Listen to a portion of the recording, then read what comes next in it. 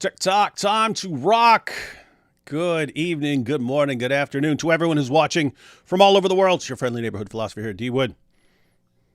With me now, I've got Hatun, I've got Thaddeus. Two people who have witnessed the rise and fall of many dais over the years. But never have we witnessed the instantaneous fall of 75 dais.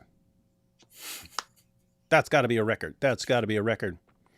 For anyone who, before we jump into the new stuff, Thaddeus or Hatun, I guess Thaddeus, you've been covering this more than just about anyone except for maybe like Salman or something like this. You've been going through everything. Why don't you give people a quick rundown of everything that's led up to the present before we get to the latest stuff? Yeah, there's definitely a lot. So also definitely check out previous streams on this channel and maybe my channel, whatever, or Salman directly. But very briefly, hopefully. So about 2 years ago, Mohammed Hijab tricked a woman who goes by the alias of Aisha into a secret misyar marriage, or at least that's what he called it, a misyar marriage. He promised her, you and I would consider it not a legitimate marriage, but in Islam, polygamy is legitimate. So promised a legitimate marriage from an Islamic perspective, where he'd be involved in her life, provide for her financially, be a father for her child, meet her family, so on and so forth, right? One second here, because we want people to, they're still, basically, if people haven't been following the story the entire time, it's still easy to lose sight of the big picture. So the main issue of dispute with hijab was, yes, she's granting, they agreed they were going to keep this marriage secret from Mohammed Hijab's wife, who would leave him again because he'd already done this before. And he apparently had promised he would never do this again, then was going to do it again, but he was smarter this time. He's going to keep it. He's going to do a better job keeping it a secret. Great job, Mohammed Hijab. You really did a bang-up job of keeping this secret. No one will ever know about this. Smart, man. You're a tactical genius. So anyway, that's not what she's objecting to. She was apparently willing to go along with that, but it was going to be, other than that, it was going to be a marriage. They're going to have a home. They're going to have a family and so on. And then they agree to this. Mohammed Hijab, they consummate the marriage and so on, and then apparently changes the story. So this is where the problem came in. But tell us what happens. Yeah, exactly. So as soon as the nikah takes place, the so-called marriage takes place, Mohammed Hijab sleeps with her, and then he immediately changes the term. He immediately says, by the way, this is going to be a hotel-only marriage. This is going to be a sex-only marriage. It's going to be a boyfriend-girlfriend relationship. All those his terms, not mine. Aisha doesn't like that. She's like, give me my rights or get lost. And so Hijab gives her a quick divorce. I don't know exactly how long they were married, but not a very long amount of time. Okay, because pause. We want to make sure people get this. So Hijab says, "Hey, let's get married. Here's what the agreement's going to be." They make the agreement, then they get married, and then Hijab changes everything. No, I'm not. No, we're not going to have a home. No, I'm not going to take care of you. No, we're not going to have a family. None of that stuff. You're going to be my wife in the hotel, and I'm basically going to spend however long I want treating you like a prostitute until I'm done with you. And she said, no, that is not what I signed up for, and that is not what's going to happen. Now, this could at that point have been swept under the rug and just, okay, let's agree to part ways, but it didn't end there. So what happened? Go ahead. I just wanted to correct something David said.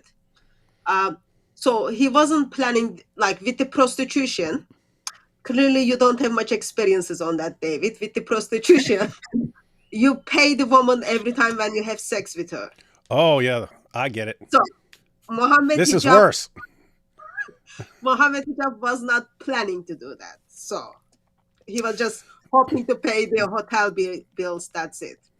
Okay, so yeah, so he wasn't actually treating her like a prostitute. A prostitute would be treated better because the prostitute would, one, there would be some sort of agreement which the man would honor, or he would get the crap kicked out of him by a pimp. So one, there would be an agreement that the man would actually follow through on.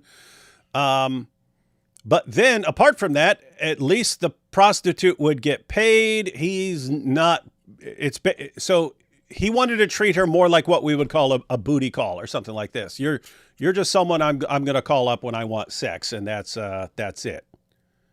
That about it? Okay, so he wants to treat a Muslim woman, a fellow Muslim. This is how he believes that you should treat Muslim women. Treat them worse than prostitutes. That's his position. Okay, sorry. Just want to clarify all that. That is. And thank you, Hatun. Yep. Absolutely. You know, I'm using the term marriage, but in no way is this actually a marriage, as just because I don't have a better term to use. But in fact, this is really just sexual exploitation. Sunni Muslims like Mohammed Hijab will say, we don't do muta. But this is much worse than muta. Like muta is basically just prostitution, right? The woman agrees for a muta, time for a price. Everyone agrees on this ahead of time in muta.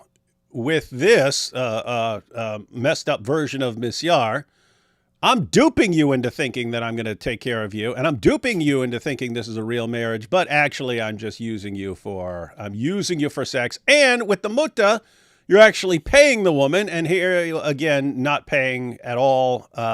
So he's actually doing something worse than what they accuse Shias of doing. He's doing something worse than that, and again, treating her, a Muslim woman, worse than someone would treat a prostitute. Interesting stuff. All right, go ahead. That is. You know, he did spend years grooming her, but despite all his efforts grooming her, she's like, no, this is crap. I don't want anything to do with this. I want out. And he was very abusive, verbally speaking. I'm not accusing him of physical hurt, but he's very verbally abusive. Attacked her for months, said that he could take her back if she still wanted him or whatever. So after all this, putting up with all this verbal abuse over text messages and whatnot for months, she's like, this is just not right. This situation is so wrong. I'm the victim here, and he's treating me, and he continues to treat me as a victim. So I need to get help. So she tries, and she goes to Muslim scholar after Muslim scholar, imam after imam, and no one is willing to help. Some say that hijab is in the right. Others are just like, I don't want to get involved. I don't want anything to do with this. But no one really is listening to her, except she finds one person who is willing to listen to her. Mohammed Tarane, an individual who also goes to speaker corners and has been on with Mohammed Hijab and Ali Dawah occasionally. So knows them pretty well. In fact, it turns out that he is an elder figure in the community, and he actually acted as teacher to Mohammed Hijab at one point. He kind of intervenes, determines all the facts for himself. So he could say to Mohammed Hijab, I'm your teacher boy. And it would be true. Exactly. Right, he kind of intervenes. He kind of negotiates a settlement saying that Hijab will issue Aisha an apology. And so she wanted two things. She wanted an apology, and she wanted a way to get the word out and say, other women, be aware of this type of thing is happening. Make sure to protect yourself, but in an anonymous manner, not like trying to destroy hijab or something. Hang on. So just to be clear, they could have just parted ways and then pretended that swept this under the rug, pretended it never happened. But Aisha was concerned about other Muslim women being treated like this. And so she wanted to inform Muslim women that this is a thing, that there are guys who think it's okay to treat you like this, but didn't want to just publicly expose Mohammed Hijab. And so, hey, that's not the goal. Exposing hijab is not the goal, but she felt like she has to inform other women not to fall for this so that they don't end up in the same situation she did. And so, and then she found an ally in Sheikh Tirana who's willing to help navigate this. And so the goal at this point would have been, how can she inform people without exposing Mohammed Hijab? How are we going to go about this? And then, so what happens? Yep. So he negotiates two things. He negotiates an apology from Mohammed Hijab, obviously empty words in reality, but he's going to say some nice words, say, I'm sorry, I did something wrong, whatever. And she's going to go on Ali Dawah's channel and do a video without naming names, without any identifying information, just saying, this is what happened to me. I was tricked into this marriage. It turned out to be a total scam. So be on the lookout. And that show is actually recorded. We now have audio of that. That was she also was smart enough to record it secretly on her phone. So the audio has come out now in the aftermath. But Ali Dawah showed that tape to Mohammed Hijab, and Hijab's like, no, people are going to figure out it's me. You're spiking this. We're not dealing with it. So Ali Dawah deletes it. Deal's broken. And Aisha is out of luck again. She's again searching for an answer. She's desperately trying to go ahead. Oh, I'm just saying. So they have a deal. Mm-hmm. This deal was meant to satisfy all parties involved. Mm-hmm. So as far as Mohammed Hijab is concerned, hey, he's not going to be exposed. But Aisha also gets to inform women that there are guys who are treating them this way, and therefore they should not fall for this. So everyone kind of gets what they want, and then everyone can move on. Hijab decides, no deal. I'm backing out of the deal. Hey, Hijab, how'd that work out for you, buddy? To this day, we would have no idea that you were involved in any of this, Hijab, if you had just honored your deal. You didn't honor your marriage.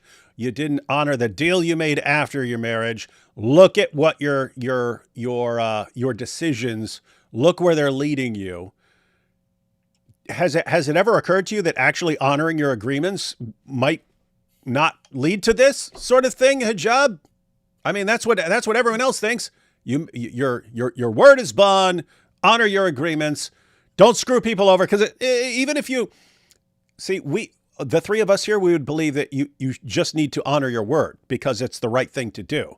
But even if you have no such morals and you think it's perfectly acceptable to break any deal you make, you would at least think that you would want to be aware of the repercussions, right? So even if you don't think it's a problem morally to break a deal or to lie to people, you should at least be concerned that what's happening right now to you is going to happen, and be smart enough not to put yourself in this situation. But you're not, sadly, smart enough to avoid this. But anyway, all right, go ahead, Thaddeus.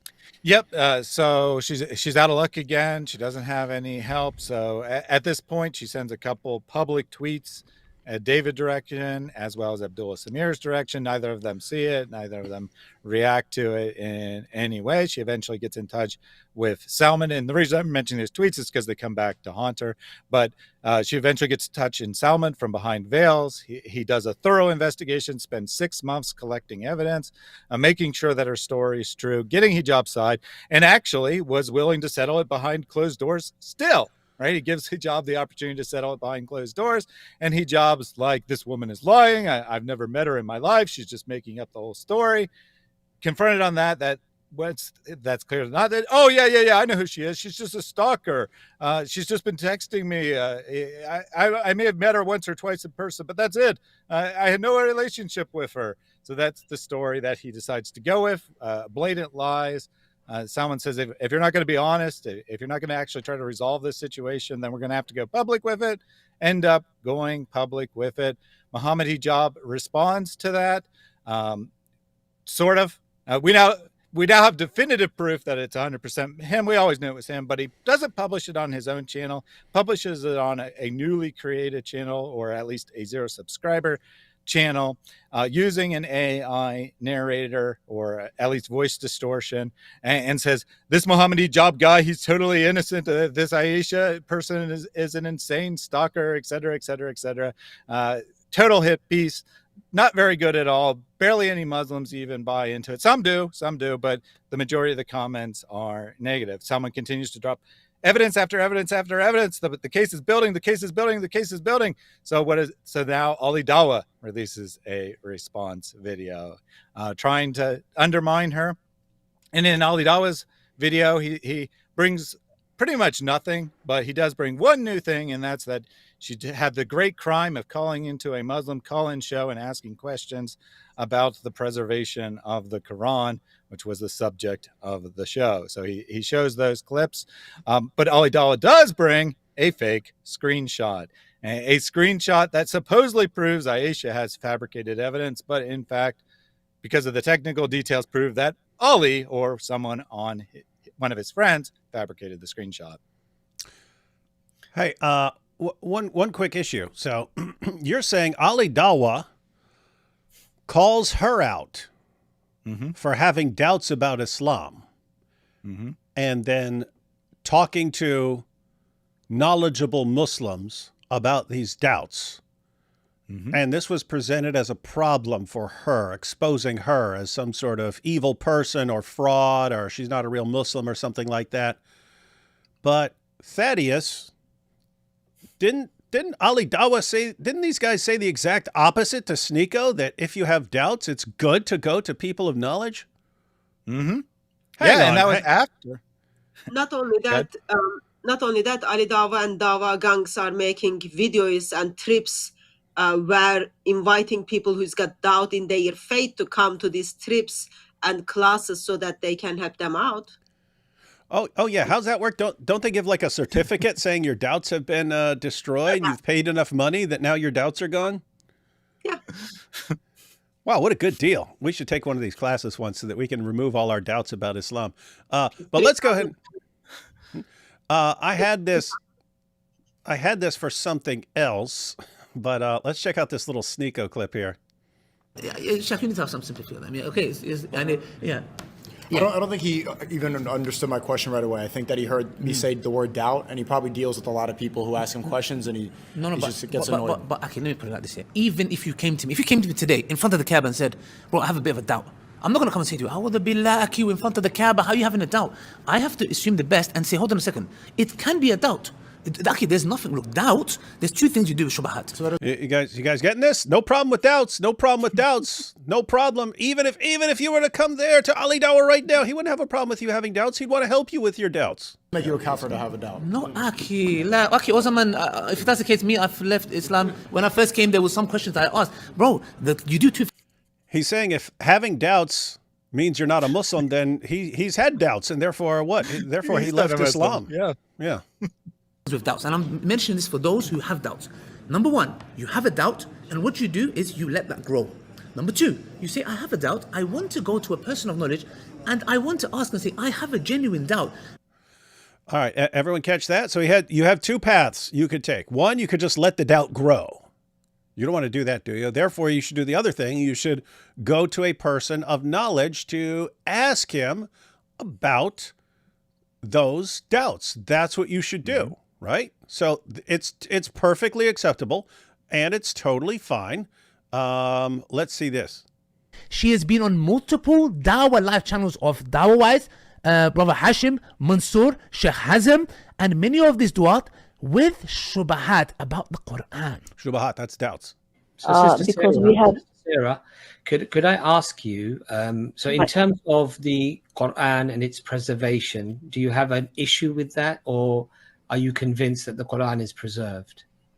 Well, I'm trying to understand here, right? But I'm just asking you in terms of yes, where I do have an issue. Yes, I do have an issue. Like as I said in the beginning, all of it.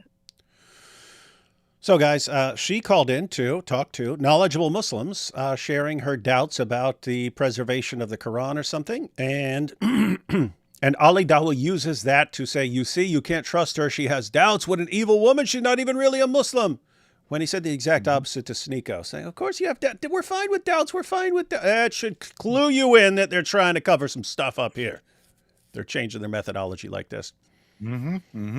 Yeah, for sure. I mean, maybe you could go either way. Maybe they're just giving Sneeko a special pass because he's famous and he's too useful to them.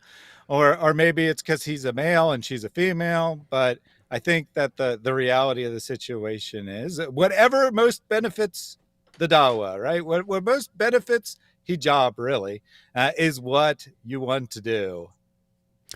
Okay, so long story short, hijab groomed her, married her, she agreed to be kept secret from his wife. Mm-hmm. But other than that, she was going to have full rights as a wife. Hijab marries her, then changes his entire story, and I'm just going to use you for sex whenever I feel like it. And she says no. They part ways, but she wants other women to be aware of this thing going on. And so they come to an agreement where Ali Dawah is going to have the interview. Hijab then backs out of the agreement. Mm-hmm. She gets in contact with Salman and the Behind the Veils guys. They try to settle things behind the scenes. Mohammed Hijab is too proud, too arrogant to admit anything, and therefore they escalate. They take things to the next level and expose him. So what does he do? What he always does: lies, attacks. And as we're about to see, actually is with a network of 75 Dawah guys who are all working together on discrediting her and covering up what Mohammed Hijab did and exonerating him. And this looks like some messed up stuff, this Dawah stuff. So were we up to date? Are we up to date, Thaddeus? So two other things of note. So after Ali Dawah's video doesn't go anywhere, not Mohammed Hijab, which is Mohammed Hijab, releases a second video. And this one, he tries to fake a confession using the worst AI fake you can imagine. It says that, oh, we got this tape of her confessing that she never married Hijab, blah, blah, blah, blah, blah. And posts that. That doesn't go anywhere. Then finally, Behind Veils reveals that Mohammed Hijab has been blackmailing Sheikh Tarane, the one guy who was trying to help, the one guy who was trying to be honest in this whole situation. Mohammed Hijab is now blackmailing him to prevent him from coming forward with any information. Salman disappeared for a little while after that, but has recently started publishing videos again. And as this video that we'll watch here in a bit will make clear, he had a very good reason for staying silent for a while. He was waiting to see if the guys would expose themselves even more. Interesting. And there's the issue of Ali Dawah as well, having secret second wives and so on, and apparently taking these wives on trips and so on. Looks like a situation, I don't know the details, but looks like a situation where he's going, hey, girl. Well, I guess with him, hey, you, little girl, does you want to go on a trip with Ali Dawah? You could go on the pilgrimage. It costs too much money for you. You don't make that much in your allowance. So if you go with me, you could be my wife for the entire trip. And looks like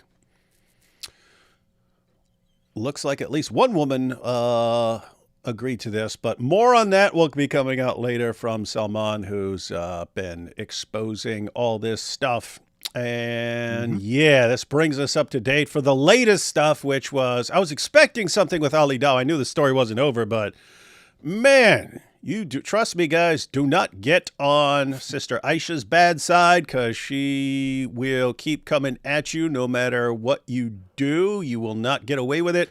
And do not get on Salman's bad side, because he is relentless. It doesn't matter. You can attack him. You can insult him. You can make videos about him. He's going to keep coming at you and expose you in pretty epic fashion, as we're about to see. Hatun, before we start jumping into videos, what are your thoughts on everything? Or is Thaddeus missing anything? Any additional thoughts on all this? I don't know if he's missing anything, because this is like huge. I love to say it's drama, but it's like heartbreaking, strange, because we are not dealing with what Muslims are doing to non-Muslims. We are dealing with what Muslims are doing one of their own. I become convinced that Islam is very much false and dangerous ideology. But every time when I see how Muslim women are suffering within Islam and everyone else is silent, I find that's like disturbing by itself. And now, I wasn't. It was something I kind of assumed this is the case. So when I saw the video yesterday, I wasn't surprised that there are almost 100 people behind Mohammed Hijab and then trying to make sure that their Muslim sister is being not only discredited but put in danger. And they were actively planning how we are going to deceive the world so that Mr. Mohammed Hijab can look good. I find all these things very disturbing. It just helps me to see that if they are doing this to their own, as non-Christian, as non-Muslims, we are not safe at all, let alone Muslims. So I think Aisha is still at this stage mistaking to think this has nothing to do with Islam. But yeah, so it's just very much messed up, very much messed up. Like we are talking about, we are talking from Ijaz to Farid to Adnan Rashid to probably Jack the Metaphysician to Hamza to Muhammad Ali, everyone, all those giant names, like who's got online platforms, knew about these kind of things, and then they intention not only stayed silent, but they helped Mohammed Hijab to destroy Aisha, or even like help her to get more, what is the term? Discredit. Now they are even seeing her as, oh well, because she's asking question, therefore she's not even Muslim at all. I wouldn't be surprised like all those names are in that list of 75 WhatsApp people. Very, very disturbing. Yeah, and so just think what can you as a Muslim, what can you legitimately criticize Aisha for? So one, you could think she shouldn't have gotten into the marriage or something like that. I don't know why you'd have a problem with that from an Islamic perspective, but her crimes would be what? Wanting to protect other Muslim women from having the same thing happen to them. You could say that the legitimate criticism from an Islamic perspective would be that she tried to talk to us, but she tried to talk to us because she couldn't get anyone else. She couldn't get anyone else in the Ummah. She couldn't get any Muslim scholars to address this issue. She realized everyone's scared of Mohammed Hijab because he'll declare war on them. And so it was, okay, let me try to talk to some people who aren't scared of Mohammed Hijab, and that would be these non-Muslims who've been dealing with him for years. So that's what you could accuse her of. And she has videos where she says she has doubts. I mean, she's been in discussions where she said she had doubts. So those are the things where you could criticize her. No, first of all, they don't care about she had a doubt or not. Oh, I know that. I know that. If you watch the videos, the way they are engaging with her, it's not like, okay, someone is asking sincere questions, we need to help them. And since Mohammed Hijab is the one who caused all Muslim world to have doubt about the preservation of the Quran, so they don't care about that. Their main concern is the moment Aisha is going to speak out, oh, it's going to affect me for my next misyar marriages. It's going to affect me when I next time want to meet up with someone for sex in a hotel room. So therefore, I need to do everything to shut her down so that I can continue to enjoy my sexual life. That's how it is. Yeah, so that's their real concern. Their real concerns are, one, they're apparently all doing this, and Mohammed Hijab has said like 85% he estimates 85% of the Dawah guys are doing these polygamous marriages and secret marriages, whatever these guys are into. So they don't want anything disrupting that because they're, again, the vast majority of them are doing stuff like this. But also, if hijab's calling in a favor, you don't want to reject hijab because you can see with Sheikh Tirana, if you don't do what he wants, he will declare war on you and like destroy your life. So those are the real reasons. What I'm pointing out is anything you could even possibly really criticize her for, even like from an Islamic perspective or from any perspective, compare everything you could say, compare that to what Mohammed Hijab has done, right? He gets married, lies about what he's intending, lies about, so he believes that it's okay to lie to get a Muslim woman in bed and then tell her, yeah, I was just making all that stuff up about what I wanted to do. I don't want to do anything. I just wanted to get you into bed. And now I want to use you as a booty call until I get sick of you. So one, that's how he treats Muslim women. And think about what Hatun said. If that's how they treat their fellow Muslims, what do you think how would they treat non-Muslims if they get an opportunity? Probably even worse, I'm guessing, right? So Hijab did that. Then he makes an agreement where where she kind of gets some level of justice in that she gets to expose this as an issue so that other Muslim women don't fall for it. Hijab breaks that agreement. Then he does his little Elon Musk stunt when he knows this stuff might come out. So he does his little, Elon Musk is threatening me. He says my dawah is so powerful that if I don't stop, he's going to set me up for a scandal. Oh, so guys, if a scandal comes up, just know it's not real. It's Elon Musk using his billions of dollars to pay for this, to frame me for a scandal. Not joking. He did say all that stuff. So he did that, total lie. This is his attempt to cover up the scandal once it comes out. Then it does come out, but even before that, he blackmails Sheikh Tirana into lying and so on. And then when the stuff does come out, he denies all of it. Nope, never married this woman. This is all a lie. And now he's in the process of destroying everyone around him. Keep in mind, all these guys who are helping him, these guys are all in trouble. These guys are never going to be able to do dawah again without us bringing this stuff up. Wait, weren't you on the hotel wife Epstein list, buddy? Huh? Don't tell us about anything, right? So these guys are all in trouble. This dawah, since this is all the main dawah guys involved in this, all the main dawah guys and dawah itself are going to be eternally discredited. There is no situation where we do not bring this up over and over again in the future about how messed up and screwed up, what liars these guys are. This is what Hijab is doing just to cover himself, just for himself. He will gladly destroy dawah and Islam if it helps him, if he thinks it will help him, if he thinks it's to his benefit. That's the kind of person you're dealing with. And you're mad at Aisha? That's not what you're mad at, Muslims? You're not mad at Hijab and all this stuff that he just did and all the damage he's doing to your community? As it was just pointed out, he's the one who caused he's the one who gave us the holes in the narrative. He's the one who brought that up. He's the one who popularized that. He's the one that produced the doubts about the Quran. Now he's doing all this stuff, completely destroying the very foundations of dawah, making dawah a bigger laughing stock than it already was. And you're mad at Aisha for what? Because she was going to come to us to say, hey, can you get some attention on this? Because I can't get Muslims to give any attention to this, and they're just trying to sweep it under the rug and keep doing this to women. Mm-hmm. Wild stuff. You guys definitely have some really perfectly functioning moral compasses out there, Muslims. If you look at this entire situation and you're mad at the woman who just wants to help other Muslim women and she's the bad one, and the guy who's just like wreaking havoc on your religion, blackmailing people, getting all the dawah guys to join in his crime, to join in his evil, for fear that he'll throw them under the bus too and ruin their careers, and they all go along with this to destroy their Muslim sister. You guys are screwed up, man.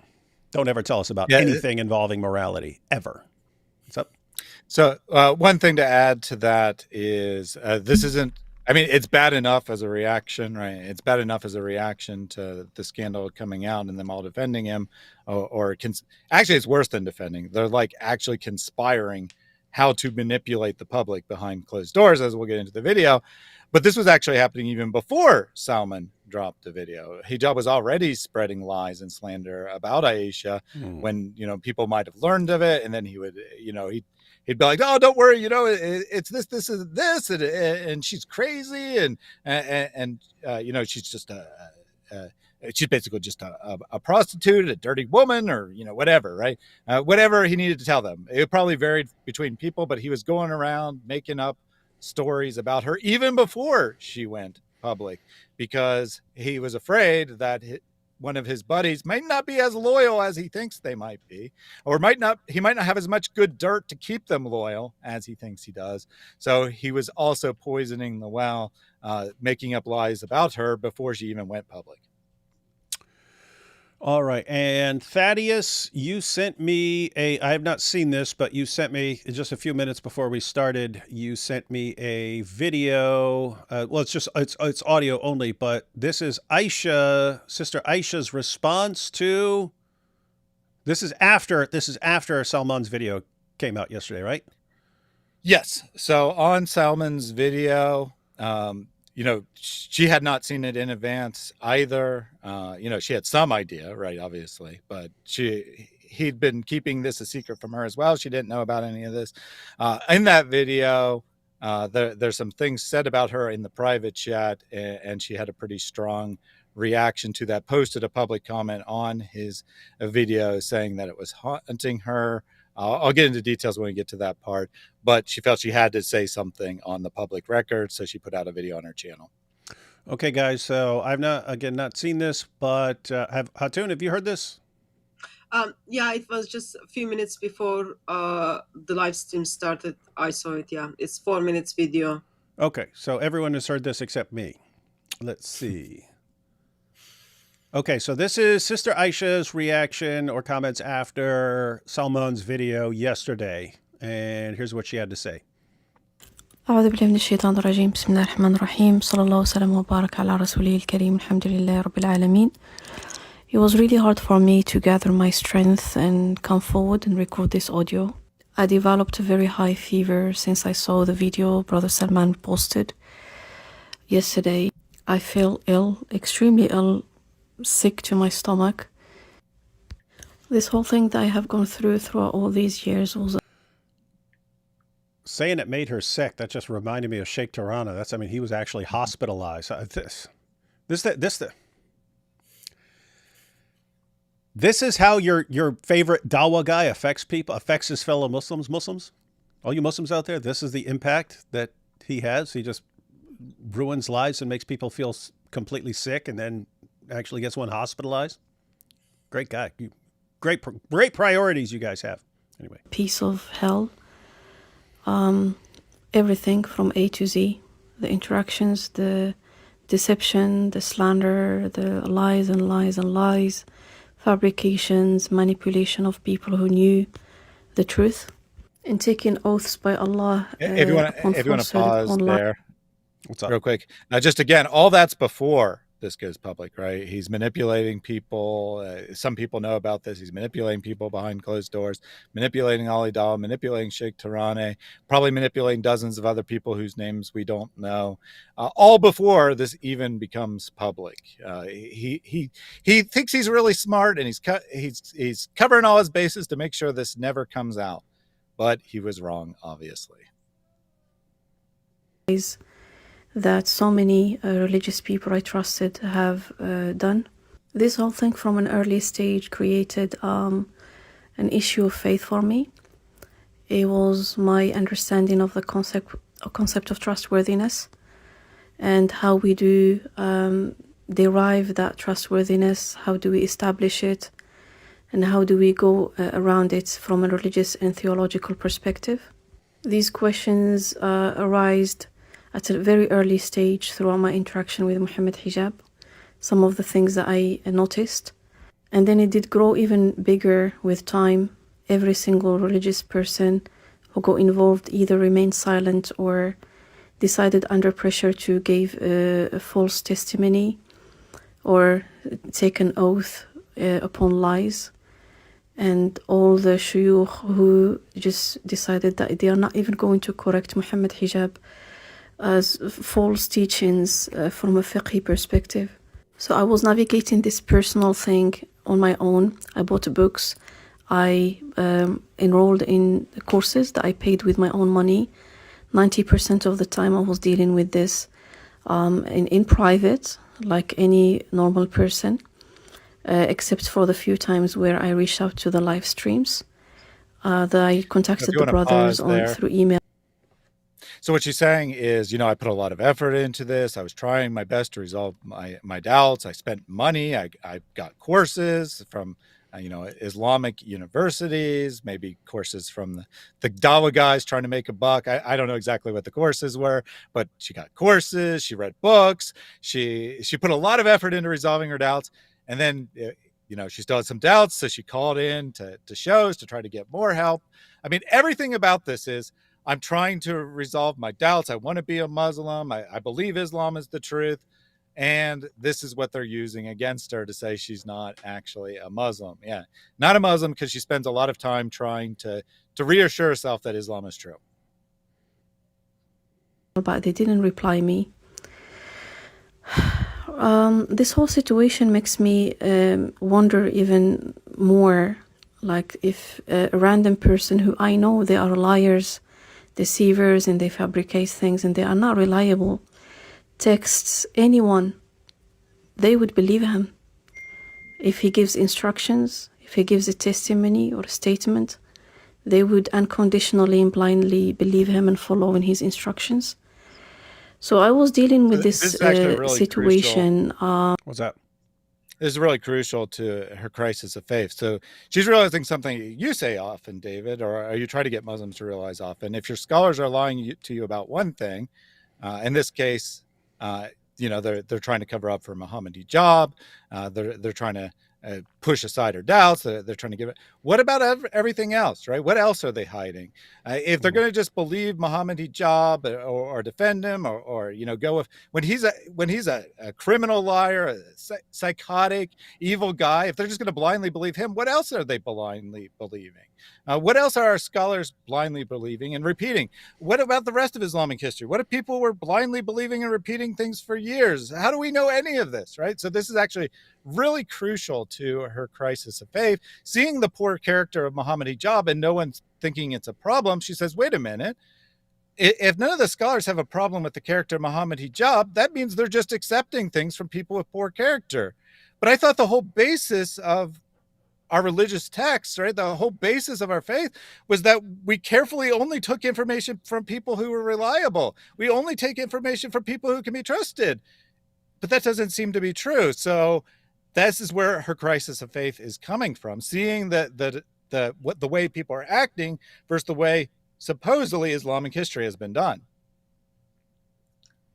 Well, for the default woman would do in such a situation is, okay, we've got these issues within the Muslim community. We've got these responses within Muslim community. Does it match with the teachings of Islam? And then she figured out, well, it doesn't match with, she figured out actually somehow it is matched the teachings of Islam, but I'm emotionally affected by it. Therefore, I need to still find scholars who can agree with me and support me. At this stage, you would expect someone who is thinking and affected physically what happened to walk out of Islam, but she's still forcing herself to Islam. I find that strange. Yeah, and it is difficult to understand. It's definitely difficult to understand. And, with your background, you of all people, you finding it strange means a lot. Now, I mean, to me, it's very strange. It's totally foreign to me.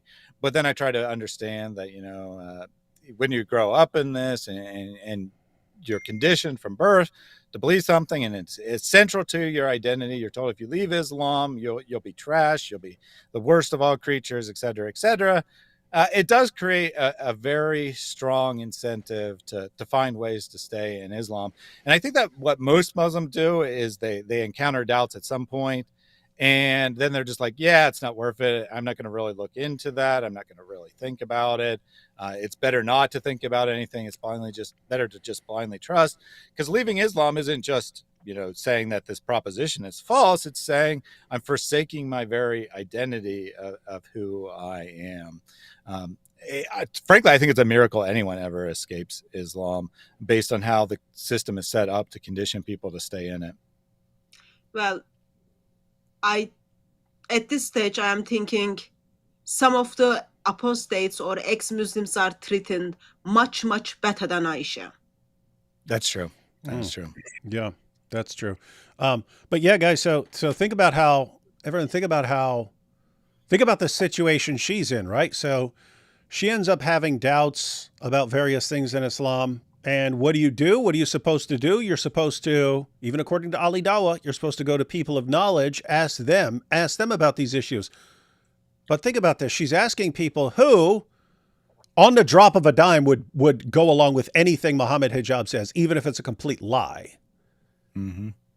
And who would gladly throw her under the bus and cover up a scandal. There are people who would do any of this instantly without a second thought. So I don't even know. How do you trust those guys? How do you let me put it this way.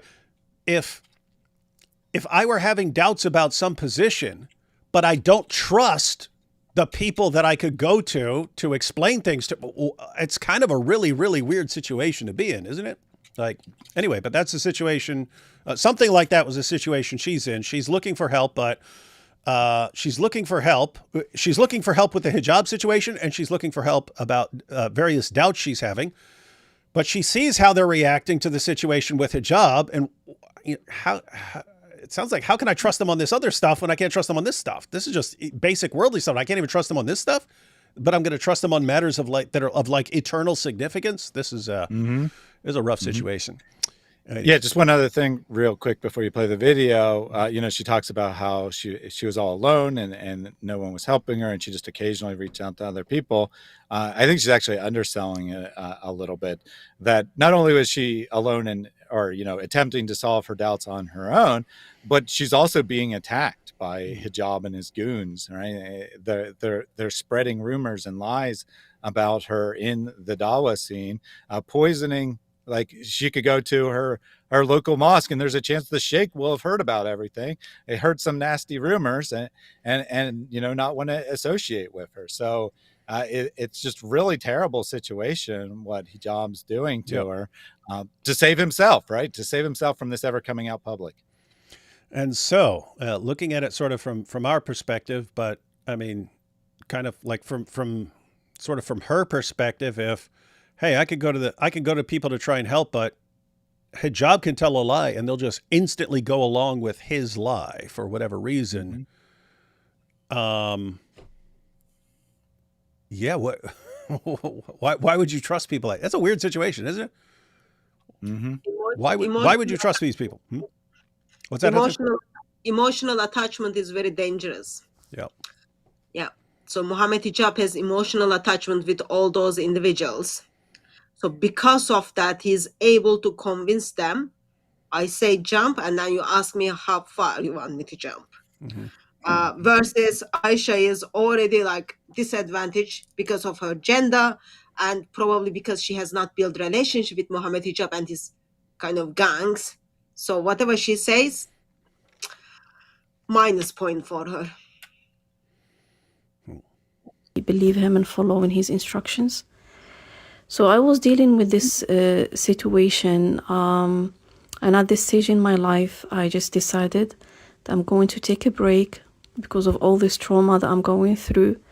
Probably is going to play into the way I am capable of understanding and consuming the idea of trustworthiness from a theological perspective and the preservation of the scriptures and so on. This shouldn't have been brought up by Ali. It was a personal thing, and I haven't harmed absolutely anyone. The text they keep spreading from Twitter, I don't recognize that comment. In Islam, we don't have any kind of discrete information that if it's disclosed to Christians, we're going to be doomed and Islam is going to be destroyed. As people in Dawah since I was 15. What's up? So let me just explain the context there a little bit. In Ali Dawah's first attack video, he puts up a couple tweets that she had made. One showing that she had tweeted, again, public information, right? Publicly tweeted at David and Abdullah Samir, saying that I have some information. I'm in a bad situation. She tried a couple times, right? She said a couple different things about like, I have some information. I'm in a bad situation. I need your help, something along those lines. Nothing like super scandalous by any means. But that's one of the things they showed. And then the other, they just like went through some random tweets and like totally distorted them and used them in such a way to say that this shows that she's mentally unwell and or not a Muslim. Like they took a photo that was supposedly about Israelis killing Palestinians, and she made a comment, something along the lines of, it almost makes you want to push the button and destroy these people. And they all and they said, oh, she wants to destroy the Palestinians. But obviously she's actually talking about the Israelis. So they're just trying to say, they're saying, see, she wants to destroy Palestinian children. She's obviously a horrible monster or whatever. So they're just taking public information, which is pretty innocent, and they're saying, oh, we can manipulate this, we can distort this, we can make it all kinds of things. Yeah, you can't diagnose someone's mental stability or mental illness by a couple public tweets. But that's all they got. Dean Responds put out a video today doubling down, saying, yeah, all this happened, but we were justified because she's crazy. And his evidence was she talked to David and she made some tweets that Ali Dawah previously distorted and said they were psychotic. And again, it's anything these guys are criticizing, like compare that to what Hijab is actually doing. And Dawah guys, if you were trying to build a case that anyone should ever trust you on anything, you are doing a real crap job of it, because you guys are even worse than I already thought you were. And that's coming from me. Yeah, and if we're going to diagnose people's mental conditions, Hijab's at the top of the list of people with severe mental disorders, narcissistic personality disorder. He is textbook. Get a textbook or just look it up online. Narcissistic personality disorder. It will sound like you're reading a biography of Mohammed Hijab. That's what it will sound like. That's how clear it is. All right, back to Aisha. We don't put this claim. Like, we know, alhamdulillah, Islam is preserved and we've got way much more than enough to defend our religion, and we have absolutely no classified secret information that we wouldn't like absolutely anyone to know of. So Mohammed Hijab traveled all the way to a different country to defend Andrew Tate and say that he's like Hatib ibn Abi Balta'a, but like here in the UK and being fought and attacked and described as an enemy of Islam just to defend Mohammed Hijab's face. Despite all the trauma and the physical harm from the emotional and mental damage that I've gone through, I'm using my valuable time to defend Islam and hold so tight while I'm fighting to remain as a Muslim. I'm trying to defend the prophetic ethics that I believe are correct. Allah, Islam, the right teachings against what Mohammed Hijab is spreading, which is temporary marriages to replace pornography addiction and adultery through deception and targeted to vulnerable women. Let me get that last part. That's Mohammed Hijab's public teaching there, yeah. So in order to replace pornography addiction and adultery, you pull these stunts with your secret, you get secret second wives instead of, so Hijab's basically saying, hey guys, you don't want to fall into these haram things. So just get yourself some secret second hotel wives and so on. Let me play that last part again here. And the prophetic ethics that I believe are correct. Allah, Islam, the right teachings against what Mohammed Hijab is spreading, which is temporary marriages to replace pornography addiction and adultery through deception and targeted to vulnerable women. Looking for vulnerable women to use as less than prostitutes so that you don't do some messed up haram stuff. Yes, exactly. So, but I mean, think about this. It's like, if I had to pick, if someone said, David, I'm either going to look at pornography or I'm going to like destroy this woman's life, I'd be like, okay, if you have to do one, don't destroy the woman's life. Do the other one. And Hijab's like, no, if I have to decide between looking at pornography or destroying a woman's life, I will destroy a million women's lives. Like, dude, anyway, I don't know. Wild stuff. Yeah. Yep. Absolutely. Utter insanity, right? I'm not saying pornography is good by any means, right? I'm not saying adultery is good by any means, but the solution to pornography and people cheating on their treating spouses Muslim women worse than prostitutes. That's the right. That's the solution. So that right? we don't need willpower. We don't need willpower to resist looking at pornography when we can just treat Muslim women as worse than prostitutes. Thank you. Welcome to the Mohammed Hijab School of Islamic Ethics. Yeah. So the way that you get around adultery cheating is to have a secret second wife who you treat worse than a wife. How is that different than adultery exactly? Because it's halal. I don't see any difference. Mohammed Hijab has found a scholar to tell him it's halal. So that's all he needs. What are you saying, Hatu? It gets a stamp from Islam. Stamp of approval.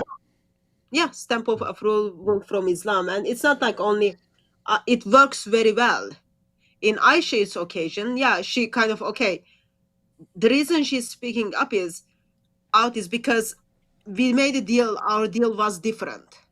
Now you are changing the terms. But if you remember the video from, I think, a year ago or something, where Hijab is talking about 1 minute McDonald's nikahs. So there are lots of women is willing to be used worse than prostitute. And then say, yeah, I'm going to give me McDonald's meal. I'm going to be in a, wherever it's like parking lot or whatever they do things. I go for it and then you divorce me. So there are lots of women are willing to be replaced as a Muslim man's sex tool. They have no problem with it. They are not even talking about it. Aisha uniquely steps in and then talks about it. But lots of Muslim women are out there, victim of it. Especially converts to Muslims have to deal with this kind of things, because in their mind they started with, this is normal. I have a fatwa stamped by a scholar. It is Islamically okay. I don't mind being sex tool for Muslim men. Wonderful. Wild stuff. So, one, you got a bunch of guys who think that it's okay to treat women this way, and you have a bunch of women in the system who think that it's okay for men to treat them this way. Well, it's not necessarily that they think it's okay. It's just that they don't think they have any better options, right? They've been told that, you're previously divorced. Some of them, no. Hatun was pointing out some of them do think it's okay, because she just pointed out. Whoever's involved in the McDonald's, so there are women, absolutely. The McDonald's thing, they both wanted to sleep with each other. They both, just said some magic words to make it halal. Neither of them had any intention of it being an actual marriage. No one's tricked there. Yeah, that's correct. It's not only McDonald's ones. Like, think about the ones who are traveling to Hajj and then doing things in Hajj. Yeah, that's true too. Yeah. Definitely. Just admit you were wrong, Thaddeus. Hatun was right. I was wrong. I misunderstood. I misunderstood what you're saying. That's all. Okay. Yeah. So what we can say, if we wanted to get everything right, there are women in the Muslim community who are okay with it, and there are women in the Muslim community who, as Thaddeus was pointing out, they're not okay with it, but they don't feel like they have any better options, and so they'll go along with stuff that they don't like and don't want to be a part of, but they don't feel like they have any better options. Just want to also make a point on that. Like, they think they don't have better option because you've got Dawah gangs takes mic in front of their mouth and then say, well, you are over 30. You are already outdated. You are not in market anymore. So you are low qualified. What is low qualified products? Therefore, this is what you need to get used to it. Like, they've got these even like websites for converts, for virgins, and for over 35. Your prices depend on those kind of things. Yeah, and so matter of fact, this is really what Ali Dawah's entire Bitter Truth show was. It was meant. So what Hatun is pointing out, guys, is that the men groom the women to thinking like this, thinking, oh, here's all I'm worth, and therefore I'm going to go along with what you're saying. I mean, that's what the Bitter Truth show was about. It was one, if we have to get secret second wives, that's on you, women, because you should be okay with it and should let us know you're fine with us getting all these extra wives. So if we have to keep it a secret from you, that's on you for being bad Muslim women who don't let us do what we want, and so on. So it was all about conditioning these women that it's okay for men to get secret second wives because that would be the fault of their wives. And it's okay to be a secret second wife because, hey, this is the situation we're in because of these bad wives who won't let us do whatever we want. And so, yeah, the men are, the Dawah guys and the scholars and so on are constantly grooming these women to think this way. And then they take advantage of the women after brainwashing them. Right term is selfish wives, not bad wives. Right term is selfish wives who are not willing to share their selfish. husband. They're selfish, yeah. Yeah, didn't he say that? And he goes, there are Muslim women who say, I will love my sisters. I will die for my sisters, but they will not share their husbands with their sisters. Shame on them. So it's bad Muslim women.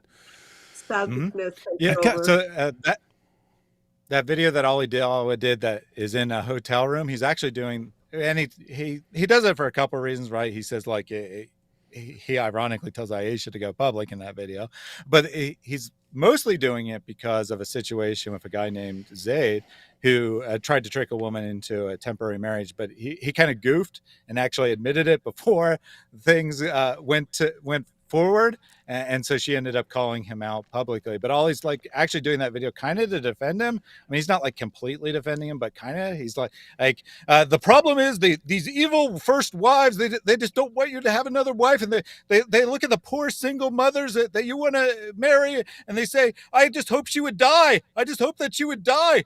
Because, you know, apparently the only way you can help a single mother is by putting her into a temporary marriage. That's it. That's the only way. Money.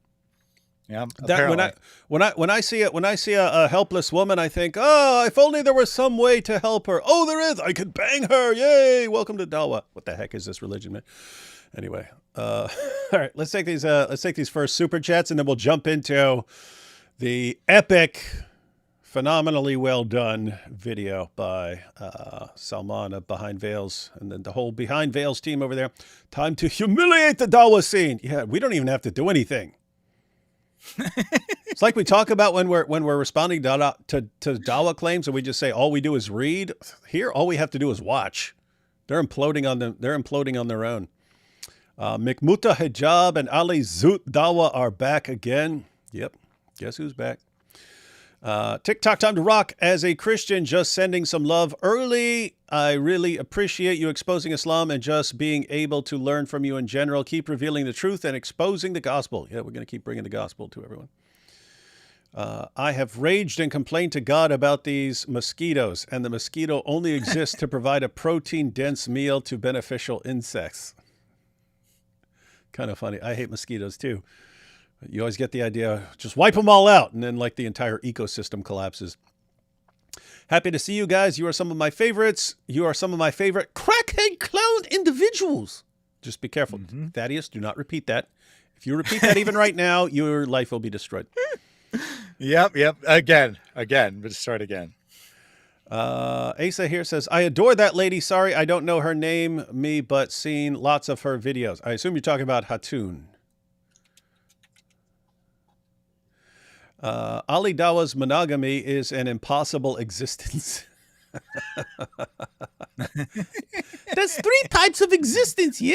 Impossible existence? Oh boy. Starting evening worship now. Have a good stream. I'll catch up later. Yeah, you're not going to want to miss this one. This is pretty epic stuff. Doubts! What doubts, man? Yep. How do Paulinian explain this obvious prophecy about Muhammad, peace be upon him, Ecclesiastes 9:8, let your garments always be white?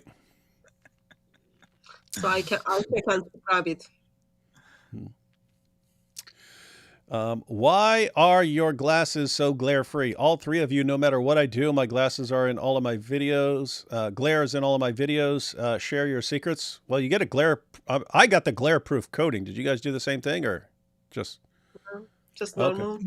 Okay. Have the lights at a angle, right, off to the side. Yeah. So normally you'd want it all, like even now I have the lights off to the side, but overhead is, you basically don't like. You don't want light in front of you. If the light is in front of you, then it bounces right back into the camera. So, be the general idea. Let's see. Hijab is the perfect name for someone who wants to veil and conceal everything. Al-Satir, the concealer. Good job. Hijab's doing a bang-up job at that. So one thing he's doing right, but even that he failed at. Thanks for the work. Yep, thank you. Islam's greatest enemy is not Christianity, it's common sense and the internet. You can no longer hide the truth. We're seeing it happen before our eyes. Wallahi, the Needs Dawah scene is finished. If this isn't an eye-opener for anyone that still has a functioning brain. And guys, again, this isn't over. There's more to come out. More damage. We're going to see eventually the list, apparently, of the Epstein list. The Dawah Epstein list. We're going to see it. Mm-hmm. And think about this. Hijab could have avoided all of this. One, by not doing it, by not pulling this stunt. Two, by honoring the agreement and letting her speak, even without even implicating him. Could have just gone along with that. Three, could have dealt with it behind the scenes when Salman and the Behind Veils teams got involved. Every step of the way, he had opportunities, but he just couldn't. He couldn't take it. He couldn't take anyone thinking like they might win over him. And so he's willing to destroy everything. He's willing to bring down 75 Dawah guys with him and have Allah eternally ticked off that he's done so much damage. He's willing to do all that because of his ego and pride. David, how could the incorporation of the men of Al-Zut possibly work on YouTube and inside the Boom Boom Room? That would be an interesting episode. Muslims need to make up their minds. They can either be strong, bold, and transgressive versus weak Christianity, or are they innocent dove victims forever? Understand this. Muslims need to make up their minds. They can either be strong, bold, and transgressive versus weak Christianity, or they are innocent dove victims forever. I think maybe he's saying like, hijab's like, me strong, but now he's also saying like, weak. Me victim. Yeah, victim. They do that. Hey, we're going to conquer the world. We're going to behead you. We're going to chop your head off. No, you're not. Heck with your prophet. Oh, we're victims. Look, they're persecuting us. Oh, we're so weak. This seems like a well-established practice not limited by age. Knowing the low marriageable age in Islam, is this part of the grooming and grooming gangs? It is a concern when you have people like Ali Dawah saying that if his daughter was 9 years old and reached puberty, he would say that she's ready to be married. Think about that. If all these guys are doing polygamous marriages and so on, and they have daughters, I have to say it is a concern that behind the scenes these guys are saying, hey, I'll give you my 9-year-old daughter and you give me your 9-year-old daughter. We'll trade daughters as wives and so on. Matter of fact, I can guarantee you something like that is going on somewhere. It's just to what extent. And it's very, very creepy and needs to be exposed. Dawood, could you do a quick Ali Dawah impression? I've already done like 8, man. Dawood, could you do a quick Ali Dawah impression and show everyone that we're proud of that? I abide in the impossible existence. Thus, I have superpowers from Dragon Ball Z. Impossible existence. It's my favorite type of existence, yeah? The list, alhamdulillah. Yes, alhamdulillah. All right. Okay, we ready to jump into this video? Mm-hmm. Here we go, ladies and gentlemen, Behind Veils. Doing a bang-up job. Throughout this series uncovering the case against Mohammed Hijab, we've peeled back layers of deception and lies, one disturbing revelation at a time. But today we step past the whispers and into the shadows, into the very scene where the crime was concealed. Stay tuned because what we're about to uncover is far more disturbing than you ever imagined. It's pretty bad. The grave has been dug, the lies were buried, and today, with our own hands, we unearth what they tried to conceal.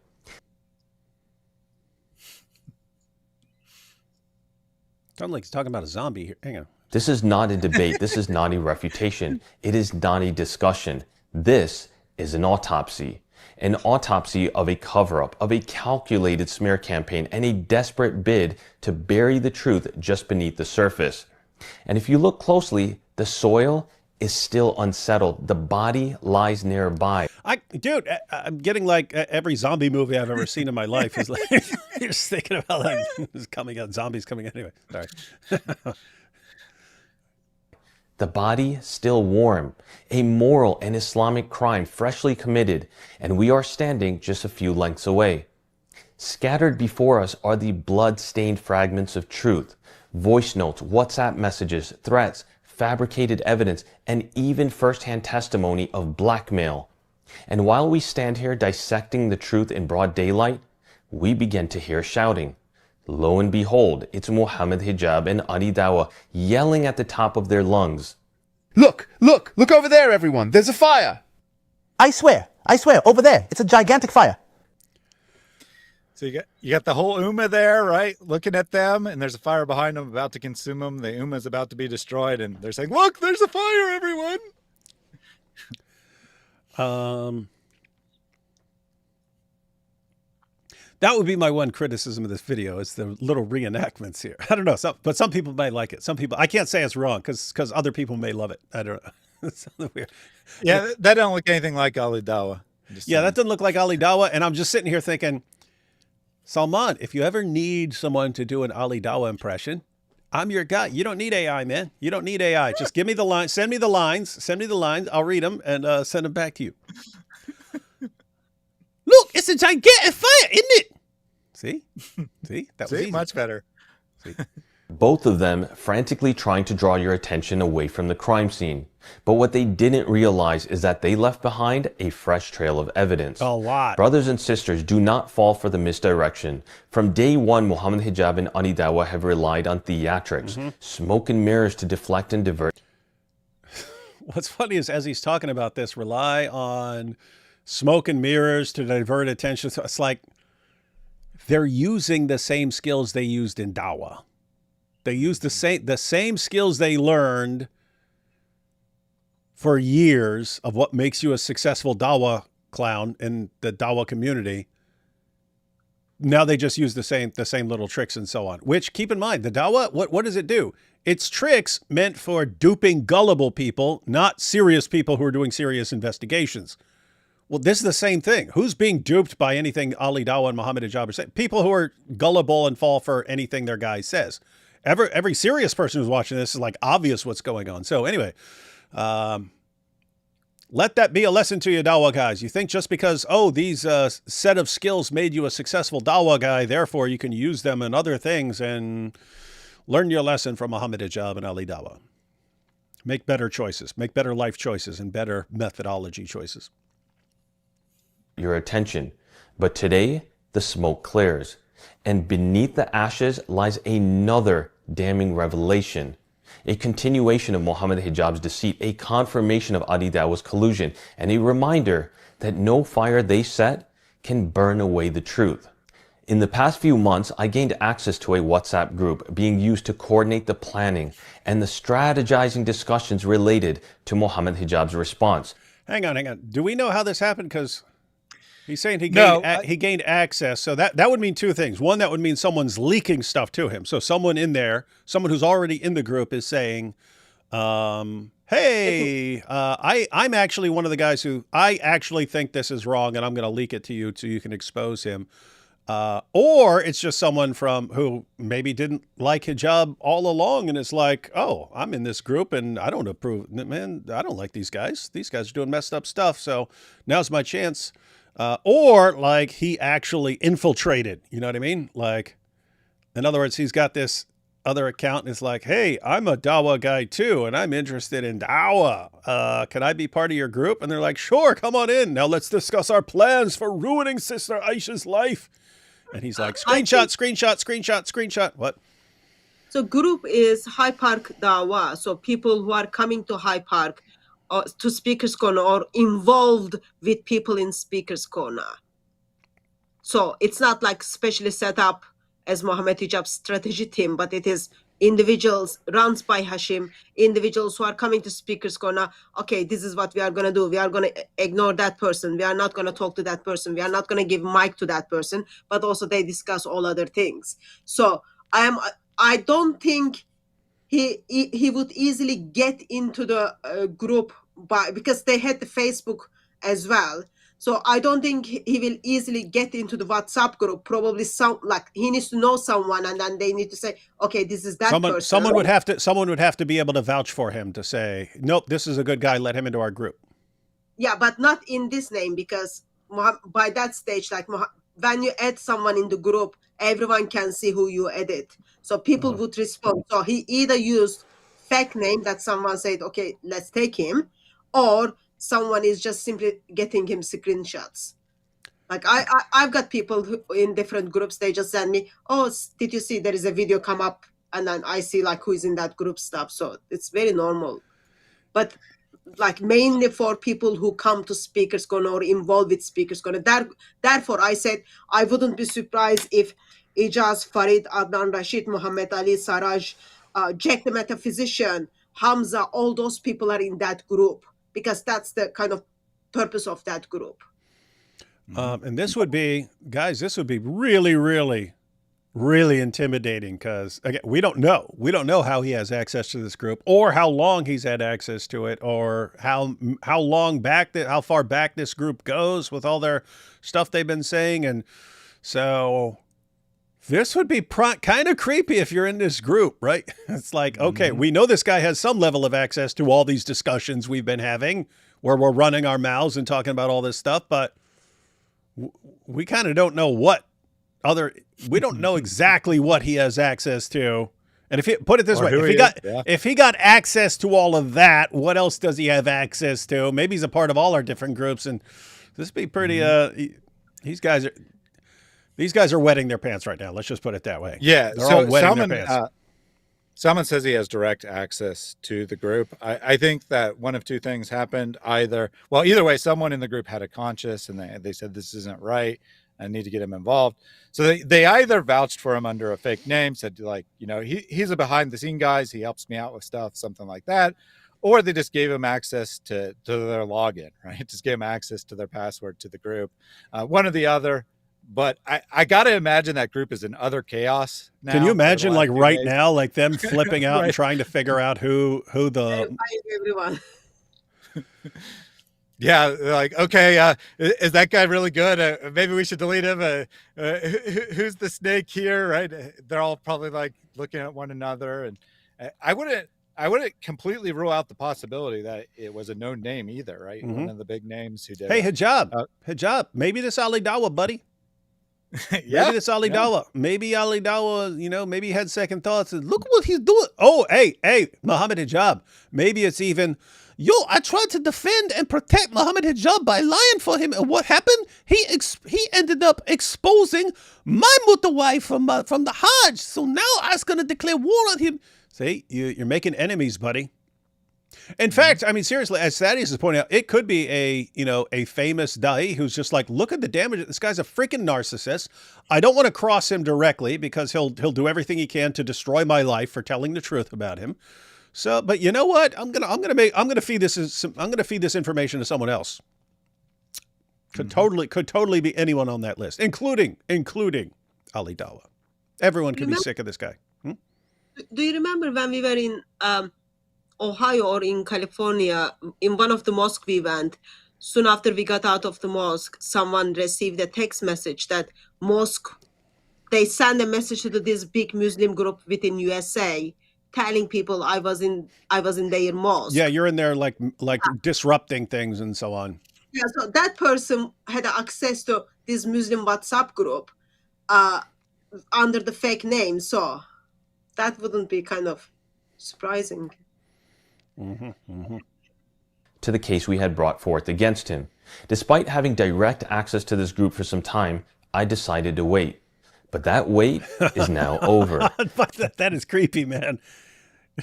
Anyone catch how sinister that one?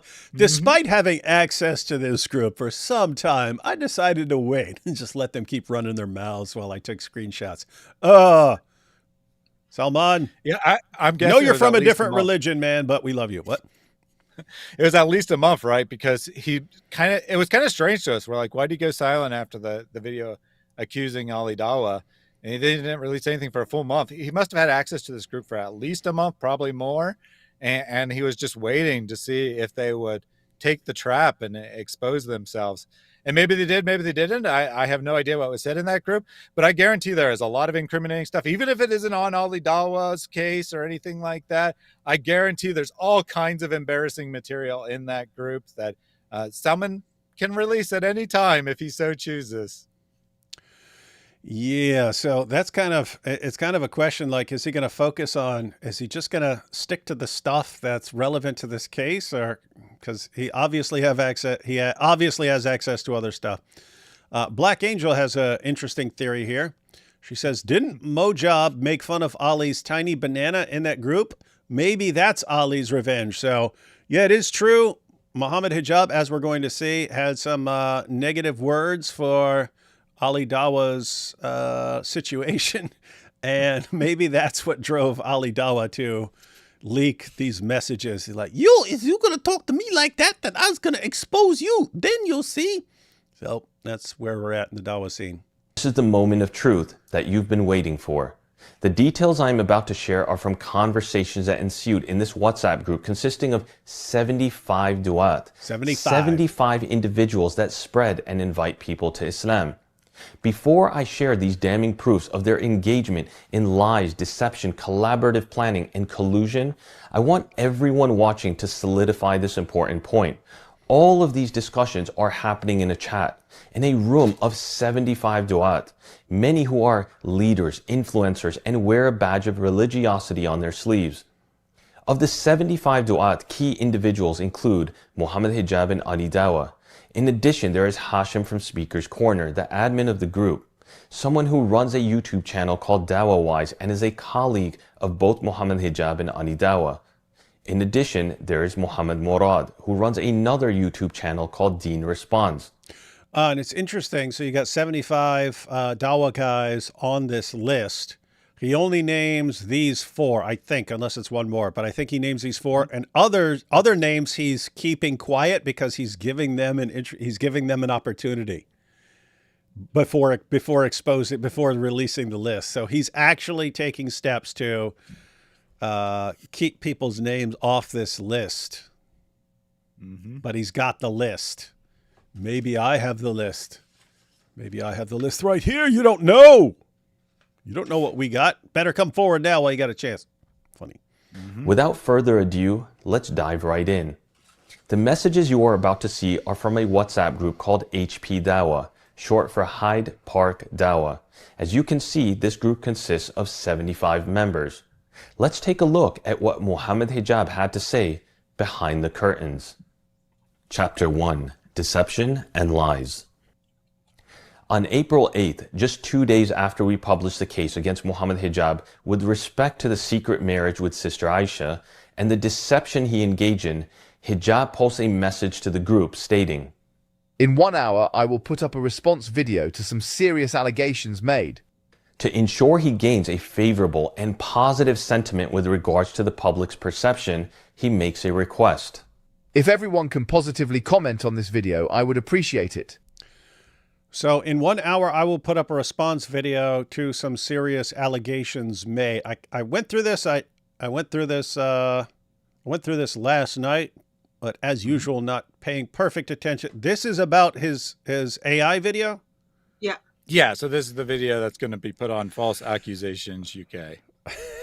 The channel he has no connection to. Correct. Everyone pay attention. In 1 hour, I will put up a response video to some serious allegations. He's saying this about a video he put on a channel and then claimed that channel has nothing to do with him. And so the relevance here, I guess, is that all these Dawah guys know indisputably that he's lying, right? Even if they think he's telling the truth, and even if they don't trust Aisha and think she's insane or a liar or something like that, they know for the planning, hey, I'm making a fake channel. It's me. I'm doing it. I'm putting this stuff up, but I'm pretending it's from somewhere else. And they're all, ooh, good idea. You're so great, Mohammed Hijab. You're great at this, which means they're all fine with lying. So under the logo of the WhatsApp group, it says HPD, High Park Dawah. Under it says family. So this is family. Okay, this is the family, and what we are going to kind of observe is one of the things is Aisha is a Muslim woman. She's clearly not that part of the family. She's not part of the family, and also we will see how family members are coming together to destroy and plan to destroy another Muslim. I find that's like one of the most disturbing things. 75 men, I would be surprised if there is any woman there. 75 men are coming together against one woman. Okay, here's our plan. Let's put this plan in practice. Today, your Muslim sister. Don't be surprised if one of those people are having like hotel sex thing with some of other people's Muslim sister. Yeah. So guys, this is Mohammed Hijab treats a woman worse than he would treat a prostitute. And then when she tries to warn other Muslim women that this is happening, Mohammed Hijab gets with his group of 75 da'is, several of them prominent da'is, probably every da'i that we hear from at Speaker's Corner, and he says, let's discredit this woman so I can get away with what I did, and we'll destroy her life in the process, maybe even end her life. Let's do that, all to cover up what's going on, and they're all on board except for possibly the one person who got access for Salman. Mm-hmm. Come tell us more about your wonderful religion, Dawah guys. Come tell us more. We want to hear more. We're looking at this going, wow, how can we be exactly like this? And then, just prior to releasing the video, he continues by saying, "The video will be a conclusive and clinical counterattack. It won't go on my main channel. I have made a channel with 0 subscribers." Subhanallah, if there is nothing else that you take away from this video, at least take this one point home. He clearly states that the video he is releasing will not be on his own channel, and that he has made a channel with 0 subscribers, referring to False Accusations UK. If you didn't catch it the first time, listen again carefully. "It won't go on my main channel. I have made a channel with 0 subscribers." Now I want you to hear exactly what was stated in the video that Hijab released. "This channel is not affiliated with Mohammed Hijab, nor are we based in the UK.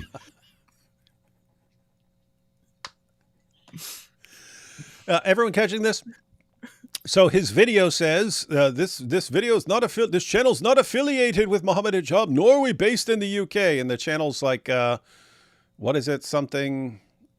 False Accusations UK. False Accusations UK, but it's not based in the UK. They tried to make it as far away from Mohammed Hijab, tried to make it as far away from himself as possible, and said it's not even in the UK, in spite of the fact that it's his channel, and he calls it False Accusations UK.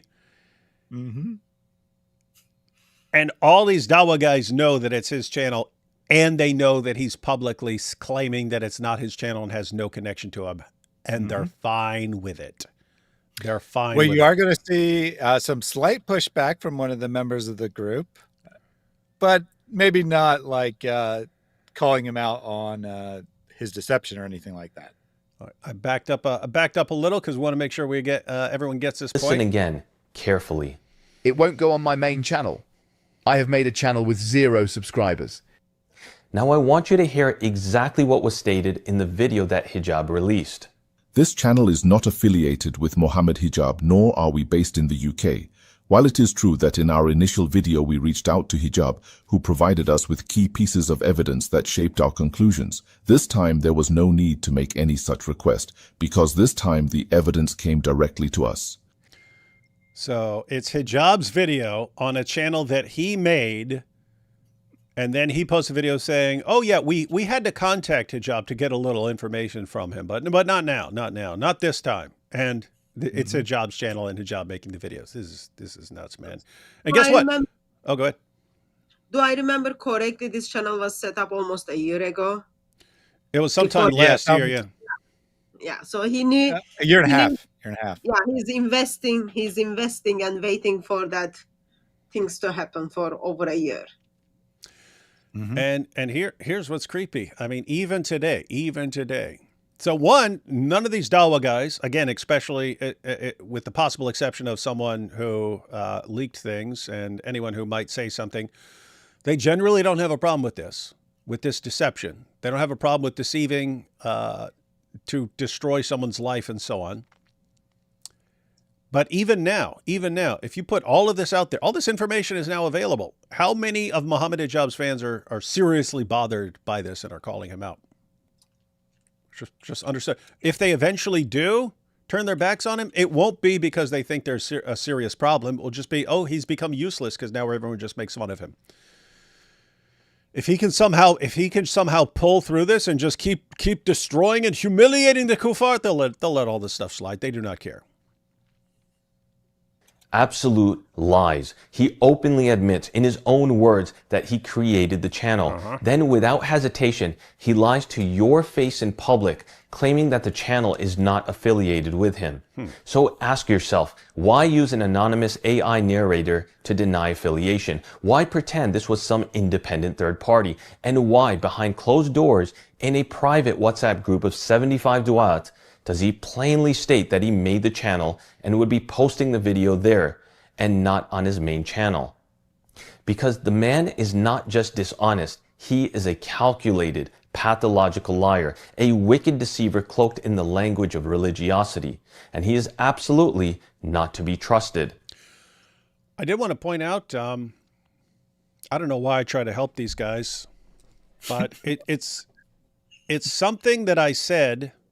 I was saying it about Andrew Tate because people wonder, how can Andrew Tate say in a video, this is what I'm doing. I'm doing this. How can he make an entire course on the lover boy method of sex trafficking, make an entire course, a PhD course on how to use the lover boy method to traffic women and get them to do porn?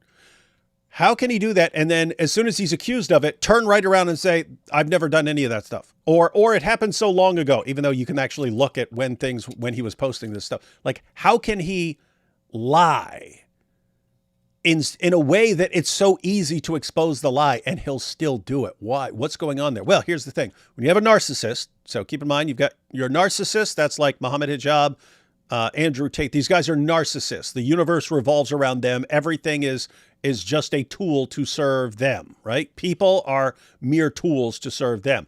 Their religion, it's a mere tool to serve them. That's the world that's the universe they live in. They're at the center. Everything else is going around them, right?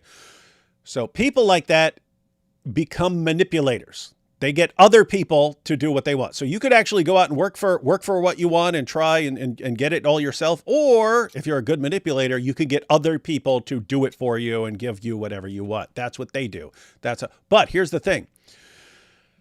Manipulators manipulate people, but the people they manipulate are, in a weird way, manipulating them back. And how they do this is their audience is constantly teaching them what they can get away with. Right. And so over time, these guys learn, hey, I say this, it's very easy to expose, but my fans believe me anyway. So I don't have to be careful. In other words, guys, you understand here? Someone like Andrew Tate, if he were to tell a lie and his fans were to jump on him and say, that's a lie, that's a lie, that's a lie, stop lying, that would teach him not to make his lie so obvious, or, hopefully teach him not to lie. But it would at least teach him not to be completely obvious when he's lying. When he instead tells a lie and all his fans instantly accept it, that sort of programs him that he's untouchable, he can get away with anything. And so after years of this, after years of having your followers just mindlessly go along with anything you say, no matter how obvious it is that you're lying, after years of lying and then people telling you, yes, we love lies. Yes, lie to us all you want. We will never question anything you say. This programs the manipulator to think he can get away with anything. And so they just end up not being careful. And the result is what you see from Andrew Tate, blurts out all these things that allow people who are not his gullible followers to see what a liar he is. And the same thing with Mohammed Hijab here. Look how sloppy he's being with all this. Like, it's all over the internet now. It's all over the place right now. And why? Because his fans convinced him that he can get away with anything, and therefore he doesn't need to be careful. He can be sloppy when he's lying. And now it's catching up with him. Fun times. From the start, he planned to avoid facing the allegations head on. He used an anonymous channel. He hid behind a cryptic AI avatar. He built an entire smokescreen just so he could dodge the direct challenge put forth by Sister Aisha and escape having to take an oath. Because he knew the moment he was under oath, the lies would unravel. His web of deceit would collapse. Yet even with all this careful plotting, with burner phones, disappearing messages, anonymous wakil and witnesses on Zoom with no faces, no names, Sister Aisha paying for the hotels, all while slithering in and out wearing a mask. Even with all of this, something still haunted him. Deep down, he knew evidence could surface, witnesses might speak, the truth might claw its way out. And now it has. We've already shown you self-incriminating evidence, but this admission in a group of 75 du'at is another nail in the coffin. Hijab confesses to creating the channel, then publishes a video using an AI narrator referring to himself in third person. Why? To deceive you, to manipulate those who still give him the benefit of the doubt, to mislead his blind followers who have been conditioned to accept his every word without scrutiny. Let this be clear. The False Accusations UK channel wasn't made in reaction to the public exposé. It was created in November of 2023. Yeah, so that's what you were talking about when this channel was made, right? So yeah, that's after kind of things are messing up with Aisha.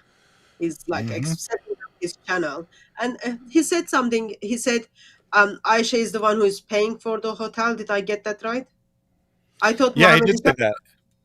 I thought Mohammed Hijab was gonna pay. Now I feel much worse for Aisha because not only she's Well, free, she's also paying man to turn up the hotel in a mask, and then like that, she's paying him. Like that's just I think he's providing the money. I think the hotel is in her name. I think he doesn't want his hotel, the hotel in oh his yeah, name. so it's just saying So okay. he's having her book the hotel and keep giving his her the name money off to of book it so there's no paper trail, and then he shows up in a mask because this 6'8" dude is going to be completely unrecognizable to everyone. Yeah, and then he's gonna go. Wait, if she booked the hotel, he's gonna have to walk up to the desk and be like, "Can you direct me to Aisha's hotel room?" Right, wearing a mask when he comes up to the desk. I mean, it's just like pure comedy, except that it's real. This is apparently what he actually did. Yeah, but it's just crazy. Like this is what he thinks is gonna keep this from coming back on him. I'll throw up in a mask. Oh, I'll make a channel called False Accusations in case she ever reports any of this, and I'll just wait with my channel so that if she ever says anything, I'll say, oh. Hey, there was something interesting there that I wasn't thinking about, but publicly he's acting like this doesn't bother him at all. He's not even concerned. I'm ignoring this because it's so ludicrous, and that's kind of why he wants to go false accusations and put everything on this channel to make it look like other people are responding, but he's above all this and he's too strong and he's not concerned about these lies against him. Meanwhile, he's clearly in panic mode the entire time. He's been in panic mode since 2023, planning this thing. That's why he came up with this, Elon is about to frame me Elon Musk is about to frame me for some scandal. And then he's got this group of 75 Dawah guys, and he's coordinating them behind the scenes how to deal with this one woman. This is pathetic. So he's in full-fledged panic mode, freaking out, doing everything he can, taking up all his time behind the scenes, and then acting like, oh, this is nothing to me. You sniveling coward. You can't even face her like a man. Anyway, sorry about that, Hatun. Good. Well, he's using hijab to cover his face anyway. So if you think about it, like I think you've got pretty good heart. So we are all assuming he set up this channel for Aisha. Maybe there are other Aishas or lots of other things he's expecting to come forward. So this is the gentleman who is apparently pretty strong and traveling all around the world. You know, like how difficult that is for a Muslim man. Like maybe someone from Japan, maybe someone from like Asia or someone from different part of the world is kind of planning to come out for something, and then he decides to set up the channel. Yeah, so he could have had this ready for almost anything. Like it could be, oh man, I've had 75 mutta wives. I need to be careful because one of them might come and expose me. Hey, it might even have been thinking, there's a 1% probability that one of my mutta wives would come forward and try to expose me. But if I've had 100 mutta wives, then the chances are that one of them is going to come forward and expose me. Therefore, I will use my tactical genius plan and make a channel and then tell people that it's my channel, but pretend it's not my channel. No one will ever get to the bottom of this. Yeah, that's a really good point, because I am 100% certain that, this isn't the second time. We know for sure it's not the first time, right? Because that was revealed, but I'm sure it's not the second time. The word mishar literally means travelers. So traveler's wife, i.e. you take a new wife when you go into another town, because, you know, Muslim men, they can't possibly go without sex for a week while they're away from home or something. They got to take a wife. Yeah. Mm-hmm. So who knows how many victims he has. And then you got all these other da'is doing the same thing, at least many of them doing the same thing. There could be literally hundreds of women that this Dawah gang group has covered up their relationships with, and they've done similar tactics. Maybe some were a little more honest, right? Maybe some of the women were willing, but nonetheless taking advantage of women. Even if the women are voluntarily doing it, still taking advantage of their power imbalance and setting this up. I'm sure there was other women who didn't agree to it, didn't like it, but, you know, they managed to keep them silent with intimidation. This is not the first time Mohammed Hijab did this, and his buddies are doing the same thing. Yeah, and so the vast majority of women, if something like this happened to them, are not going to go out and expose it, because they don't want all the Dawah guys coming at them and like trying to destroy their lives and so on. So the fact that someone actually came forward and was successful in exposing him means, tons behind the scenes. But keep in mind, if he thinks it's perfectly acceptable to lie to a woman, yes, well, I'm going to spend my life with you. I'll spend my life with you. Just marry me. And then, oh, we married, we had sex. Now I can tell you I don't have any plans about honoring what I said.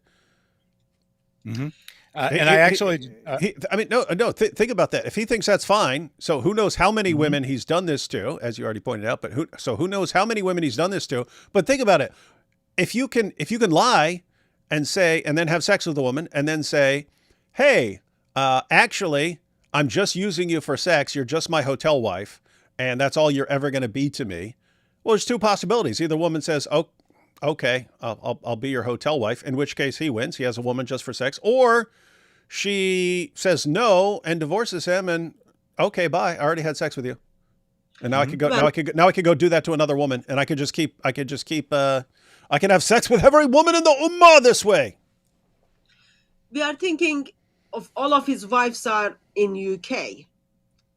If he's got a wife in, let's say, Somalia, so that woman, like Aisha is one of Aisha's advantages, she's involved with the Dawah world. So she's got access to Salman, she's got access to internet and Dawah world in UK or around the world. But someone from Somalia, you traveled. I'm just like thinking it is possible. Okay, I'm not accusing. I'm just like talking from my observations.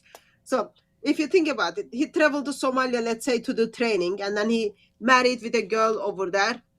I will be coming to Somalia twice a year. You are my wife when I come. So pay like $100, £100 to her. She will have very, very comfortable life. Your visit twice a year. Same for women in Pakistan. Same for women in different parts of the world. Aisha has advantage because she's in UK.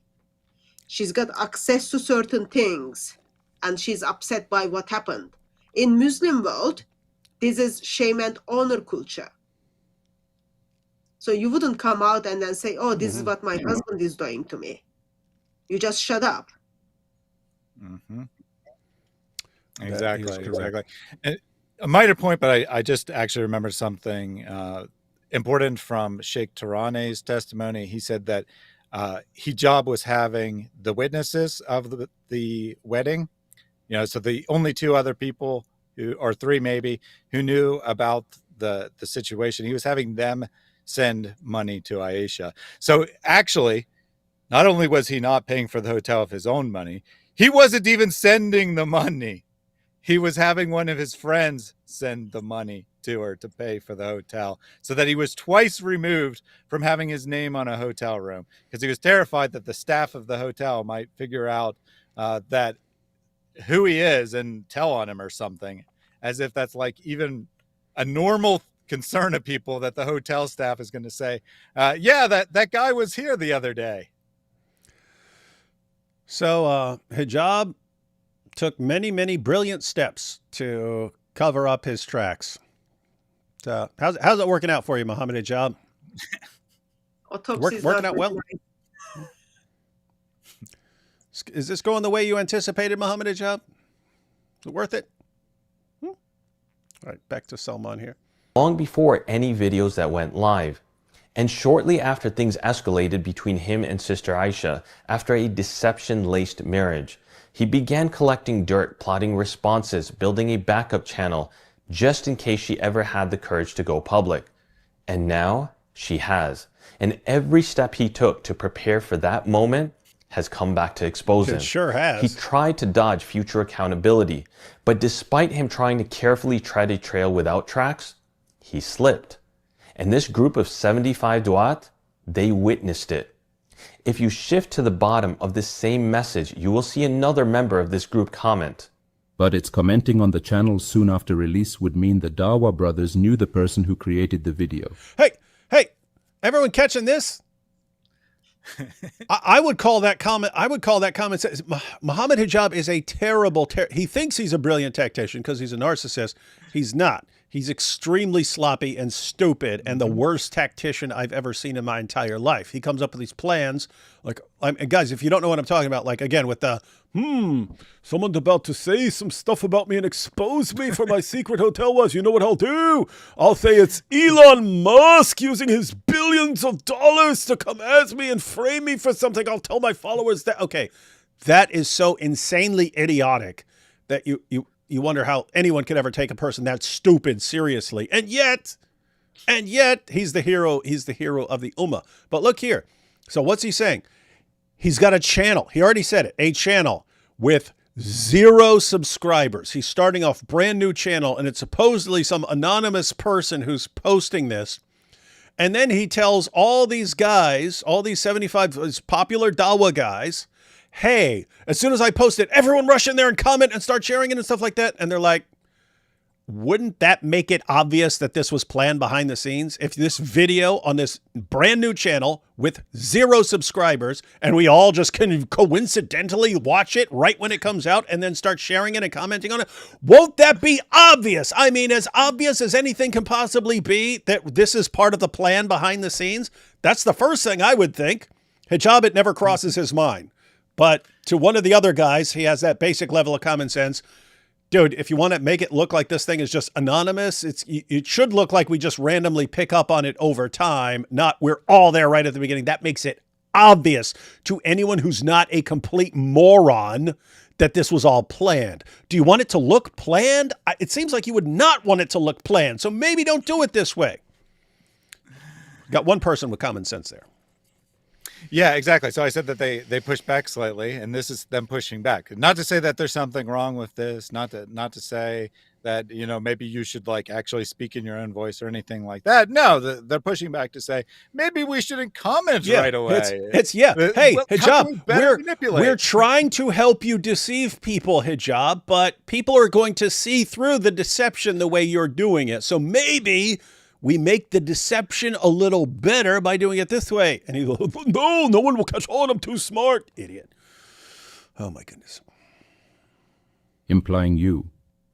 Even within the group, one of the members warns that engaging too quickly with the video might expose the truth, that Hijab himself was behind the channel all along. It was a subtle but serious cautionary message to Mohammed Hijab. Bro, your fingerprints are all over it.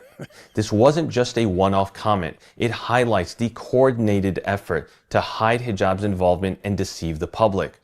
Just a few hours later, Hijab posts a video in the group.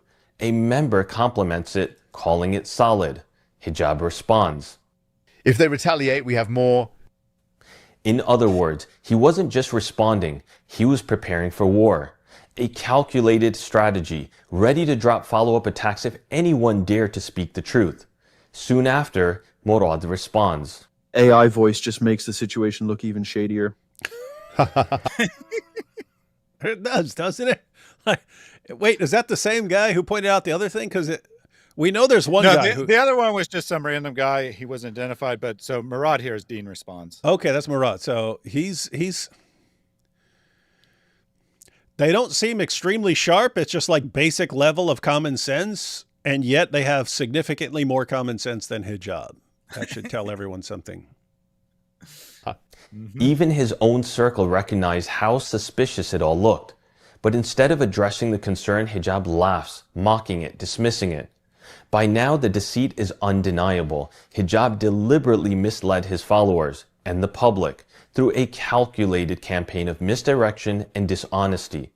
But there's another name that keeps surfacing, one that cannot be ignored: Adi Dawah.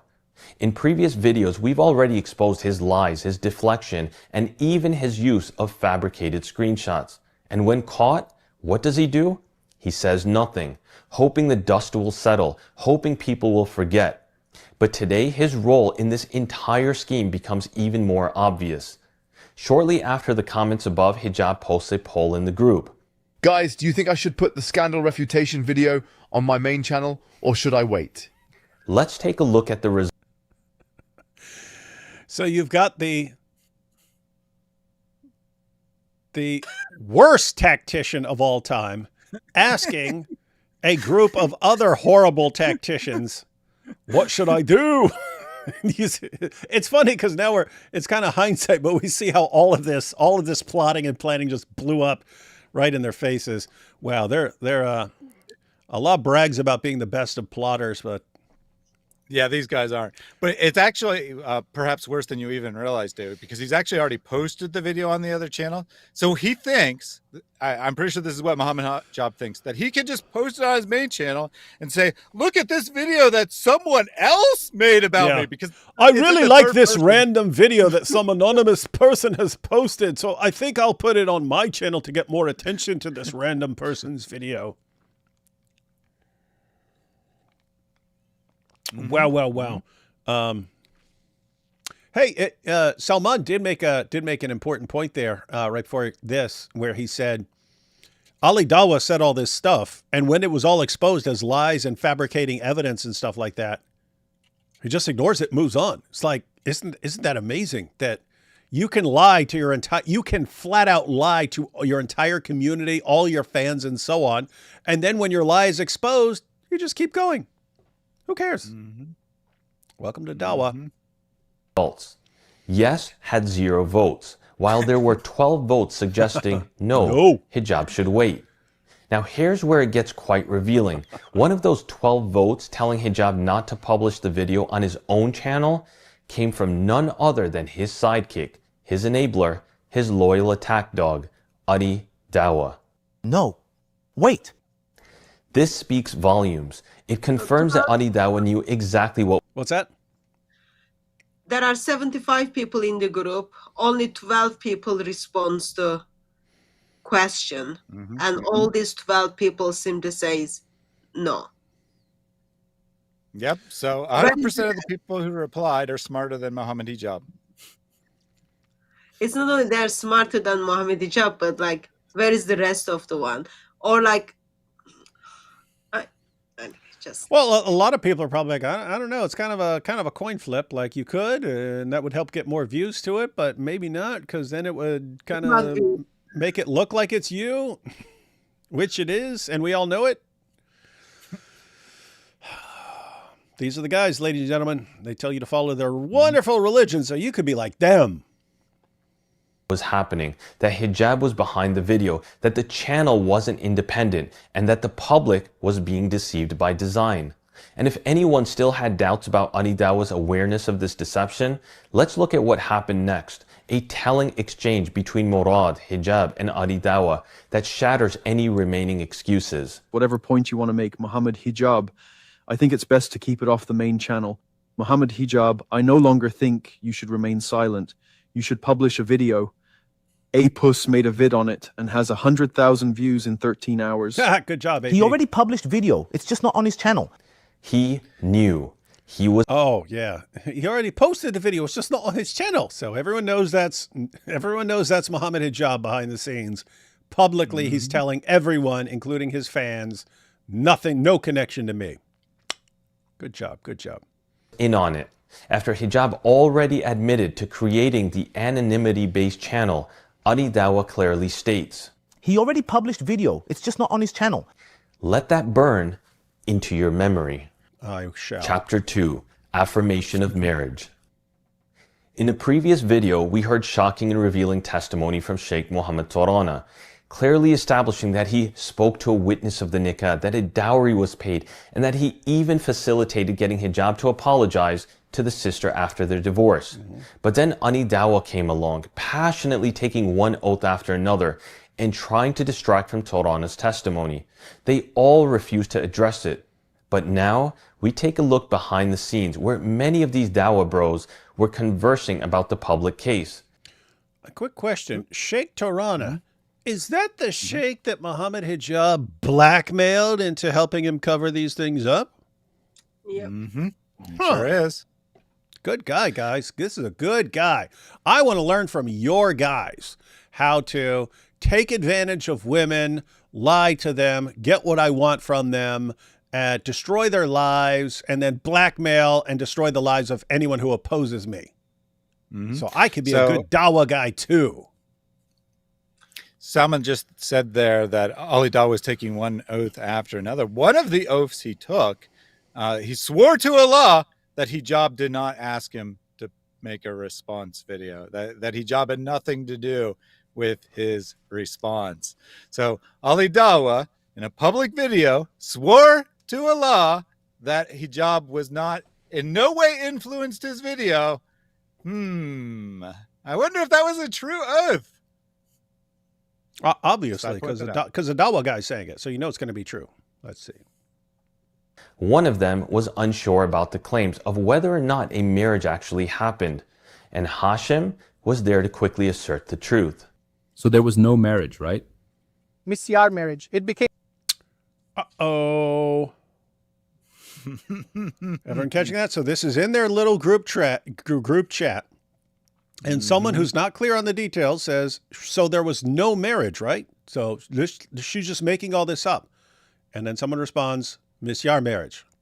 So that first person, they watched Hijab's video and they took his word for it. Right? In that video, he said that there never was a marriage. This was just a stalker. They don't know. But don't worry, Hassim's going to tell him exactly what went down. Interesting stuff. All right, just wanted to back that up so we're all on. Let's see. All right. Were conversing about the public case. One of them was unsure about the claims of whether or not a marriage actually happened, and Hashim was there to quickly assert the truth. So there was no marriage, right? Misyar marriage. It became Mesiyar. And what followed? Misyar became Absolute Mesiyar. silence. No denial, no clarification. It's pointed out to me when I was streaming earlier. It's pointed out to me earlier when I was streaming that there's a possibility that, you know, the Messi's obvious, but that the Yar is also. That means like buddy or something. Yeah. So messy friend, think of what that would mean in a sexual context. So it's a sexual joke potentially. And you got, I think, 3 laughy faces on that. Everyone in the chat just thinks that's so hilarious that they're, you know, taking this Islamic institution of Misyar marriage and they're just laughing about how silly it is. Obviously, they all know that this is in no way actually a marriage in any real sense of the term. It's just some magic words that allow them to sexually abuse women. What a great religion, man. Clear assertion by Hashim that there was a Misyar marriage and that it became messy. And what was Mohammed Hijab's response to this Misyar marriage claim? Nothing. No denial, no correction, no rebuttal, silence, absolute silence. Silence in a room of 75 Dawah bros is consent. It is approval. It is confirmation. It is affirmation. For a man who built his reputation on openly challenging anyone and everyone, he didn't even flinch when his own close colleague admitted that a Misyar marriage occurred. Chapter 3, The Smear Campaign. So you want to pause real quick. Great line there. Silence among 75 Dawah boys is consent. I'm not actually quite sure why he did that, because I mean that's like something we would do, right? Making fun of Muhammad's teaching that a virgin's silence is her consent. But I don't think he referenced that accidentally. I think that's kind of what he's poking fun at, which is very interesting to me. That is funny if he was actually thinking about that and this not being just a coincidence. Let's continue the autopsy, because what you're about to witness next is the heart of the cover-up, the mind of the schemers, the moral void behind the Dawah stage mask. This wasn't just one man trying to salvage his reputation. It was a full-blown operation. In the private HP Dawah WhatsApp group, once again, consisting of 75 du'at, we see a coordinated plan unfold, not just from Hijab, but with active participation from Adi Dawah, and perhaps most chillingly, Hashim from Speaker's Corner, a longtime associate and the group's admin. Let's start with the scheming. Hashim doubles down on the position of Hijab keeping the video on a different channel, ensuring it isn't linked to him. Yeah, sure. So all the most brilliant minds of Dawah joined forces to make sure no one figures out that this is Mohammed Hijab's channel. Mm-hmm. Stick to your original plan of a different channel. I think Aisha has some mental issues, ADHD. She came on our live stream last year to clear her doubts about the Quran and Hadith too. Take note of what he states here, that he believes she has a mental issue, specifically ADHD, something many people suffer from in different forms, lacking the ability to focus at times. He then shares an email that Sister Aisha had sent a year back, regarding some questions and concerns she had. Salam. I am contacting you again about my question. I have gone through the answers given and made some more research. Later in the email, she mentions what she coins as a disability. Also, take note of how professional and courteous she is. Brother Mansour used a very useful method that helps establish certainty step by step. I do apologize for not following up with that process. That's not the Mansour from Speaker's Corner, is it? Yeah. That? Yeah, and that's Hashim from Speaker's Corner as well. So Dawah wise people. They are so wise. Mm-hmm. His name is Mansour, ladies and gentlemen, Mansour. So, I have a mental disability. They blur the question. So she has a kind of concerns regarding the perfect preservation of the Quran. So they don't want people to see that. Salman doesn't want people to see that. So therefore he's blurring those questions. Well, he doesn't want it to be used as an attack, I think, against her. Maybe he also doesn't want the Muslims to see it. That's also a possibility. But does this sound like a crazy person writing this email to you? I mean, this is their evidence that she's crazy. No, Aisha has never seemed anything but honest to me. So, I mean, people give off various tells and general vibe and so on when they're lying, like all the Dawah guys constantly do. We've heard a lot from Aisha. She has never come across as a liar or crazy. So I don't know. There could be some minor issue or something like that. But not in any way that would make her testimony unreliable. Yeah, she says here in the email that she has difficulty focusing under stress, which is why they speculate she may have ADHD. But, well, one, even if that's true, that's something that most people have difficulty with, right? Most people have difficulty focusing. I certainly do. They are stressed. I wouldn't even consider that a disability. But even if she has ADHD, that's hardly means anything. It doesn't make her a liar. It doesn't make her psychotic. It doesn't mean she's hallucinating things. It doesn't mean she's prone to making things up. It means none of that. All it means is that she has difficulty concentrating on points. And she's bringing this up to say, thank you for helping me. I'm sorry on the live stream I wasn't able to focus as much as I would have liked. I've gone through all the material that you provided me, and I still have some questions. This is nice. This is professional. This is reasonable. And frankly, I don't think she may be medically diagnosed. I don't know this for a fact, but I don't see any evidence that she has a mental disability. I think that they've just beaten her down to the point saying that, you're just a stupid woman asking questions. What's wrong with you? Stuff like that, to where she feels like she's inferior, feels like there's something wrong with her, when in fact she's just a normal person, smart even, right? Smart, asking good, thought-provoking questions, trying to get good answers from them, and they're like, well, this is proof that she's crazy and she can't be trusted. Yeah, think about that. So, I mean, I know multiple people with ADHD. it has nothing to do with your like reliability, and so you have trouble focusing on certain things and so on. So none of that has none of that would call into question your integrity or anything like that. But that's how they use it for. Even though, as you're pointing out, she's asking them sincere questions, trying to get to the bottom of things and so on, trying to deal with doubts that arose from the deception of the Dawah community. So for years, these guys say perfect preservation right down to the letter. And then Hatun shows up to Speaker's Corner with 26 different Arabic Qurans. Cat's out of the bag. Mohammed Hijab tries to fix the situation by getting world-renowned Quran expert Sheikh Yasser Qadi on to tell everyone, no, in fact, there is only one Quran perfectly preserved. Cat's out of the bag, and this caused doubts not just for tons of people tons and tons of people. That's why they had to take down the videos. That first they stopped the comments before they took down the videos. Then they just took down the videos. Why? Comment section was filled with this is destroying my faith in Islam. So all that is thanks to the Dawah guys lying to people and then giving people like Hatun the opportunity to expose the lies. Point is, none of this would affect Aisha's credibility. Not even if you said, okay, even if she were diagnosed with ADHD, that wouldn't call her honesty into question. Guess what?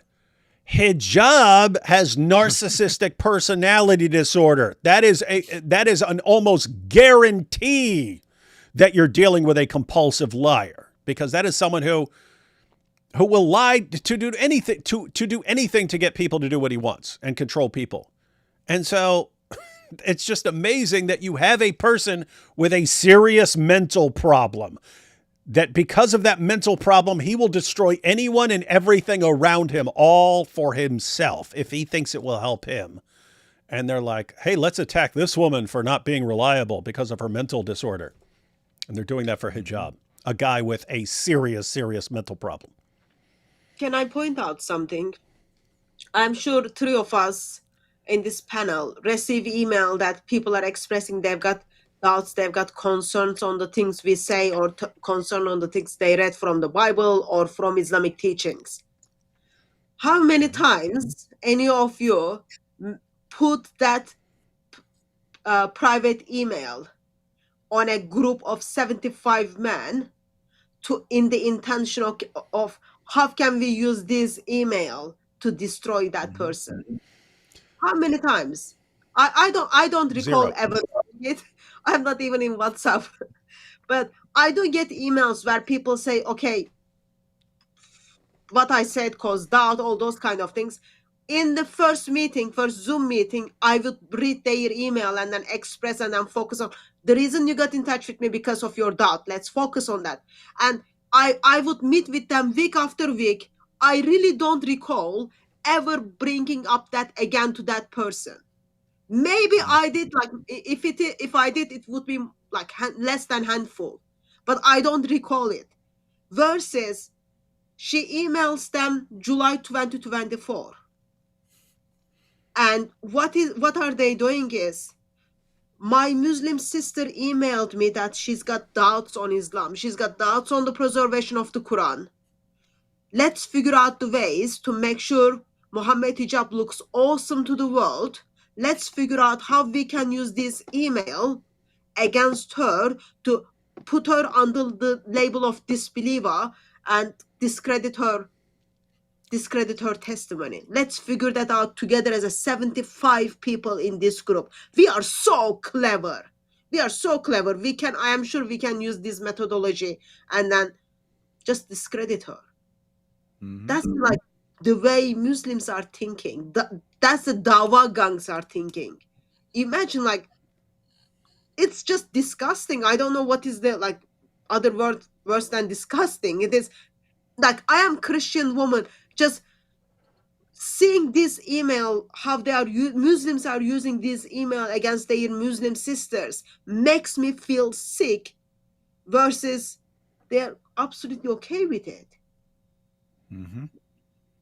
Yeah, to answer your question, people do email me from time to time, sometimes with fairly private questions, sometimes with not very private questions. Doesn't matter. I have never given the actual text of an email of anyone that's emailed me ever without their permission. And if I do need to consult someone else and get their opinion or something, I only speak in very general terms without revealing who I'm talking about. So, I mean, that would be my expectation, right? If I emailed a religious figure expressing some, offering some questions, I certainly would not expect them to take that and then use it against me a year later. I mean, that's just insane. Also think about it. So Aisha emailed Hashim back in July 2024. This conversation is taking place in beginning of April. So almost a year, 10 months, 10 months, okay? Yep. So Hashim is remembering somehow, he's got this magical mind, remembers and then goes back and then pulls that email.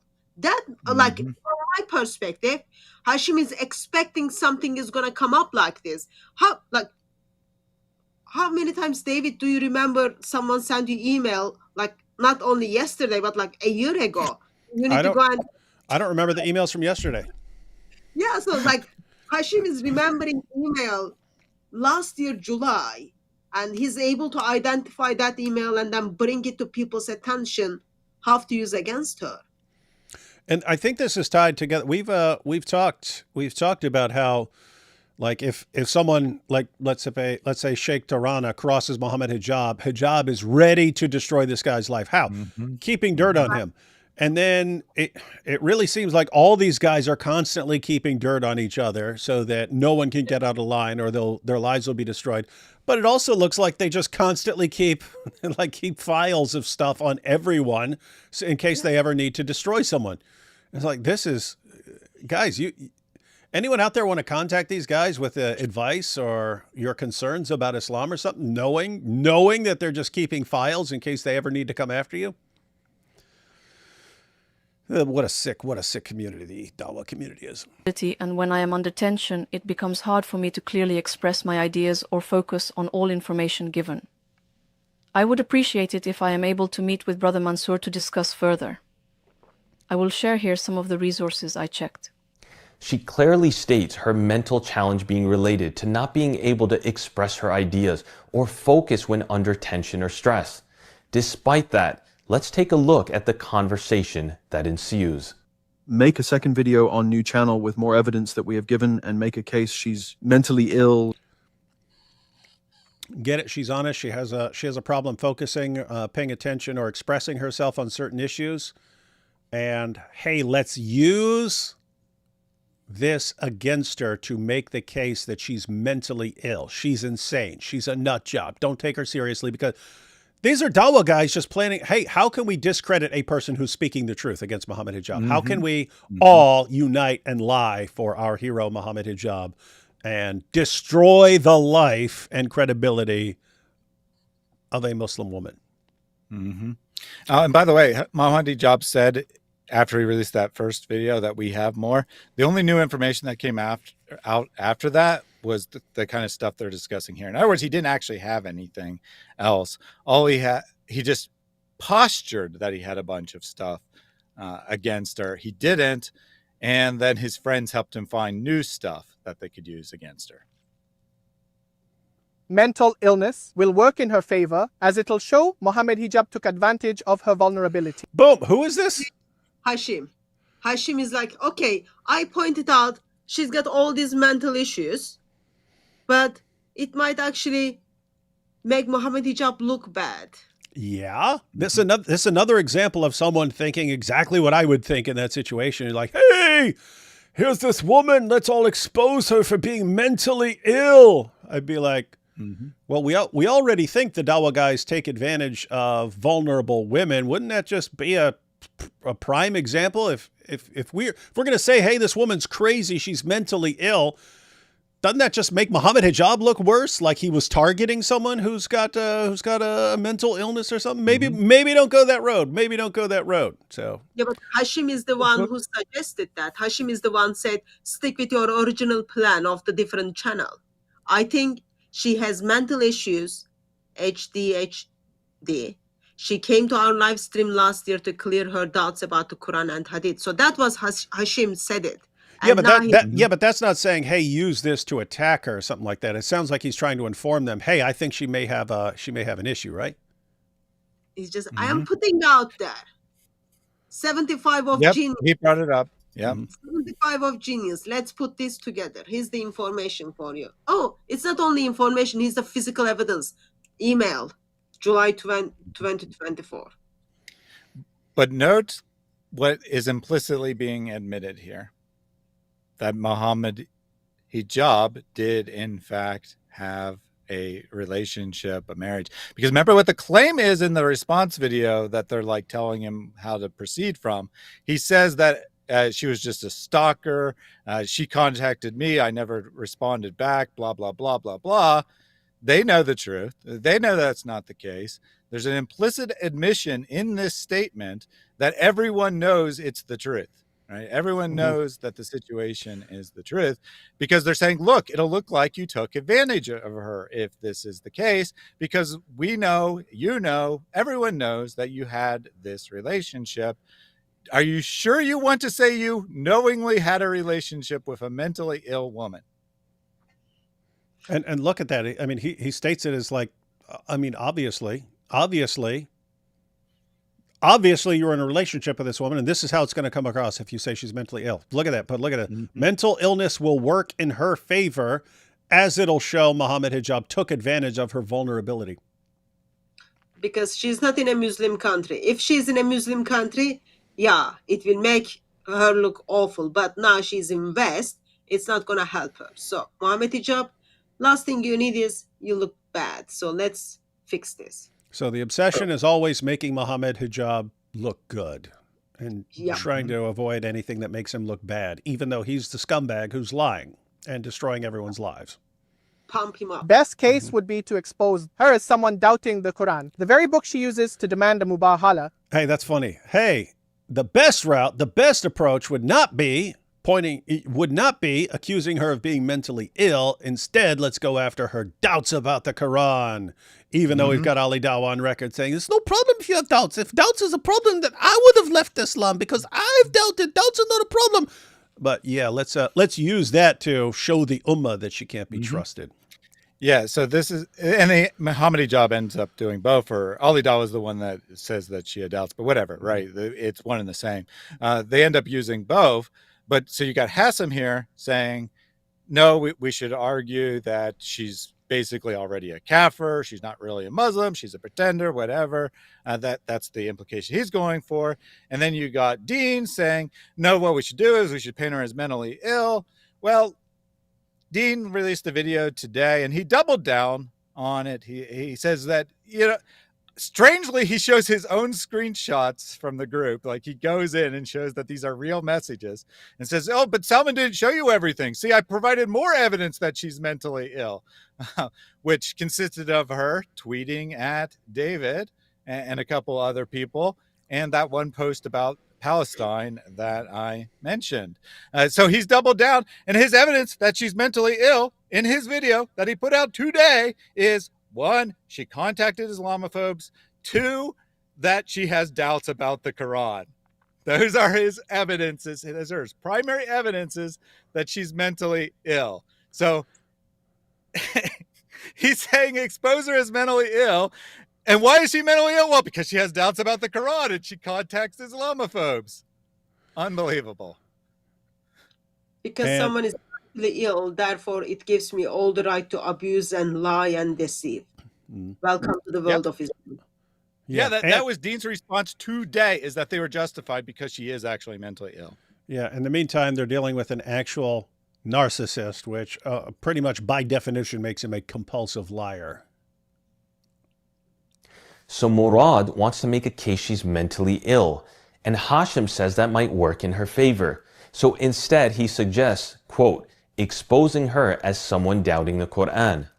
I want you to take a moment to realize what is happening here. This is a sister who brought forth a case of being tricked and deceived into a hotel, intimacy-only marriage. And how do they want to fire back? Sex-only marriage, just to be clear. They want to run a smear campaign. I said that was Hijab's word, sex-only marriage. You know, Salman wants to sanitize everything, which is going to be Quite funny here in a minute. Her and frame her as being mentally ill. A bit later, another brother casts her as being mental, to which Hashim doubles down on it. She's straight up mental. She did admit to having mental issues online and also in her email to us. A problem concentrating in certain situations when stressed. It's almost like you're equivocating on mental illness, right? Like. And what was Ali Dawah's response when the sister's mental health was brought up? We don't want to push her to suicide. And what was Mohammed Hijab's immediate response? I know, Ali Dawah. To be honest, Aki, if she's an apostate and an enemy of Islam, we shouldn't care. That's kind of important, guys. So Ali Dawah says, hey, if she's got mental health issues, as we're claiming, then pushing her too hard could cause her to do something to harm herself. And Hijab's response is, if she's an apostate and an enemy of Islam, and keep in mind, why is she an apostate? Because she's criticizing Mohammed Hijab because she had doubts about the preservation of the Quran, which was caused by the Dawah community themselves. Then we shouldn't care. We shouldn't care if she ends her own life. She has a, she have a daughter, son, daughter? I'm guessing daughter. Daughter. Yep. She's a daughter. So she has a daughter, and this is Mohammed Hijab saying we should not care even slightly if we drive this woman to end her own life. We shouldn't care even slightly. Why? Really, because he's a narcissist, and one of his obstacles, or someone who's trying to do something to him, he will not hesitate wanting that person to die. This is the guys. This is the hero of the Ummah. This is the legend of Dawah. This is how he is, and they love him, and they love him. And guess what? He just said this to 75 Dawah guys. And no one objects. No one objects. Ali Dawah, the closest thing to a voice of reason in the whole chat. Hijab says we shouldn't care. Hijab has previously told apostate prophet that he should commit suicide when apostate prophet was battling depression, I might add. And so Aisha watched this video. She saw it for the first time along with us, and she left a comment on Salman's video saying, quote, "We shouldn't care. This haunts me." And this phrase, "we shouldn't care," haunts me. So she's being victimized still by Mohammed Hijab's words. This is one of their own. Yep. And her crime is, Mohammed Hijab, what you've done to me is wrong. And this is like, if the attitude is like this, imagine life of Muslims in Muslim majority countries. The moment you are emotionally not able to do things, the moment you are not able to concentrate, I don't care about your life. I don't care about your life. It is like, this is evil, guys, and we're not talking about some random guy, right? You could have a random Christian who's just terrible and so on. Random, you could even have you'll even have like a occasional Christian pastor who's actually a dirtbag and so on. Just imagine if you just had this big, giant group of Christian leaders, and behind the scenes they act like this and they think this is fine. Pretty creepy. Absolutely shocking, appalling, and jaw-dropping. Let that sink in. When the possibility of suicide is mentioned, a woman pushed to her breaking point, a woman he once called his wife, Hijab coldly responds, "We shouldn't care." Not a flicker of remorse, not a moment of hesitation, no concern, no empathy, no conscience. This isn't just disturbing, it's damning. He made it clear for the masses, if you're deemed an enemy of Islam, your life is disposable. Even though the sister never renounced her faith, even though she continued to plead by the very principles of Islamic justice, he was prepared to discard her life, like trash, for simply speaking out. By the way, little side note, on the issue of hypocrisy here. So this is just like Ali Dawah saying, Sneeko, you got doubts? There's no problem. Just bring your doubts and express your doubts. Feel free to express your doubts. Just ask the knowledgeable Muslim, and then we can help you with your doubts. See, that don't mean you're not. It don't mean you're a kafir.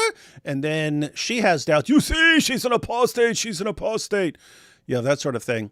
But then on this issue, then they're saying if she's an apostate, we shouldn't care. Salman just pointed out she never renounced Islam. She said she had doubts about certain things and so on, and she is exposing Mohammed Hijab. Is that enough to put you in the apostate category? The reason I'm asking is because Andrew Tate got brought up to Mohammed Hijab in that discussion with Tam Khan. Remember this? Thaddeus?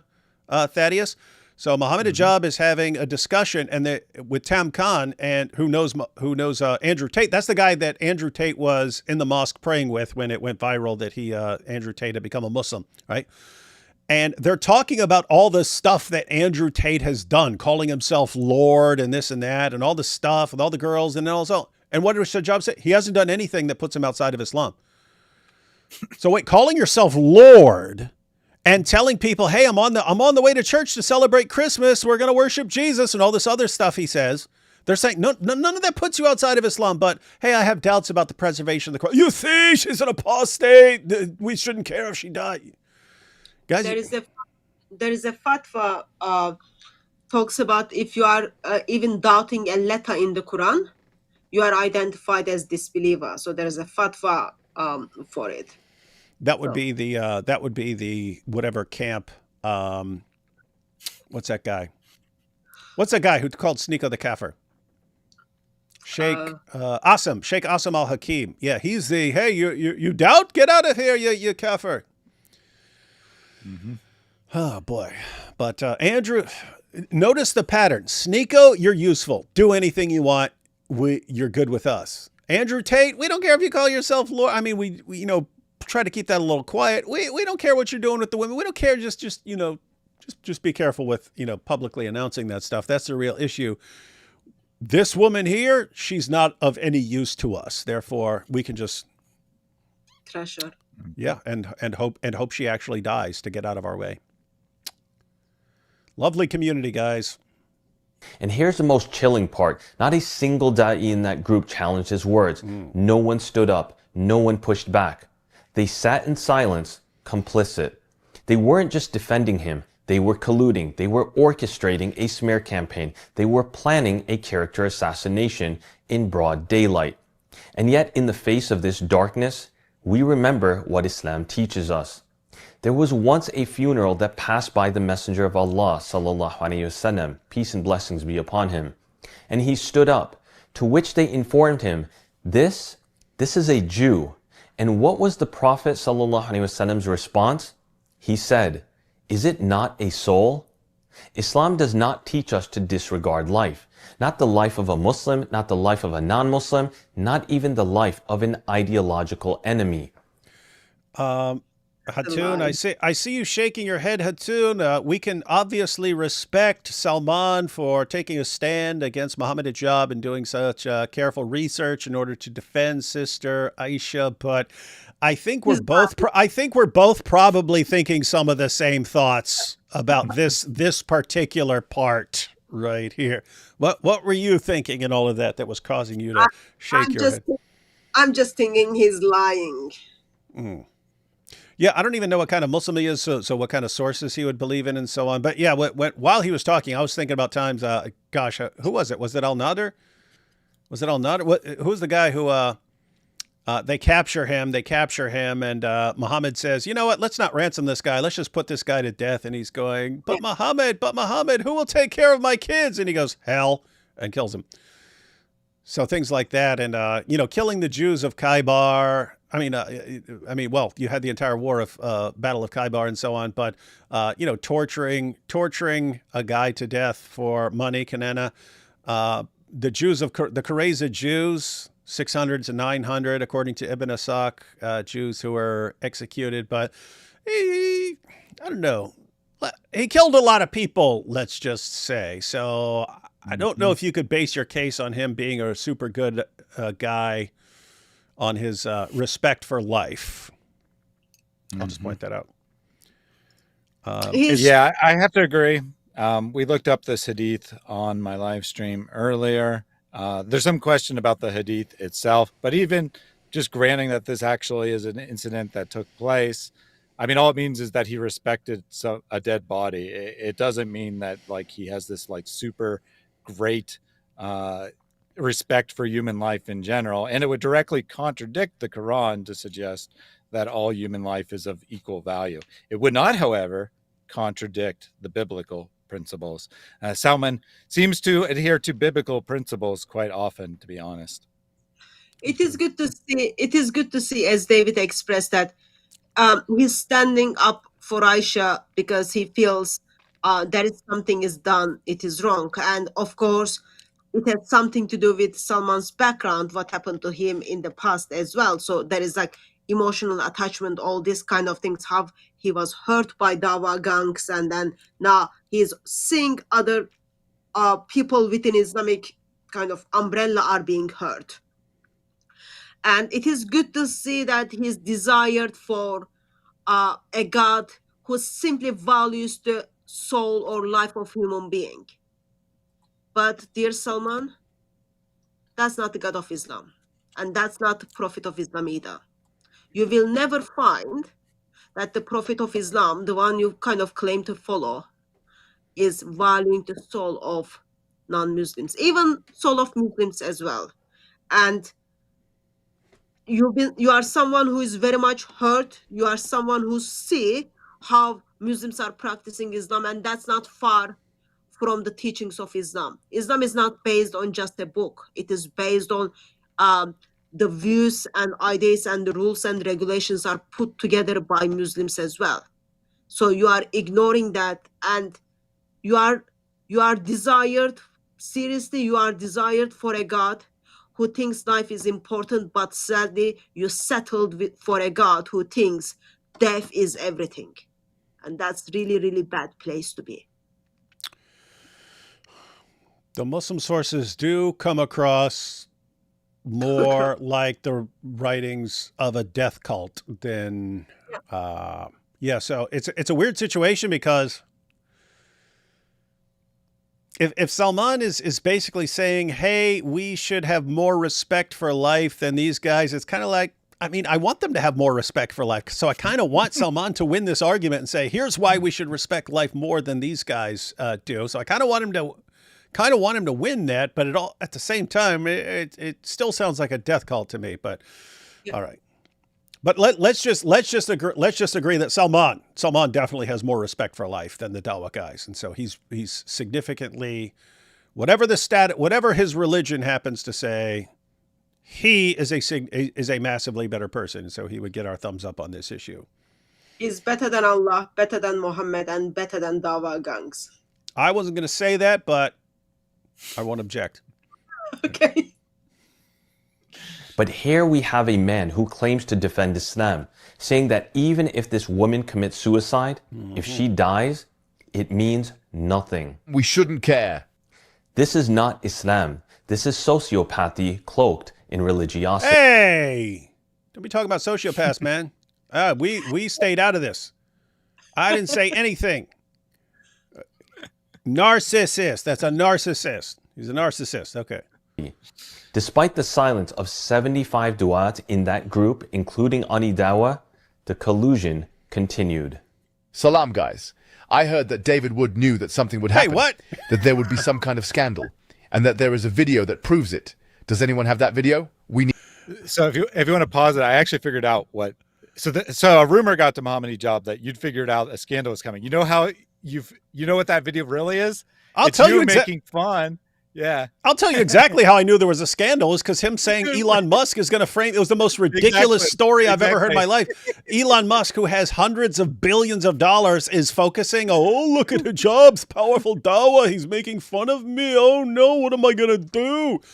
Elon Musk is then sending a guy to threaten. It was just a ridiculous scenario that Elon Musk sends a representative to threaten Mohammed Hijab and then sends him a message, which, we were wondering, why didn't Hijab show this message? But it says, yes, I speak on behalf of Elon Musk. And if you do not stop with your powerful Dawah, we will frame you for a scandal. And so when I saw that, it was like, oh, scandal's about to happen. a scandal is about to be breaking. So yeah, that's how I knew. And it was obvious he was copying Andrew Tate, right? Because Andrew Tate, he was being investigated. Once he found out that he was being investigated and they were going to arrest him, what did he do? He goes, "I've just found out that the Matrix is about to attack me for my powerful message to young men, telling them to work hard and get Bugattis, and they're going to frame me for crimes." So, and that's Mohammed Hijab's hero there doing that, pulling that little stunt. But it was the same thing with Tate when he's running his mouth. It's like, oh, okay, this is about to happen, and he knows it. And then complete idiots fall for this stuff. And so, yeah, that's my brilliant. Dude, it's just seriously funny that he can say Elon Musk is going to frame me for a scandal, and I go, up. He's trying to cover up for the scandal that's about to come out, and then he thinks David must have video of this scandal. He must have proof of the scandal. No, dude, you're glaringly obvious in your deception. Mm-hmm. I don't know. I don't even know what to do. This is sad. What is it with you, David, that you are kind of shaking this big boy of Islamic Dawah gangs with the big arms, part-time stripper? What, like, remember they told Andrew Tate they don't want to create another David Wood, and now 75 Dawah gang group, now they are just like, okay, David has something. Yeah, what am I doing? I do live streams and I make some videos, and meanwhile it's like, hey, if we're too mean to Andrew Tate about all the stuff he's doing and about calling himself Lord and saying he's going to worship for Christmas, and we criticize him too much, he'll become another David Wood. That was the reason not to criticize Andrew Tate. He'll become another David Wood. And here, I heard that David Wood knew that something would happen. Yeah, because you wouldn't shut your mouth. You giant dope. If you hadn't said anything like that, I would have had no clue. Anyway, I don't know what to do here. This is bad. Yep, that's exactly it, I'm sure. It was through the grapevine, so Hijab wasn't directly thinking of that's how you figured it out. But someone said something to someone who said something, and now he's thinking, oh, David must have gotten secret information from Aisha. Yeah, so everyone catching this. So yeah, it must have been someone, because if he'd watched the live stream, then he would know we're getting this from him. But he hears David Wood has been saying that there's going to be some scandal, and he's like, "What? How did he know? He must have video from Aisha exposing me." No, you exposed yourself. Please don't ever do that again. Good job. Despite the silence of 75 du'at in that group, including Ani Dawah, the collusion continued. Salam, guys. I heard that David Wood knew that something would happen. I did. That there would be some kind of scandal. I did. And that there is a video that proves it. Does anyone have that video? No. Yeah, your video that you posted. It's on your channel, dude. Hijab, go to your video on your channel where you go, Elon Musk is threatening me, trying to frame me for a scandal. That's the video that proves what was going on, dude. Oh, boy. We need it ASAP. Walaikum assalam. Don't know about David Wood, but Christian Prince. And I'll send you videos. Bring that, please. She appeared on lives with the name Sarah. So if you want to pause it there, I need to comment on that. So Ali Dawah says, I don't know if David knew, but Christian Prince knew, right? So somehow, not somehow, not surprisingly, to be perfectly honest, Christian Prince watched this video and he decided to make a video about how he's the featured selection of this, that it's about him, that Christian Prince was talking to Aisha. And he's like, well, to be honest, I don't know if I talked to her or not. And if he just left it at that, fine, no problem. But unfortunately, he then went on to the rest of the thing and talked about how he'd probably talked to her, didn't know who she was. He did talk to someone named Sarah. That could have been her. And he just didn't know as Mohammed Hijab's hotel wife. So now she should call back. She should call back to talk to him now. Problem is, she never did that. She never called into a show. She never talked to him. And Ali Dawah says there's a video. Well, they haven't shown that video because whatever he was thinking of didn't exist, right? Whatever he was thinking of didn't actually exist. If there was actually a video, they damn well would have put it in their video. If they're going to put her talking to Dawah guys about doubts about the Quran, they're definitely going to put her talking to Christian Prince about doubts about the Quran or whatever else they think that she had talked about. So unfortunately, by kind of sort of affirming it, he's just given them ammunition when it's just flat out false. I've talked to Aisha. She has never talked to Christian Prince, and she said specifically she would never talk to him because she considers him a vile individual who says a lot of disgusting things on his program. Well, that's not, well, someone who is kind of willing to be secret wife shouldn't be saying that someone else, a Christian, is wild person. No, that's just kind of vile words. Yeah, that's like red flag. But Christian Prince speaks to lots of people, so yeah. I don't have a problem saying he didn't know whether he talked to her or not. I have a problem with him implying that he probably did. Because they're going to use that. They're going to take that clip. They're going to take out the part of him saying that he didn't, and they're going to put it on their audience and say, "Look, Christian Prince." I don't think they can get away with any of that now. I think all the days of she's the bad one here. I think that's coming to an end rapidly. So I don't think it's possible, and they might try to use it, but I don't think any of that stuff is going to work at this point. I am wondering, like, why Ali Dawah brings up Christian Prince. If I had to guess, because I have no idea, if I had to guess, I would suspect that Christian Prince saw the exact. He's smart. He probably saw the exact same. Probably saw the exact same thing. Probably reviewed the same clip, made fun of it, and said, "Okay, obviously a scandal is going to come out. I mean, obviously a scandal is going to come out." And Ali Dawah might have been familiar with that. Oh no, Christian Prince knows that there's a scandal coming out. Yeah, he sure does, because your boy Hijab sort of leaked that himself. Hijab leaked his own stuff. That's probably actually what it was, right? It was probably Christian Prince talking about that there's a scandal coming. Maybe I'll even shared that video of him saying it, and Hijab's like, there's nothing here, right? There's nothing to tie this to Aisha. And I'm just disappointed that he came out and made a video basically saying it. Yeah, it was. She was talking to him when he doesn't know that, and I know it's not true. How can we connect the two? Timestamp is there. First one. What does that timestamp prove? She appears with the name Sarah twice. Same name on Twitter. Her voice is identical. Yes, that's the smoking gun. Even same orange background with an S. Is that her voice, Mohammed Hijab? Yes. Are they just referring to the clip where she had doubts about the preservation of the Quran or something like that? Okay, so doubts, which Ali Dawah says it's fine to have doubts okay. We should put this all together in one folder and share it. We're already on it, and we will let the public know about it with a final video putting an end to this. She did admit to having mental issues online and also in her email to us. What email? Please send. Where does she do that? Do you know? He done another one. Did she take her channel down then? I can't find anything. Yes, her channel is gone. I was checking all day.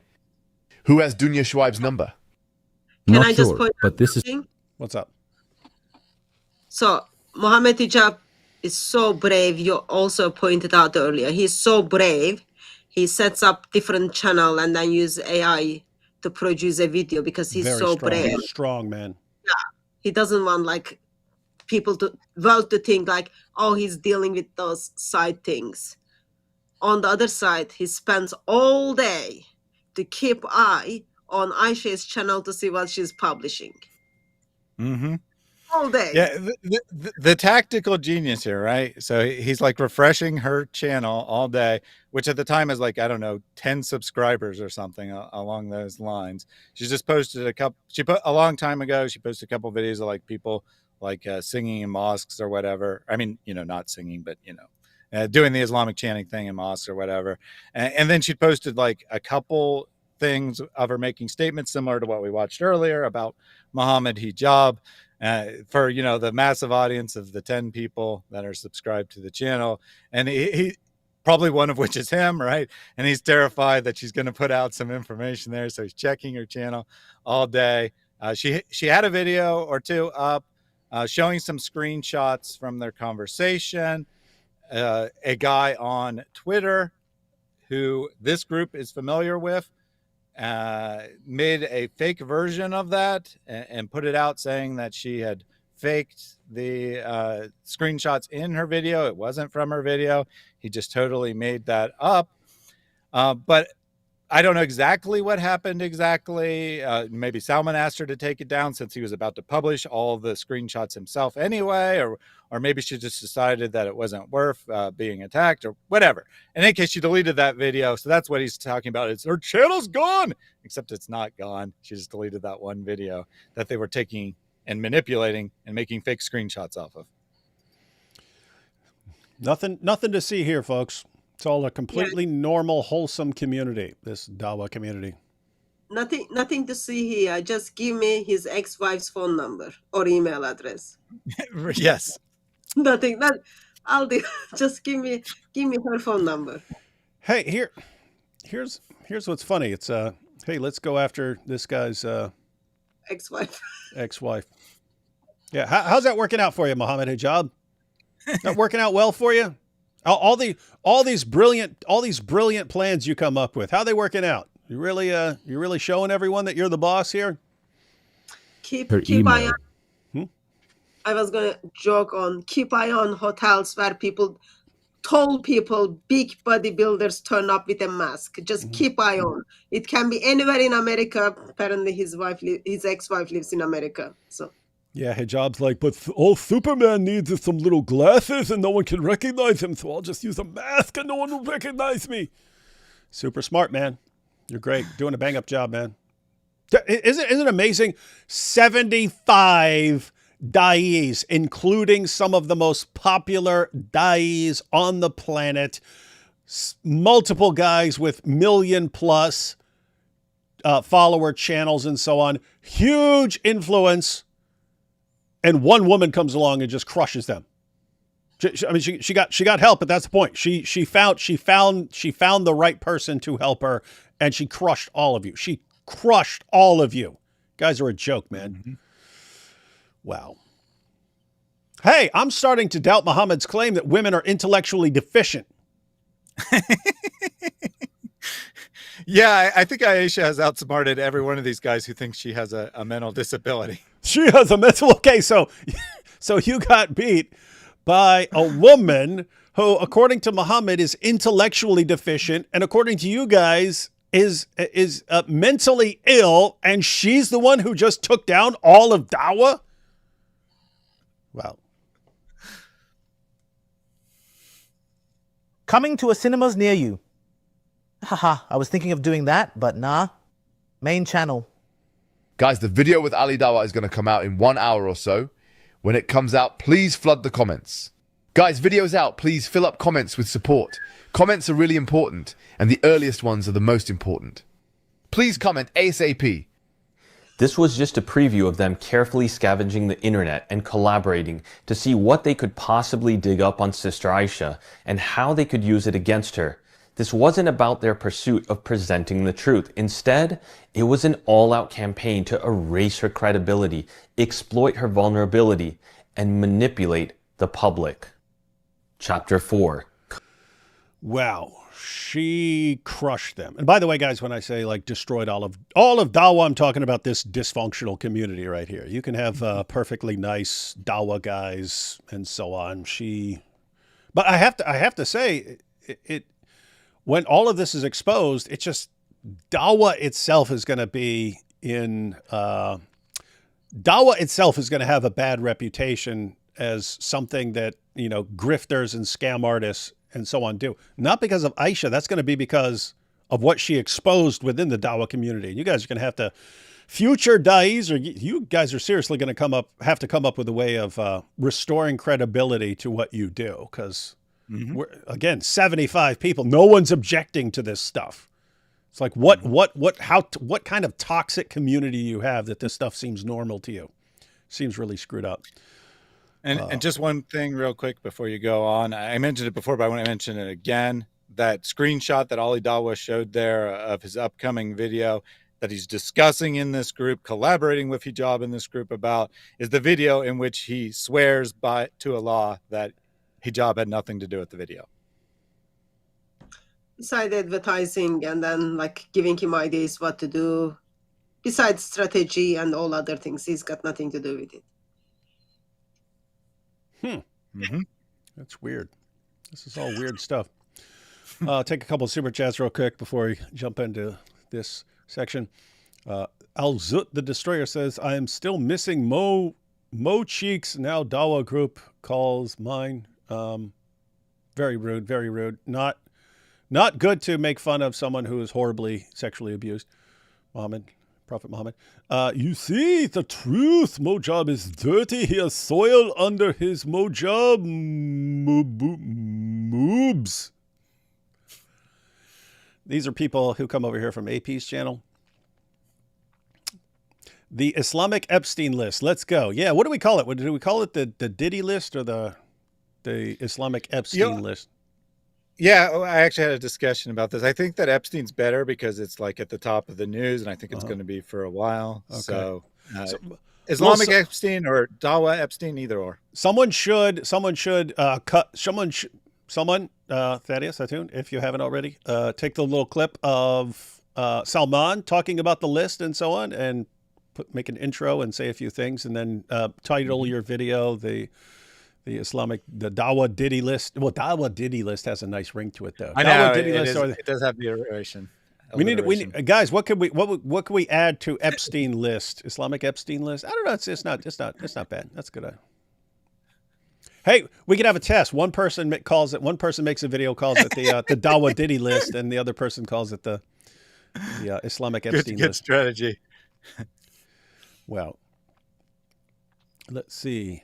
So I am the only one wondering why Hijab knows about Ali's banana. Sounds fruity to me. Yeah, we haven't gotten to that point.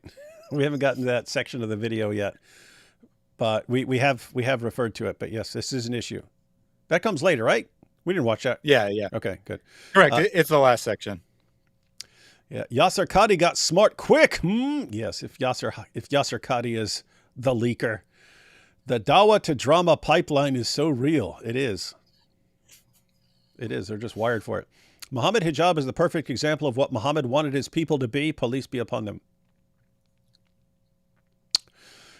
This is religious marriages not legal and recognized by the UK. In a divorce with his real wife, this would just be considered cheating. Yes, these marriages are not recognized by the government. That's why they can marry a bunch of women. You just do it in the mosque, or in his case, they do stuff over like Zoom and so on. And just real quick, there is one person who is 100% absolutely a victim in this, as far as we know, that has absolutely nothing to do with anything, and that's Mohammed Hijab's first wife. She should take him to the cleaners. Hijab has said that they are legally married under UK law. She should take him and sue him for everything he's worth in the divorce. Absolutely. And so should Aisha for lying and slander. And this guy should... It's going to be weird because I'm kind of on a coin flip on whether the Dawah community is just going to stick with him or realize that he's a lost cause and he's going to do more damage than good. Let's see. A Hilton counter. Giant shirtless masked man. I need your help. I swear by Allah, I am totally not in any way Mohammed Hijab. Peace be upon me. My name is Ron. You see?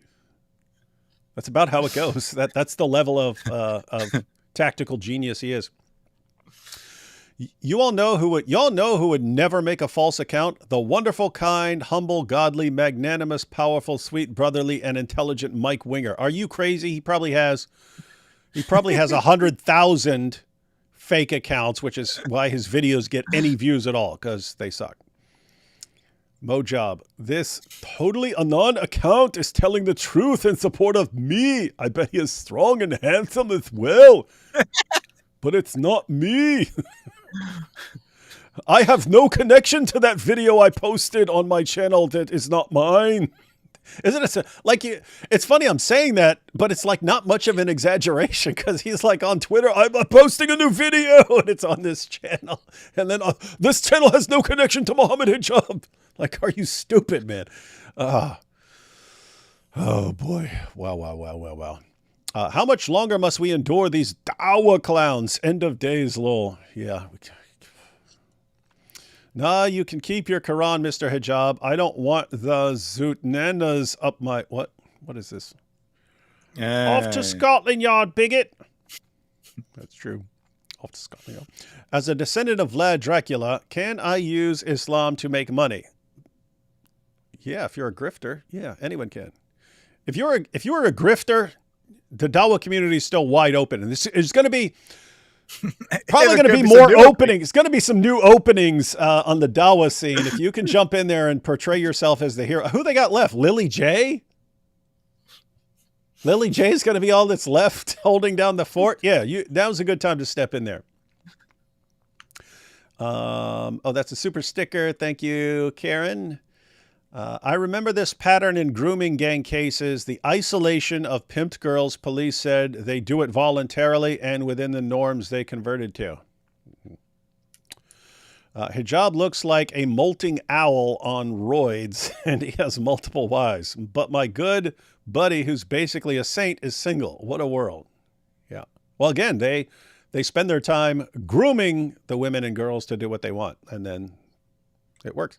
A limerick. Mohammed Hijab has been caught in his lies, all because he wanted secret sex wives. He wanted her locked in a hotel, but that didn't end well. Now he lives in his car and just cries. 10 years ago, I left. I'm 30. My dad gathered our entire Palestinian family, extended members, in the American West to make sure they knew to disown me. They were told I was a whore. The lies told are common. This is all true. This is all true. And that's why it's so dangerous to have people with these, million-plus channels declaring war on you. They have a lot of power when they can they have a lot of influence over the Muslim community. But if you're a Muslim, that's your community. The Muslim community is your community. And they can basically turn the entire Muslim community against you. So lots of respect to Aisha for standing her ground, knowing that's what's coming at her. Lots of respect to Salman for helping her, knowing they were going to come after him too.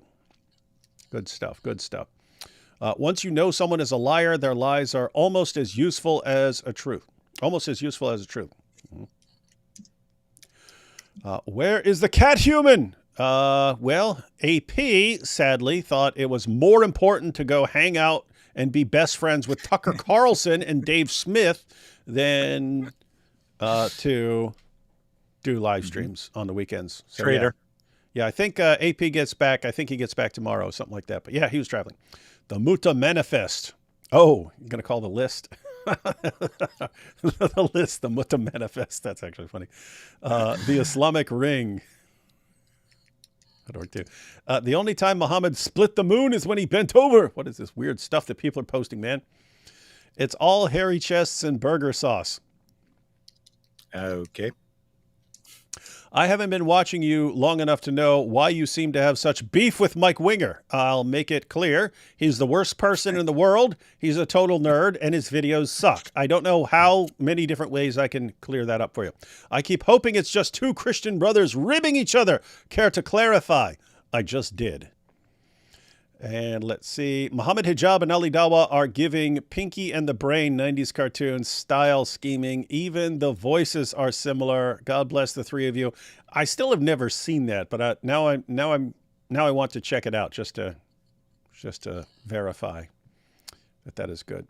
All right, so now we're on collusion forensics. We definitely want to get to the horrible language these guys use about each other. Let's see. Collusion forensics. Collusion forensics. Speaking of collusion, we're also going to take a look at another forensic evidence proving the collaboration between Mohammed Hijab and Ali Dawah. If you have been following this case, you will recall that after our initial video, Hijab put out a response. This was followed by Ali Dawah posting 2 videos and then another follow-up video by Hijab. In these videos, we're going to do an analysis of 2 components, audio waveforms and the captions. So when he says another video posted by Hijab, he's talking about on his fake channel, right? Yeah, so the 3 videos in question here are the first one on false accusations, the first one on Ali Dawah's channel, and the second one on false accusations. Along with the typography used in them.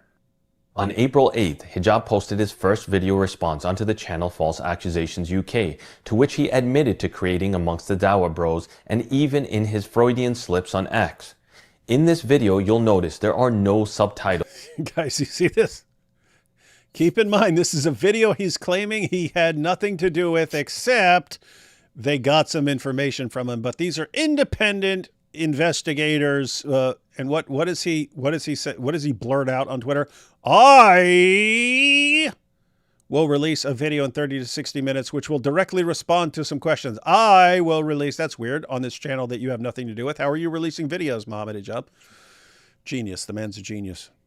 And there are no dynamic audio waveforms around any of the audio being played. A week later, Ali Dawah publishes a video. Unlike Hijab's first video, he added waveforms and captions. Fast forward 10 days, and if you take a look at Hijab's next response video, all of a sudden you see him using the exact same waveforms, the exact same captions, and even the typography is an exact match to Ali Dawah's video. So I guess the idea here is they're obviously working on this together when they were doing this, and yet Ali Dawah's swearing that they're not working together on this stuff? Yep. Like best case scenario, they share an editor or something, but I mean, clearly the two videos are related. Ali is in theory playing clips from Mohammed Hijab, or, not Mohammed Hijab's video, but he decides to improve it or whatever. And I don't think he added something. I think he had the source files and, I certainly don't think Ali did it. Some sort of editor made it look better. And then not Mohammed Hijab's like, yeah, that does look much better. I'm going to use that style from now on. The exact same style, right? Yeah, look at it. I mean, it's the same color. It's the same. Yeah, everything's the same. Yeah. If we break down each component further, it becomes even more obvious. With the dynamic waveforms around the avatars, the gradient, the positioning, and even the animation style, they are the exact same, a 100% match. With the captions at the bottom, the font color, the outline, the font style, the font size, and even the positioning, they are all the exact same, a 100% match. Hence why we can definitively conclude that Mohammed Hijab and Ali Dawah use the same editor, with the same software and the same plugins and effects to create their videos. And yet, the videos are completely disconnected from each other and have nothing to do with each other. Source? Trust me, bro. This is just another damning proof of their already exposed collusion. Behind closed doors, they were orchestrating it all, not as individuals, but as co-conspirators in deception. Mohammed Hijab wanted the world to believe the videos defending him were independent and unaffiliated. This channel is not affiliated with Mohammed Hijab. But today, we've laid bare the truth. He was the mastermind. And Ali Dawah, he posed as a neutral seeker of truth, claiming no ties to Hijab's defense, while in reality, he was actively plotting, colluding, and reinforcing Hijab's lies every step of the way.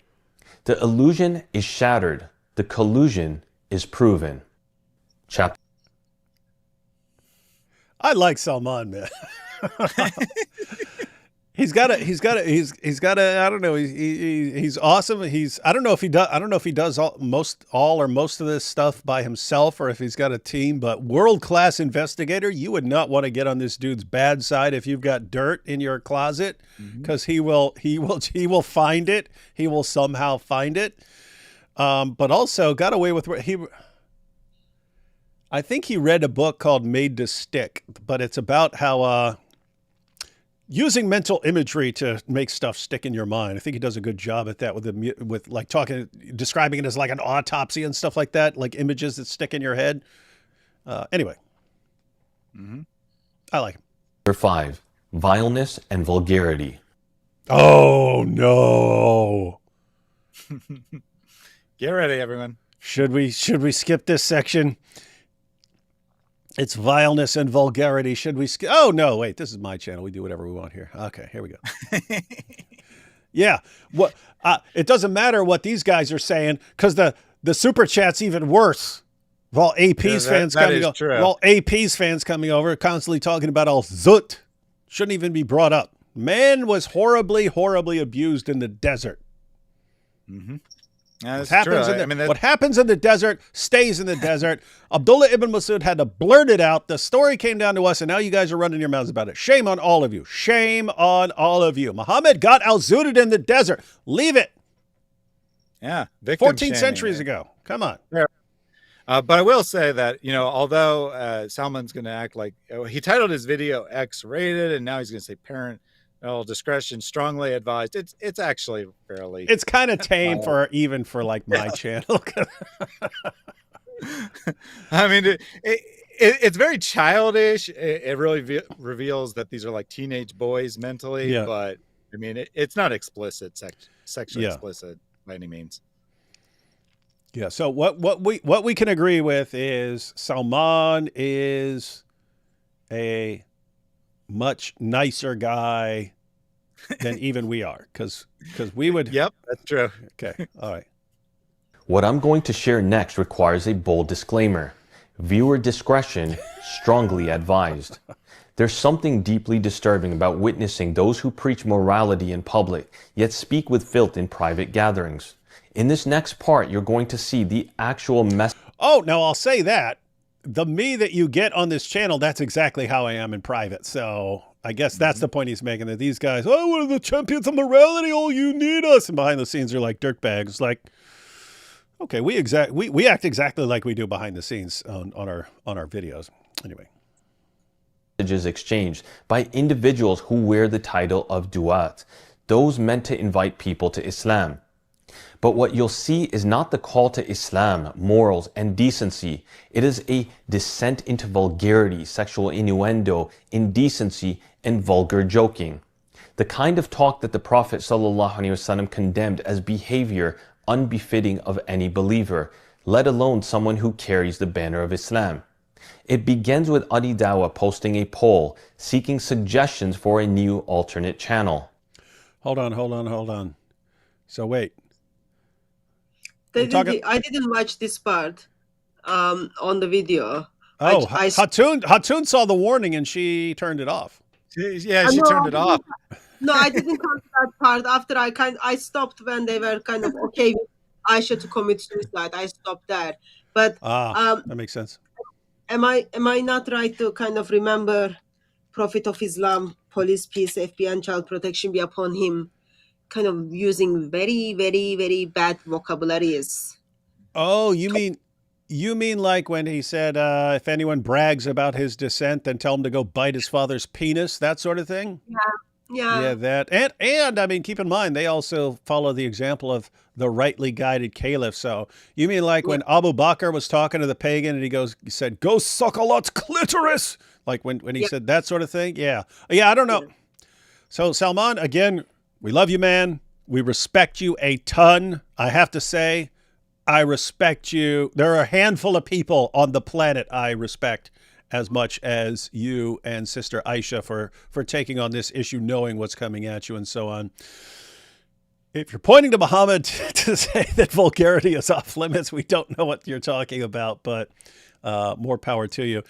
So when we see Mohammed Hijab posting things like, you two can play with each other. Get on your knees for David Wood. Gimp, D Wood can give you a golden shower. Go ahead and give D Wood what he wants. Let D Wood give you a golden shower. Gimp, get on your knees for your master. Boy, you can suck that golden showed from your master. I know you need a slave master. Golden shower. Gimp, get on your knees for your master. Let him slap your face, you fiend. Our position would be that would not be terribly surprising from the Dawah guys, given the example they're following. But so hang on, we're saying that this guy who sent us those messages, he's kind of vulgar behind the scenes. Huh? Yeah, shockingly enough. Shocker. Let's see what happens here. I'm starting a new channel purely for Dawah conversations and some controversial stuff. Ha ha ha. What do you think I should name it? After a few suggestions, he responds. I want something a bit spicy. That's why I'm inclined to uncensored. Before things start going downhill, one of the Dawah bros actually puts forth one of the best suggestions, a phrase repeatedly echoed by many people throughout the YouTube comments. Ali needs Dawah. It'll get the clicks. He's right. That's good title. Yeah, Ali Dawah should lean into that. Call his new channel Ali Needs Dawah. People would like that. Ali Dawah Uncensored, also not terrible, but everyone has like a channel like Piers Morgan Uncensored. Everyone has an uncensored channel now. So yeah, maybe we'll get some better suggestions here. But Ali needs dawah. That's a good one. Ali needs dawah. Most of us couldn't agree more. Soon after, Hijab pops in with a suggestion, and things begin to get vile and vulgar. Ali dawah raw. Oh, that's sick. Raw what? I like raw meat. Ali dawah explicit. Ali dawah 18 plus. Explicit. Ali dawah ungagged. Ali dawah ungagged. It's getting creepy because that has well, considering they're already into sexual innuendos. Yeah, and he could be using that specifically for the double meaning. Like you could defend it. I'm just saying, I'm not gagged, but given these guys are into all this perverted stuff, we know what that means. Ali dawah 4 inches. I take that as a compliment. Yeah. If you take that as a compliment, Ali dawah, be prepared for endless compliments, because I think everyone's going to be using that from now on, thanks to these leaks. I'm not fully following this conversation, but I noticed when they were quite okay for Aisha to commit suicide, it was all silent, and now Ali Dawah is seeking for a new name for his YouTube channel without, like, people are writing messages within 1 minute. There are 5-6 messages on the screen. Yeah, that is interesting, isn't it, everyone? Someone's like, hey, a woman may die here because we're going to be lying about her and messing with her and accusing her of being terrible and the worst person ever. And she's already really depressed over this stuff. And we're saying that she has mental health problems. We don't want to push her into self-harm. No, we shouldn't even care. And then silence. Mm-hmm. No one has any issue. But hey guys, what should I call my channel? Should I call it Ali Dawah's 4 inches? Yes, great plan. And everyone's jumping in. Yeah, so Ali Dawah's response here is pretty bizarre, right? Saying I consider this a compliment. I think that he's probably embarrassed. Hijab is kind of bullying him a little bit, and like he's kind of trying to deflect and make it a humorous situation. So, I mean, if it wasn't Ali Dawah, I might feel a little bit sorry. I mean, so like he's 1%, maybe 1% I feel sorry for him or something. But, he's just sitting there and taking it. And they're going to continue to bully him, right? They're going to continue to along this line. And he's just going to take it and say, ha, this is so funny, guys. You're all making fun of me in this group chat. I'm so proud of you making fun of me. I'm proud of that. Yeah. Ali Dawah, that's not going away. But I guess the reason he would take it as a compliment is... If the number is larger. I'm just saying, if Muslim Lantern, was it Muslim Lantern?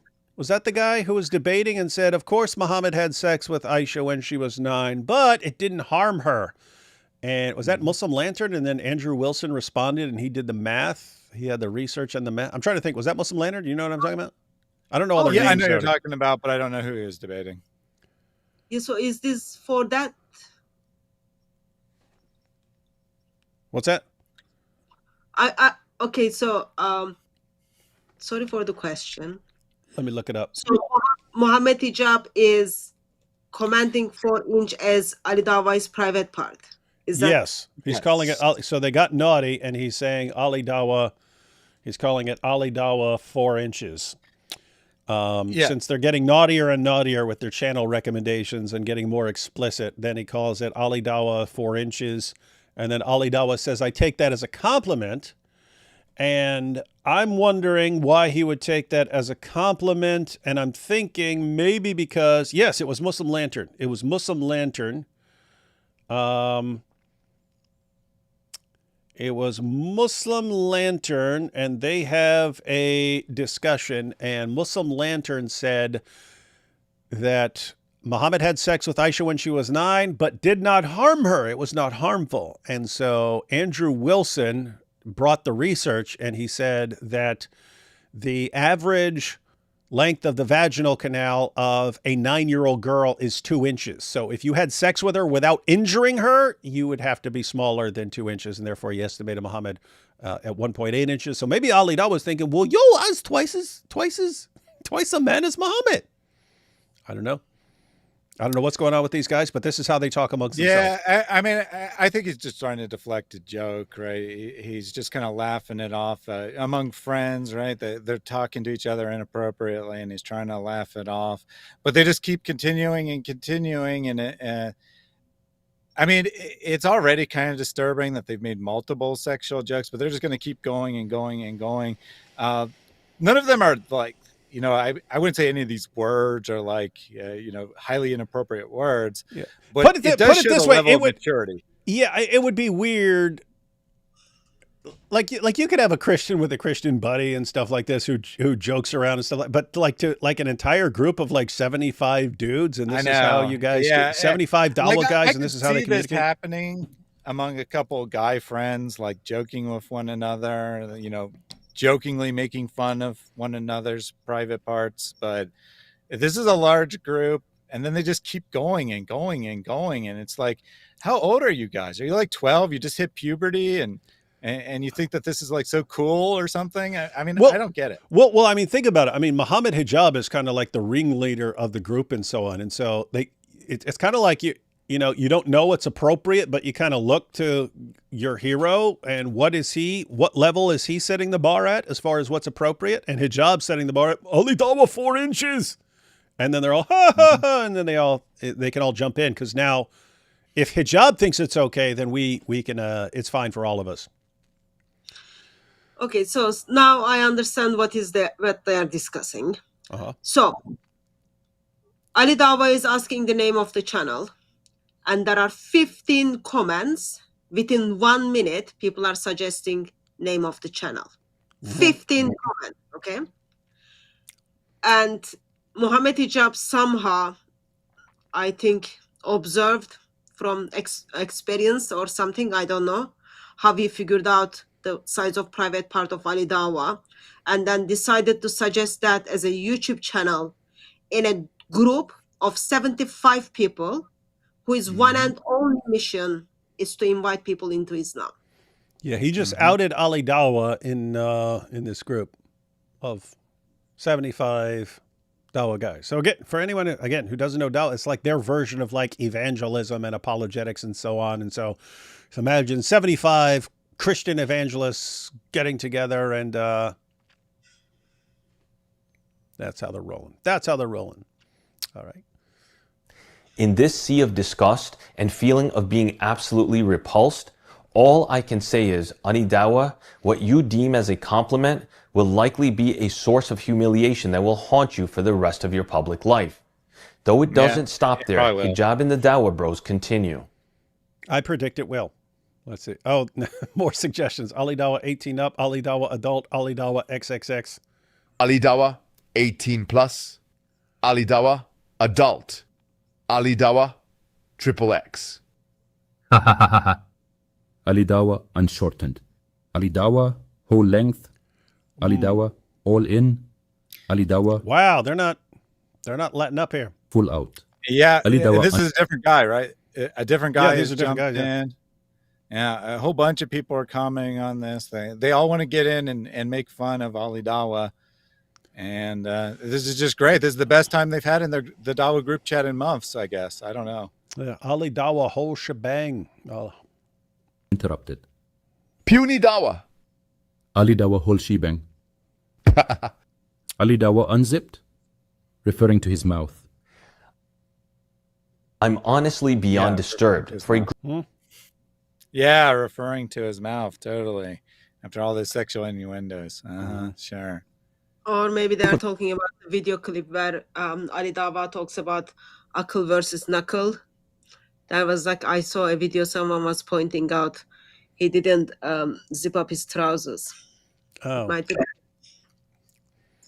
Hey, it'd be cool to take the Ali Dawah Unzipped channel and then have a clip from there. Individuals who claim to represent the religion to casually engage in conversations filled with obscene jokes and sexual innuendos. It's not just inappropriate, it is deeply disgraceful. It is pathetic. It is disgusting. It is humiliating. This kind of behavior is not befitting of anyone who wears a cloak of religiosity. Yeah, guys, and that's why we do not tolerate these al-zut jokes around here. Should be clear on that. Mm-hmm. There's nothing funny about Muhammad getting zooted in the desert. Just want to be clear on that. Betrayal of the trust that comes with being seen as a... You know what's weird? We're sitting here watching Salman, and we heard from Sister Aisha earlier, and then it's this weird mixed, when I'm confronted with people as repulsive as the Dawah guys, I instantly want to make fun of their prophet. When I'm listening to Salman or Aisha, I don't want to make fun of their prophet because I actually like them. And so we're going through this stuff, and I simultaneously feel compelled to make fun of Muhammad because we're watching stuff from the Dawah guys. And then, oh, I don't want to be disrespectful here because, you know, I respect Salman and Aisha. So anyway, weird situation. Anyway. Moral or spiritual guide. There must be a higher standard, not just in public, but also in private. If this is what happens behind closed doors, then it's no wonder why the public is losing faith in so-called religious figures, whose hypocrisy and integrity lacking nature is becoming more and more evident with every passing day.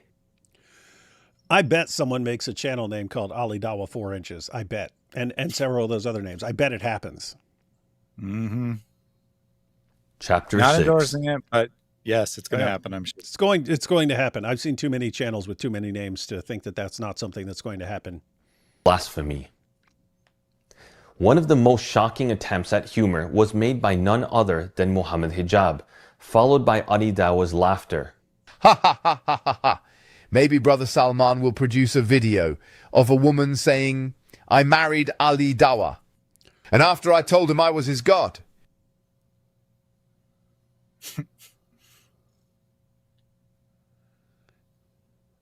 They're just going to sit there in silence. What? No, it's funny because maybe he's going to produce another video of a woman saying, I married Ali Dawah, but that actually happened because it did happen. So that's pretty funny. Yeah, but yeah, that's actually a good point because this was almost certainly posted before that video, right? Oh, and next he's going to come after you, Ali Dawah, and he's going to say, and the woman's going to say that Ali Dawah was so good in bed that he was like a god. And Hijab thinks this is hilarious, but according to Hijab, right, according to the video that both him and Ali Dawah, they both repeated it. Anyone who says I am God in any way whatsoever, no matter regardless of the context, is a kafir. They've left Islam. No Muslim would say this. This is unless it's Andrew Tate. Unless it's Andrew Tate, then you get a pass. But this is the one argument that they made that actually seemed to persuade some Muslims. Right? I looked at many Muslim comments on their videos. This seemed to be the only argument that they ever made that persuaded anyone, and that's that she said, I viewed Muhammad like a god, which is obviously, or as a god, which is obviously a figure of speech, obviously hyperbole. She's not bowing down and worshiping Mohammed Hijab. But now Mohammed Hijab makes a sexual joke about a woman saying you're God because you were so good in bed. And somehow that's completely appropriate and you know, not the same thing at all.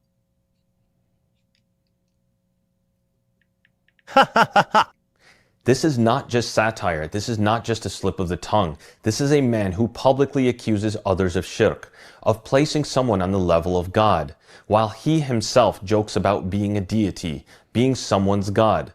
No sincere believer, no man grounded in Islamic humility would ever utter such a statement, even if trying to invoke humor. It's not just blasphemous, it is reflective of an inflated ego and a narcissistic self-image that is completely at... You like when the picture pops up right now. Yep, it's so great. Like, everyone's using that. Dumbest thing Hijab did before this, of course. This is far dumber. But seriously, that goes into this dude's a tactical genius. In his head, and this is the same with Ali Dawah. Ali Dawah, like, you know what would really impress people? If I got Smiles to Jenna dangling grapes in my mouth while I was debating, somehow that made sense in his head. And then Hijab's brilliant idea. I will go protest outside the Chinese embassy and I will pull off my shirt to show them what a man I am. And we all use it for the rest of our lives to call him a part-time stripper. Well, and he revealed that he doesn't really have any muscles, because as long as his shirt's on, you know, he's pretty big looking. You could think that he was strong, but he pulls it off and you're like, nope, it's all flab, right? There's not that much muscle there. I don't get it. He actually thought he looked good, right? Thought it was going to be very. He thought it was going to be very impressive and intimidating. We're all going to go. That's what he's like without his shirt on. Oh my goodness! We have to never object to what this man says again. He's so strong and powerful. Instead, he just took his shirt off. What an idiot! Oh boy. Odds with the teachings of our faith. Never once have we witnessed a scholar or a respected da'i make such a hideous, flagrant, and egregious joke. Compare this with his relentless public attacks on a vulnerable woman, Sister Aisha, when she used the term God as an analogy, as a metaphor, and not in the literal sense. At that time, I look at this guy as a god. Her words, while imprecise and hyperbolic, were a metaphor, a figure of speech, rooted in emotional attachment and trust, not literal worship. And yet Mohammed Hijab and Ali Dawah seized on this to accuse her of shirk, publicly branding her as someone outside the fold of Islam. But when he himself declares, I was his God, there is silence. This is not just hypocrisy, it is spiritual arrogance of the highest order. It is. Wait a minute. Mohammed Hijab's a hypocrite? Shocking. But not just Hijab, the entire group, right? No one calls him out. No one says that you shouldn't have said that. You should have chosen your words more carefully. Wait! This isn't something to joke about. The entire Dawah community is a bunch of hypocrites?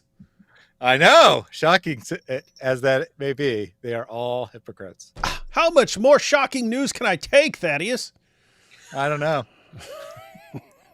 An abuse of influence, a dangerous flirtation with blasphemy, and it reveals a man whose self-obsession has crossed every red line of Islamic character and humility.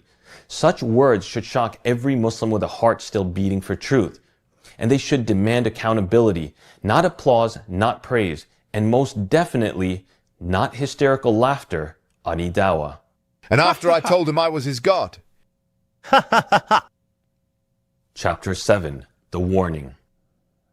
With everything we have presented, it is not speculation, it is not theoretical, it is evidence, it is documented, it is witnessed, and yet not one of the 75 du'at in that group had the courage to speak out. Let me say this clearly, if these Dawah bros want to remain silent and do not recognize that they were complicit in one of the greatest modern day cover-ups in the Dawah scene, then their silence will no longer protect them. Because if this cowardice continues, I will release the full list of the 75 members in that WhatsApp group, so the world can know who watched and said nothing, who witnessed and remained silent. Everyone getting that? Release the list. That's why we're calling it the Islamic Epstein list or the Dawah Diddy list. He only released a couple of names of people who are in the discussion, but he has the full 75 Dawah clown list to show. Here's everyone who saw this happening. Here's everyone who kept their mouth closed when they were talking about driving her to end her own life. Everyone who saw what Mohammed Hijab was saying, the jokes they were using. He's got the list. He's got the list. That's interesting. And for those that actively partook you want to talk in about, what's up? You want to talk about tactical genius. This is tactical genius here, right? He's saying, I have the list. I can release the list. No, but here's he's what you're he's a tactical genius. He's a tactical genius. Exactly. Yes. Exactly. This is tactical genius here, because every guy on that list knows they're on the list, knows they've been exposed. Now they have to make a choice. They have to make a choice. Do I go public? Do I say something against Hijab? Or do I hope that Salman's bluffing? And we know he's probably not bluffing, right? He's going to release that list. And not only does he have that list, it occurred to me, it doesn't actually matter how long he was in the group. He could scroll back to all the conversation from the beginning of the history of that group. He might have years of screenshots of these guys saying stuff. Yeah, and that's he can that's the issue. It's not just any time. Yeah, it's not just that he has the 75 names. It's they don't know what he has access to. And if he was able to infiltrate that, or if someone's leaking stuff to him, that means he he is able to, he's got some sort of in with their stuff. And so the bottom line is right now, if you're a Dawah guy who's on that list, you are in panic mode because you don't know what this guy has on you. So all you 75 Dawah guys, be sure to thank Mohammed Hijab for putting you all in this extremely, extremely difficult position. And he did it all. He did it all. Just because he can't take the slightest L. Just can't take the slightest one. Has to declare war on anyone who exposes him. This was over with an apology, which he did do, and letting Aisha mention that this is something that happened and that women need to be on guard against this stuff. That was it. It was done. We would have never heard anything about this again. And yet, here we are. Good job, Mohammed Hijab. But you 75 guys, he put you in this position. And he's quite comfortable with that. Deceit, you may fool the world for a time, but the day will come when the veil falls. And when it does, your words will testify against you. Until then, we will keep exposing you, day by day, video by video, text by text. Chapter 8.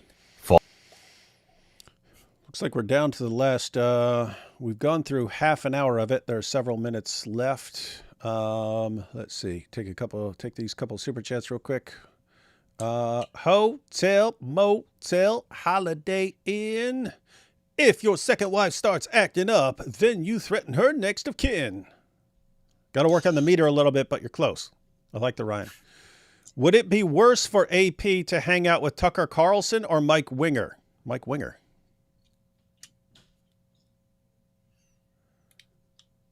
They banged me in the desert. That's what they did to him. So this is not a joke, guys. This is straightforward historical reporting of Muhammad in the desert. They zooted me in the desert. Yeah, we get it. We get it. They're Mimi and, instead of, what is it? What in the brain? Pinky in the brain. They're Mimi and Mimi and no brain. Mimi and no brain. Mimi, what are we going to do tonight? I don't know what the voices are like. What are we going to do tonight? No brain. The same thing we do every night. Try to marry little girls. That sounds about right. I still got to check out that show. Poem. To Ali, Mo said. To Ali, Mo said, I have a plan. Let's get more wives and have all that we can. The marriage quickly turned fickle. Now it's become quite a pickle because after all, we know Islam is a scam. I hope other people are recognizing that it's a scam now. Allah at bar is at hams, what, in his ball, and then I ran. I don't even know what this is about, man, but it sounds weird. Yeah, what the heck? Allah at bar. Allah at bar instead of Allah Akbar. Okay, I think I get it now. Mr. Wood rejecting the upgrade. Trunks, Enos, go Amish. Mr. Nice just subscribed.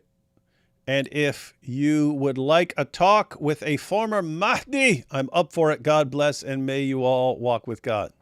Wow. I guess I'm Mr. Nice, so thank you for subscribing to my channel. And yeah, I'd be up for interviewing you. You can find my email on my channel. Just drop me a message and we can talk. He's a former Mahdi. David, I wish I could have talked to AP before the conference. I maybe could have convinced him to convince Trump's son to tell his dad to mention Al-Zut. Yeah, if anyone can ever get Donald Trump to mention Al-Zut. I can't promise millions because I'm not rich or anything, but I will take out $1,000 on my credit card and just give it to you if someone gets Trump to refer to Al-Zut.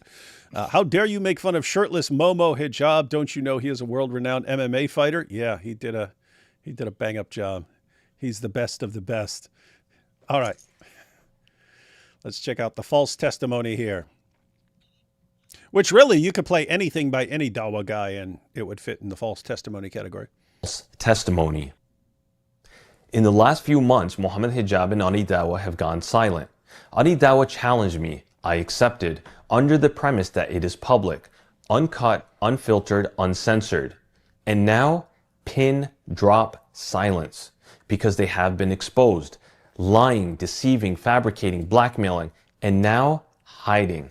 This isn't just about them anymore. Hiding. This is about the swarm of influencers who defended hijab early on, but went quiet when the blackmail and damning evidences came out.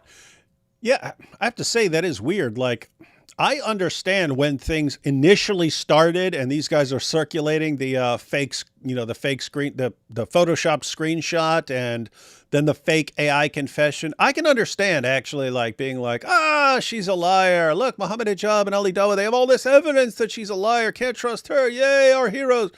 But then it's very so I understand believing that at first, but after it's all been exposed as lies, why do you guys like not correct your course and say, okay, we condemned Aisha, called her a liar because of these things. Now these things have been exposed as fake. We apologize to her. We apologize to her for joining in this campaign to smear her. Some of us did so in ignorance, and we take it back now that we have seen the truth. Instead, they just go silence, right? It was all a lie? Hmm. Yeah, and again, Dean Responds put out a video today doubling down on it, admitting that basically everything Salman said is true, but it's all justified because she might be a disbeliever and or might have mental issues, which makes absolutely no sense in any way. I did read a couple of the comments. I didn't have time to look at a huge number, but some Muslims were calling him out and being like, how could you support hijab after all this? You say she's mentally unwell, but what about all the evidence, blah, blah, blah. And then he replies along the lines of, well, I don't know if hijab did anything wrong or not. This video isn't about him. So that is Dean's position as of today. He has no idea if Mohammed Hijab is guilty, and if he is guilty, then he should repent. So is the Dean Responds video is exposing behind veils deception? That one? Yep.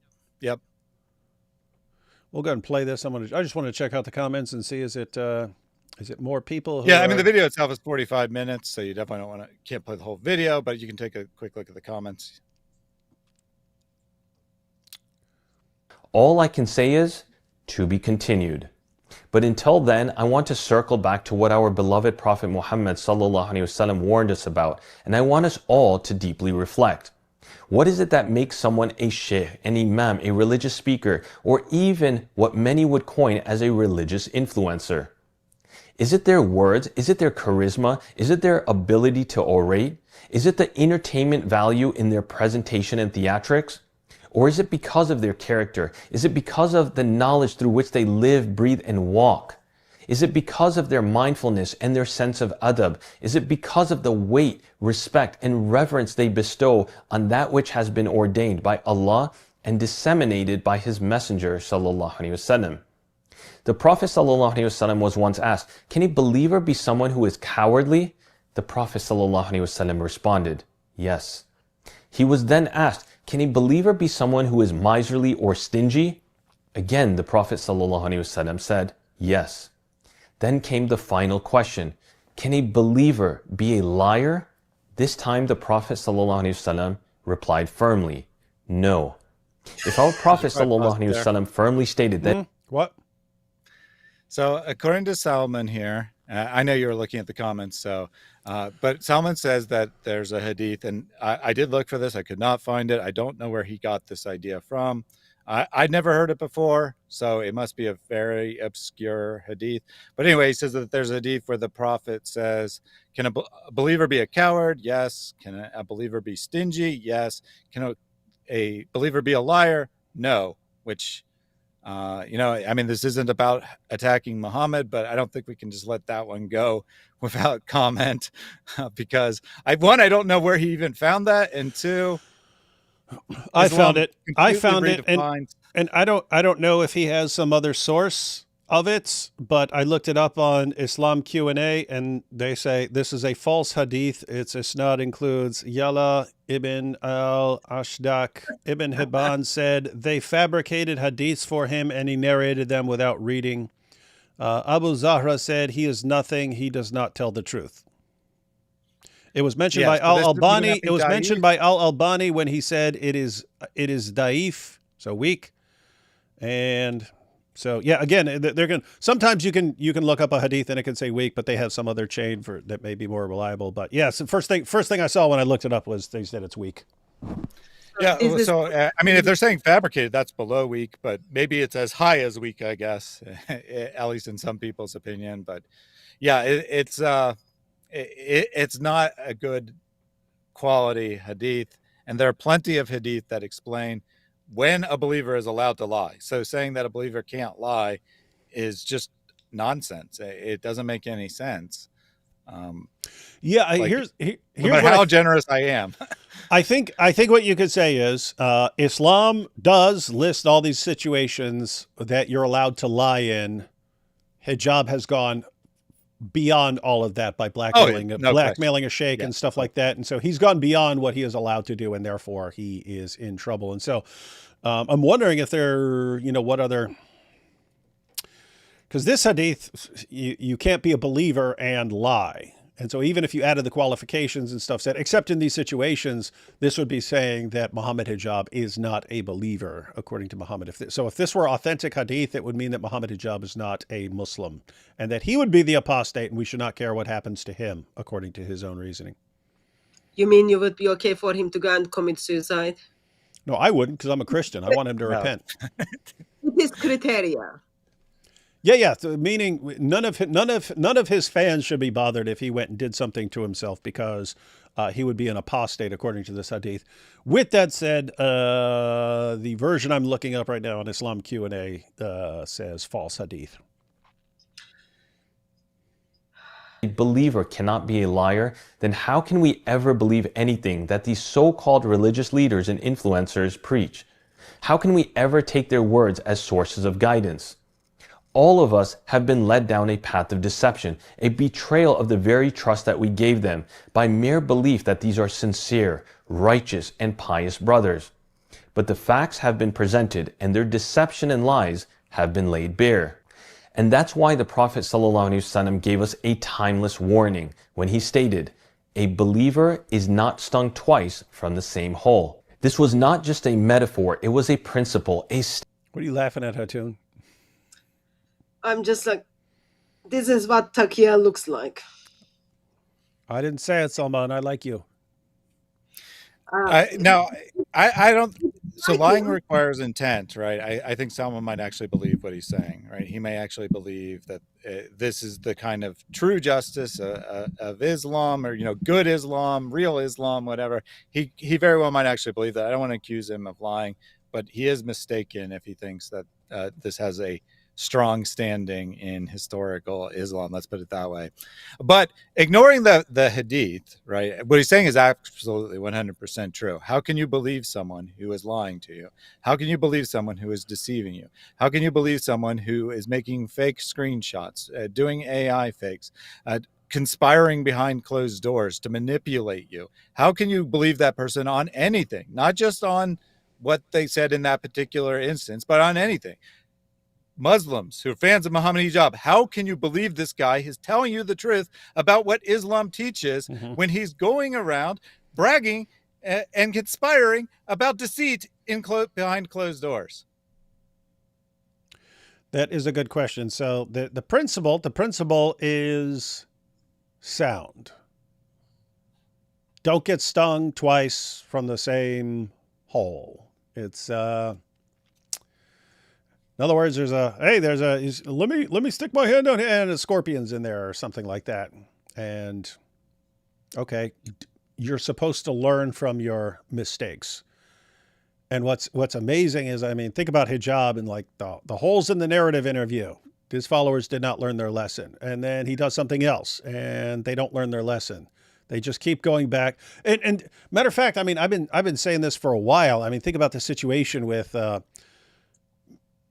the holes in the narrative interview is a perfect example. So for years, the Dawah guys and the sheikhs and imams and everyone said, perfect preservation right down to the letter. It's a miracle, right? And then people like me are responding to that for years, just showing them what's in their sources. And you have other guys who actually use like Quran manuscripts and stuff to show textual variants on the pages and stuff to try and refute this. It doesn't catch on. It doesn't catch on until Hatun shows up with 26 different Arabic Qurans. That's when they finally realize. But what do? What do average Muslims do when Hatun shows up with 26 different Arabic Qurans? They go right back to the same Dawah guys who lied to them and said perfect preservation right down to the letter. And then they say, but she's got 26 different Arabic Qurans there. How do we answer that? And what did the Dawah guys say? Tell them it's all just different dialects, but the meaning is exactly the same. The meaning is exactly the same. It's just different dialects because the Quran was revealed in all these different ways. So they run back and say, it's just different dialects. It's different dialects, everyone. And then what? They have to hear from other people, from non-Muslims, it's not different dialects. You have different verses with different words and different meanings. And sometimes you get completely contradictory meanings and so on. So then they go back. How do we explain this? Oh, because Allah revealed it in all these different ways. That's why we have different qira'at. They all go back to the time of Muhammad. They're meant to, yes, they give different meanings, but they're meant to complement each other. And then they come back. Oh, it's meant to complement. It's like, why do you keep going back to the same guys who just lied to you? Why? Well, like, how does this work in your head? This guy lied to you before. And then when the lie is exposed, you go back to the same liar to get the new lie that you're supposed to tell. And then that lie is exposed. And then what do? You go back to the same guy to get the new lie. And I have to say, Ummah, we see plenty of evidence that the Dawah gangs are the biggest bunch of liars the world has ever seen. That means the Dawah community is massively deceptive and dysfunctional. But what does it say about your community? Just the Ummah, if you guys worship these guys as your heroes, and no matter how many times they lie to you, you keep going back. It looks like you love lies. That's what it looks like to an outsider. It looks like you absolutely love being lied to, and that you have an entire community that loves being lied to. Why should we, when we're looking at this and we see liars and then people who love lies continuing to go back to the same liars who lied to them before, why should we look at this and say, wow, this must be the true religion? It produced this, an entire system of lies. I would like to point out something. I can see we disagree on this, but I'll use my basic freedom of speech to express this. I do concern for Aisha. I do concern for what Islam does to Muslim women, as well as how Muslim men treats their woman. I've got very serious concerns on that. I have seen at first hand what happens to Muslim women, and now I'm sitting behind the camera and I'm just watching and listening what they've done to Aisha. So in that sense, it is good that Muslim man thinks he can stand up against the Dawah gangs and expose them. I think we all agree that Salman is very good investigator. Like David, I think like little bit ago, David warned us, make sure you don't have dirty wardrobe and then end up in the hands of Salman, because it's not going to go well with you. Okay. So he's a good investigator. Going through all those WhatsApp messages, going through all those phone calls, getting into the people's things to figure out what went wrong, why went wrong, or if anything is wrong, who is being abused and what. And suddenly this gentleman to plug out and then say, well, lying is not acceptable in Islam is a lie. That's a lie. He should know much better than me that Allah is a liar. Allah deceived whole Christians. He must know much better than me that Muhammad is being not only deceived by his own God, but Muhammad deceived humanity and his followers. He must know better than me that lying is very much acceptable in Islam, that Islam teaches that. So therefore, pulling up the false hadiths I interpreted that as he's lying. That's the first point. Second point is, yes, he's got the platform that he's exposing Dawah gangs, what the Dawah gangs are doing to Muslim women. That doesn't give him right to introduce different Islam. Maybe if this is what he wants to believe, he needs to say, this is what I believe, this is not the teachings of Islam. That's absolutely fine. I have no problem with someone to say, yes, Islam teaches this, but I disagree. That's absolutely fine with me.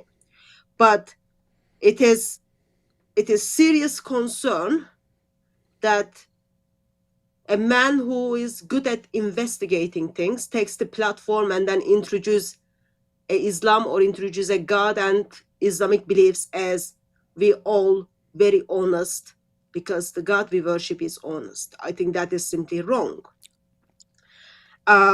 So I don't think he's mistaking. I think he's misrepresenting and he lied. So that's taqiyya in action. That's where kind of I stand on that. But that doesn't, like, he's doing very good job to stand for what happened, what Muslims did to Aisha. But I don't think he gets the right to free pass for misrepresentation of the Islam. So here's the issue, ladies and gentlemen. So normally when a Muslim tells me Islam is a religion of peace, I tend to think, okay, I know Islam's not a religion of peace, but this Muslim probably thinks Islam's a religion of peace, and therefore I don't think that this Muslim is lying. But when it's a very knowledgeable Muslim, and I know that he's familiar with a bunch of the same things I'm familiar with, then I start thinking, okay, now I'm really thinking he's probably making stuff up. Although I have to grant that it's always possible that he's interpreting everything differently, or just reinterpreting everything. And then, you know, the next level would be you actually catch someone like praising jihadis and stuff behind the scenes while they're telling you that Islam is a religion of peace. Then it's like, okay, now I know this guy's lying, right? Now I know this guy's lying. So with Salman, here's the issue. He's saying a bunch of things that, you know, when he's saying, oh, you can't lie, we're thinking you can definitely lie according to Muhammad. There are all kinds of situations where you can definitely lie according to Muhammad. There are other situations where you can't lie according to Muhammad, and I think hijab is doing some of that, and so you could condemn him on those issues. But if you're just acting like lying is forbidden, then the question would become, is Salman just wrong? And Hatun's pointing out, wait a minute, this is a world champion investigator. You mean he doesn't know how to get to the bottom of this? He doesn't know how to, he's sitting here going through all this stuff and somehow sifting through everything to get to the truth of the matter. And yet he's quoting a hadith where as soon as you look it up, it says weak or fabricated or something like that. So that would be the issue. Does he know that he's wrong right here? I have to say, I'd be inclined to give him the benefit of the doubt on this one. Maybe he just absorbed that hadith or this principle years ago and has never seriously investigated these kinds of things. So Salman, you know, Hatun thinks you know better and you're misrepresenting it. Me, that could be the case. I don't know. But if you want to clarify at any point, even it doesn't have to be something public. If you want to send us something about why you think what you're saying is correct Islamically, if you wanted to hand that to us, we can if you show us a case for what you're saying that we do not think is seriously problematic, then we could retract our claims. In the meantime, Hatun thinks you're practicing taqiyya, and I'm undecided, but a little suspicious, let's say. And in meantime, I'm willing to give him the benefit of the doubt. Go ahead. In meantime, I'm very much convinced that there are Muslims who know they've been lied to, not only in the basic issue of misyar marriage, but even the very basic of understanding of the Tawhid or preservation of the Quran. And they find it is difficult or impossible to believe that lie is a lie. So that's where we step in and then we expose that is a lie. And then we expose that in the intention that draw people to Lord Jesus Christ. So there are people who love living in lie, and there are people who wants to find the truth. So you be the judgment, you make that judgment and then use all those to make sure you preach the gospel. Because whether they are lying or they don't think they are lying, or they don't know they are living in a lie, wherever they are, the moment they are still under the Islam, the moment still they reject the identity and work of Lord Jesus Christ, they are going to spend eternity without trying God. And that is horrible place to be, and we cannot turn blind eye to let those things happen. Yeah, I agree completely with what you just said. I don't think that I was turning a blind eye. I mean, I wanted to call it out and say I don't agree. That's not what Islam teaches. I think you actually said something very wise there. You said that people will want to believe the lie, right? They'll want to believe that this is the truth. And I think that Salman wants to believe this is the truth about Islam. He wants to believe in something that resembles Christianity, actually, but call it Islam because he has a moral conscience and he wants to believe this is what Islam teaches. Unfortunately, he's wrong, and he needs to be called out about that, and he needs to be corrected. But the only thing I disagree is that we get benefit by calling him a liar, saying that he's doing taqiyya. That's the only thing I disagree with. Well, she's just saying how she views the things. But yeah, I generally wouldn't call someone a liar unless I'm like, okay, I do not think this person is misinterpreting or reinterpreting or anything, or I think this person is knowingly being deceptive and so on. With that said, that may be entirely the case right here. But yeah, I regard it as a pretty serious matter to say, hey, you're lying. So I'd need a little bit more. I'd need to actually like catch him in something where I was like, I know he knows that's wrong. I know that. Mm-hmm. But tough call. Because he is saying some seriously wrong stuff, and he is a champion investigator. But maybe he never turned his investigative powers onto his claims about his religion. Not sure. Let's see. Standard, a prophetic call to vigilance. When someone has proven themselves deceitful, manipulative, and dishonest, we are not just advised to be cautious, we are commanded to put our guards up and take full caution. Caution in the face of deception is not cynicism, it is prophetic wisdom. Yes, a person might be fooled once. We may mistake false appearances for sincerity. That's human. But to be misled again by the same trick from the same hand, that is heedlessness. That is negligence, and that is not befitting of a believer. This guidance from our Prophet ﷺ is not just about personal safety, it's about protecting the very soul of our community. And that's exactly what Sister Aisha was pleading for when she reached out to scholars and leaders. Her goal was never revenge. It was warning. It was protection. It was to prevent others from falling into the same trap. She was trying to safeguard this ummah from wolves in sheep's clothing. So let the wolf is wearing this. Wolf. Shake wolf. This be a reminder for all. What's that? His videos are good. Like Yeah. you want to watch it. The way he edits them, stuff like. Mm-hmm. Yep. Oh yeah, I think that we're very lucky that he's not like doing the Mohammed Hijab style Dawah, because he is definitely very talented at making his points and doing a good video. If he was doing something in support of Mohammed Hijab's brand of Islam, he would probably have 100,000 subscribers. His videos would be blowing up. Everyone would be talking about him. So I actually think that we're very fortunate that he is directing his attention towards correcting the behavior of the Dawah community instead of joining it. Oh yeah, I've said before, I don't know anyone who would have been, anyone else who would have gotten this done. Like even like if me and my friends were like, let's expose hijab on this issue and defend Aisha, we could have done some things and helped. But there was no scenario where we were going to infiltrate the the speaker's corner Dawah team. None of that was going to happen. So we would have never had a bunch of that information and so on. So, yep, he's taken on the Dawah guys, and he's really, really good at what he is doing here. And I don't know anyone who could have pulled this off to this extent. All of us. Character matters. Truth matters. And once the mask has been removed, we must never look at the deceiver the same again. I want to wrap up and issue a stern, emphatic, and reverberating reminder to not just Mohammed Hijab, Ali Dawah, and those who collude and partake in their deceit, but also to every single person who has ventured into or even thought about using lies, fabricated evidences, or even false testimony in an effort to harm and destroy another person.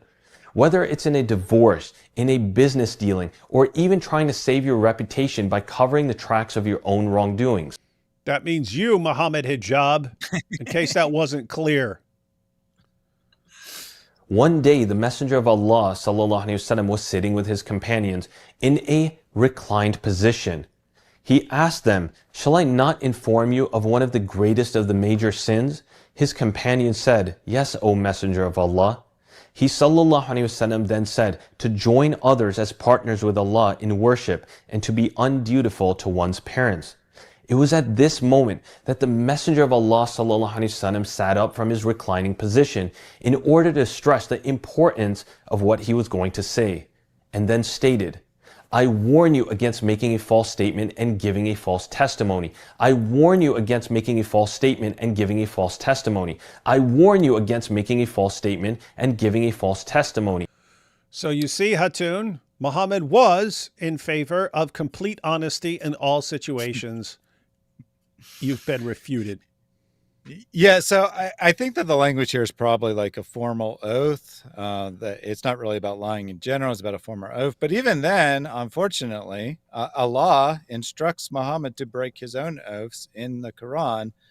So I don't know. What are you supposed to do with that? Hey, let's say that Muhammad actually said these words. Well, what are you supposed to do when he says, don't make a false statement, a false testimony? But on the other hand, is God corrects him and says, you didn't make that oath when I instructed you to, so you can break it. Well, no one ever makes an oath because God instructs them to. I mean, that's 0.0001% of all oaths ever made. So if the criteria is Allah doesn't instruct you to make it, therefore you shouldn't make an oath, or therefore the oath doesn't matter, then this statement's kind of meaningless. I'm sorry, but this is kind of meaningless in light of other evidence. Yes, The messenger don't provide false testimonies, don't make false accusations. Such a shame that Prophet of Islam didn't get that memo.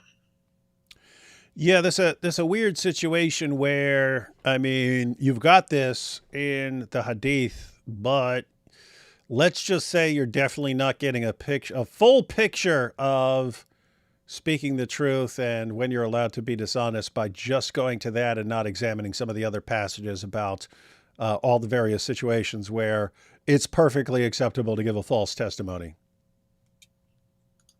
Allah ﷺ kept on repeating this warning to a point that they wished that he would stop. Imagine how terrifying to engage in such major sins by relaying false statements and false testimonies. In another hadith, the Prophet ﷺ said that the one who bears false testimony will be unable to move on the day of judgment until Allah condemns them to the hellfire. Allahumma ajunna minan nar, Allahumma ajunna minan nar, Allahumma ajunna minan nar. Ya Allah, we ask you to protect us from the hellfire. Mohammed Hijab and Ali Dawah, acknowledge your wrongs, repent. Look at the picture he picked this time. Kind of funny. And seek forgiveness for your egregious transgressions. And do realize that if your arrogance cannot be subdued and tamed, you will end up living a life of humiliation in both this world and the next. I ask Allah subhanahu wa ta'ala to guide both of you to repent and reform and re-emerge as ambassadors of truth and goodness. And as for the rest of us, as Muslims, know that we are not permitted to stand by in silence. We are commanded, not suggested, to enjoin in the good and forbid the evil. This is the very essence of our ummah's strength. And today, that responsibility is no longer ours alone. I do have to wonder, based on, because again, we're familiar with various, all these different reasons you're allowed to lie in Islam, lots of them. Mm-hmm. Seems like hijab has gone significantly beyond all of that with the stuff that he's done. So if he knows all this stuff, there's a question like, is he even serious, or is this all just a grift for him? Yeah, I am inclined to believe that Hijab doesn't actually really believe in Islam anymore. He might have when he started, I have no idea, but I think that today he probably doesn't really believe in Islam at all. I don't say that lightly, and it's really hard with the Dawah guys to decide, but in Hijab's case, I have decided he's probably a grifter. He probably doesn't actually believe in any of this. And the only reason why he wouldn't come out and just, flat out lie and deny all this to people's faces is because he's afraid of his first wife. It has nothing to do with any moral accountability or anything along those lines. He's not afraid of Allah. He would do the mubahala. He would do everything falsely, except that he's afraid of more people talking about this. He's afraid of it damaging his reputation. He's afraid of people realizing he doesn't believe in Allah, but he's not actually afraid of Allah in any way. That's my opinion. But I did want to say that Salman is absolutely 100% correct in this last point. There's no dispute about this, that Muslims are commanded, it's one of the central commands of Islam, to, even by force, right, make the good and forbid the evil.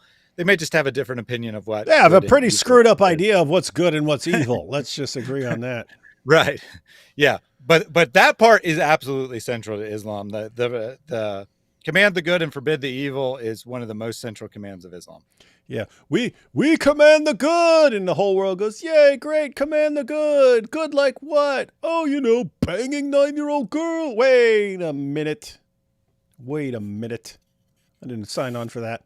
We at Behind Veils rest our case. Airtight The evidence case. has been laid before you. The testimonies, the leaked messages, the fabrications, the threats, the gaslighting, the vicious slander, the deceit. It's all out in the open now. And now it's in your hands. To every single one of you watching, brother or sister, young or old, you are now a witness. And with that comes an obligation to warn others about these deceitful liars, to protect your community from spiritual predators, to demand accountability from those who claim to speak in the name of our religion, but act in ways that betray it. May Allah subhanahu wa ta'ala give each and every one of you the strength to rise, to speak the truth even when it is unpopular, and to be ambassadors of justice in a time when silence is complicity. This is not just our fight, this is your test. Interesting test, and it's good that he's handing this over to other people, because that's something I've been saying, for years. Like we'll spend years responding to stuff, as long as it's like 3 or 4 or 5 YouTubers saying something.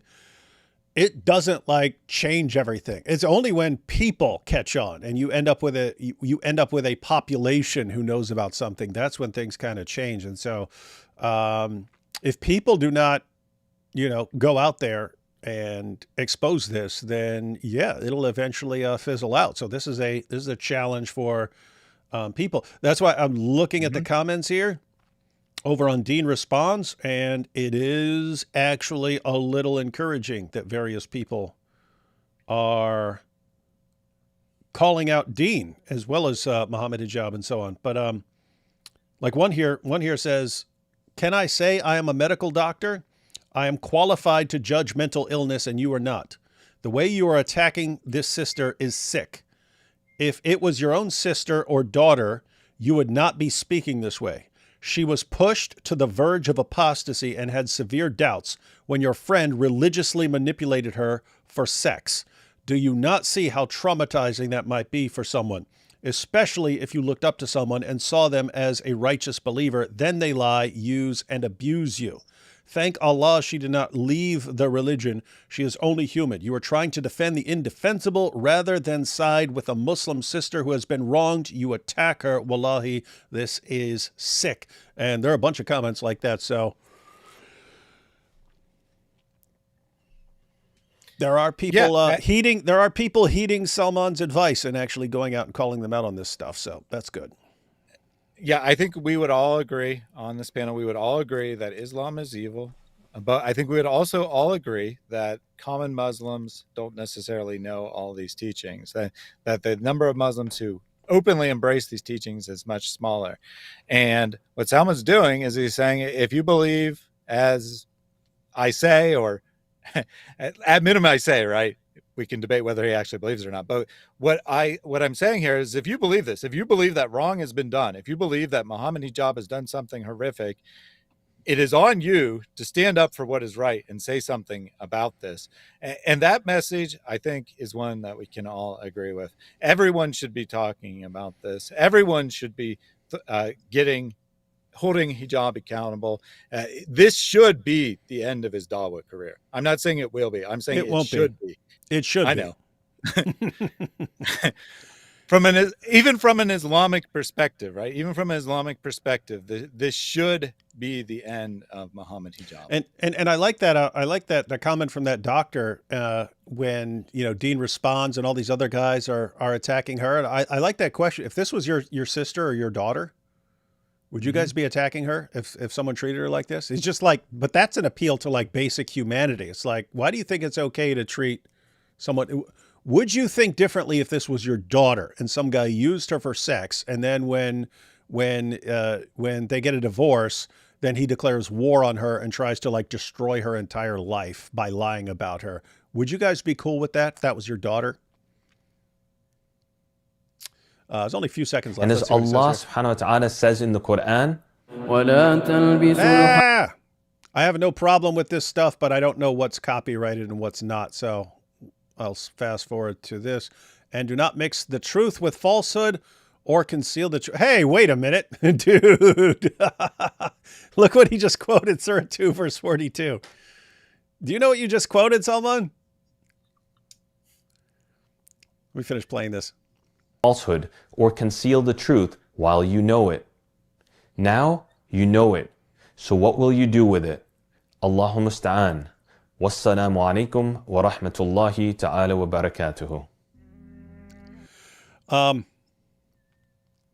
Yeah, Salman, that's a passage that's directed towards the Jews, the children of Israel, and that's part of Allah affirming their scriptures. That's an interesting little passage. Glad you quoted it. In fact, I encourage everyone out there, especially you Muslims, to look that passage up. He quoted Surah 2, verse 42. Read Surah 2, verses 40 to 44. It's all about Allah affirming the text of the book that was in the hands of the Jews during that time. And that's part of it. He's telling the Jews not to deny the truth because they know it from their scriptures. Interesting stuff. But he has here this little end.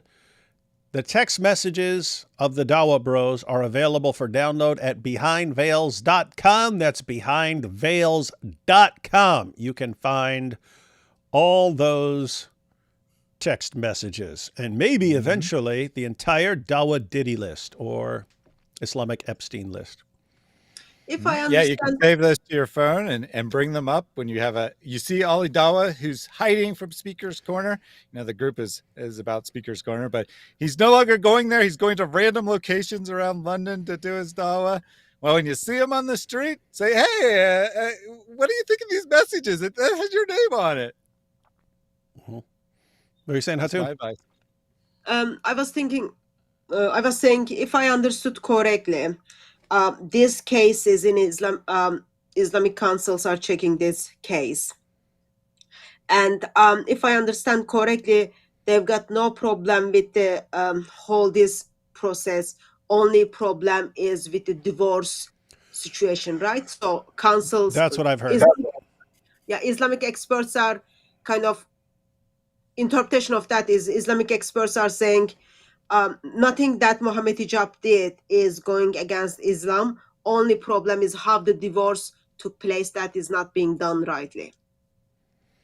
That's what I've heard. So what Hatun is mentioning there is Aisha wanted to get, basically an Islamic court to rule on this and ruled that Mohammed Hijab is wrong. And after looking at the case, the only thing they're willing to look into is whether the divorce was handled correctly or something like that. Which we're looking at this going, that's what you're interested in? That's that? Of all the things, you can see why Aisha would occasionally have some doubts over this stuff. Like, This is what the true religion has produced. A massive bunch of liars, and then a ton of people who love the lies, and then a court where you get no justice, and scholars who will not help someone who's a victim, and then you occasionally get someone like Salman who's willing to call it all out, but he's like a tiny minority, and he's being attacked too by the majority of people who are going to look at this. So it is creepy situation, guys. I agree with. I'm going to agree with AP on this one. Stay away from Islam. Just slight clarification. The court didn't necessarily say that Mohammed Hijab's behavior was okay. They just said they didn't want to look at it, which is kind of the same thing, but slightly different. So I just wanted to clarify on that. They declined to investigate it as opposed to saying it was okay. Good stuff. Good stuff. You're doing a bang-up job, Islamic courts. You guys should just rule the world. The world would be so much better if you guys were in charge. Take these last couple of super chats. Plot twist. Salman is Mossad. That would be funny. That would be seriously awesome. Serious question. How do you guys stay safe? You must be under threat for criticism of Islam. Aisha is brave, by the way. Yes, she is, because, again, you already saw it from hijab. It's, hey, we're calling her an apostate and an enemy of Islam, and we don't care even if she dies. Guess what? If they regard her as an apostate and an enemy of Islam, according to them, her blood's halal, right? That's some creepy stuff. She would be in actual danger if she's in the wrong place at the wrong time, and some of these guys have access to her. So creepy. Oh yeah, stuff. I just want to say that Mohammed Hijab he literally thinks he's like some kind of gangster. He thinks that he's like a crime kingpin or something.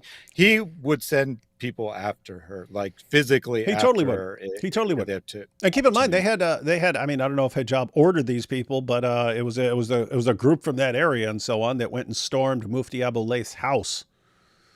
I mean, they stormed his house. They busted through his door and stuff like that. So these guys do view themselves as gangsters, even though we know they're a bunch of sniveling little cowards. What kind of man will burn his entire religion to the ground just to avoid admitting that you lied? You freaking coward. What a scumbag, man. You are the worst of the worst, dude. And I have to say, as someone who wants to bring your religion crumbling to the ground, I'm very grateful for you being the champion of your religion. Very grateful. Am I the only one who thinks the Shahada sounds like I lie and lie, I lie and lie and deny for Allah? Say it again and again. Without lies, Islam dies. Very mean stuff. A little help, please. Is the Islamic God's name pronounced as a liar or Allah, as they both sound the same to me? Allah is a liar. I see Hatun cracking up, so you apparently are right on. You are right on time with Hatun's sense of humor. You guys are in total sync. You see, David lost the mubahala. Allah isn't letting him go to bed. You see? Oh, guys, Hatun lost the mubahala. One of the many great things about Christianity is you don't have to lie about your teachings. We want better for Muslims, and Jesus is a divine safety net fishing for you. It is good not having to, you can have bad people doing bad things everywhere. In Christianity, we can call them out. Cultists that prefer to live in a sea of lies, many adherents love those lies because in their minds, those lies are just too good to give up. That's a good description of Islam. It's a lie that is too good in the minds of people to give up. I mean, think about Mohammed Hijab. Even if he, I don't know, Thaddeus is thinking that he's just a complete fraud and doesn't even believe in this stuff. As I said, I'm inclined to give people the benefit of the doubt. And I don't know. He may be a total atheist just using this as a big scam, but he may be a sincere believer just thinking he's too important. He could be thinking, well, look, Muhammad got away with breaking all these rules, then why shouldn't I? I'm important like Muhammad. So could be sincere, but wow, what a religion. What a religion. Fun stuff. All right, guys, any final thoughts here on all this stuff? Glad we actually got through all that. I know we went super long and super late, but figured it was good to get through the end of that. Well, I watched, I thought like the time I stopped, it was kind of video was almost finished, but I watched until the part where they were talking about they were all okay for Aisha to commit suicide.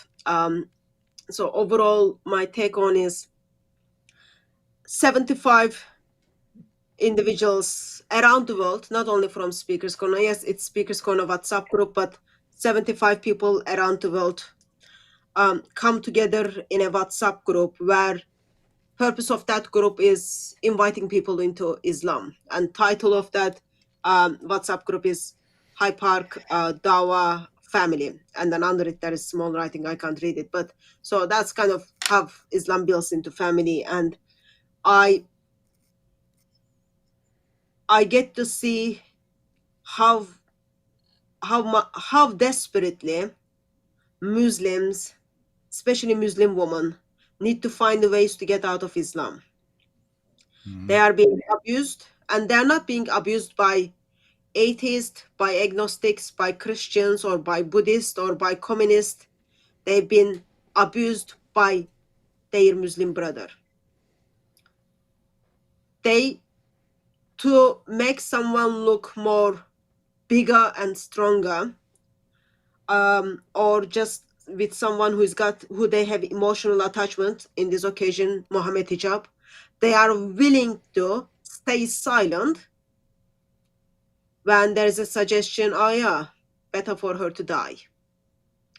So life is not important. They think the size of Mohammed Ali Dawah's private part is more important. 15 messages in 1 minute, they are just discussing Ali Dawah's new YouTube channel name. But when it comes to well-being of Aisha and her life, well, silent is a good place. 75 people who are inviting the world into Islam are simply just watching it. I find it's very disturbing. It just makes me be more aware that Islam needs to go. Islam needs to go. It is not only putting my life as apostate in danger, but it is putting the life of Muslims in danger. I find that's very, very kind of disturbing. And then as video goes on, well, 75 people, their names will come up or not, but defending that, staying silent, it's been going on for last 3 months. And I'm sure they all have, Mohammed Hijab and Ali Dawah all have the red files of other people that they are ready to blackmail. So I'm not sure if anyone will speak out or not, but they already put Aisha in a situation that she's emotionally not doing well. And that's not a good place to be, especially if you are a Muslim woman, single woman with a daughter.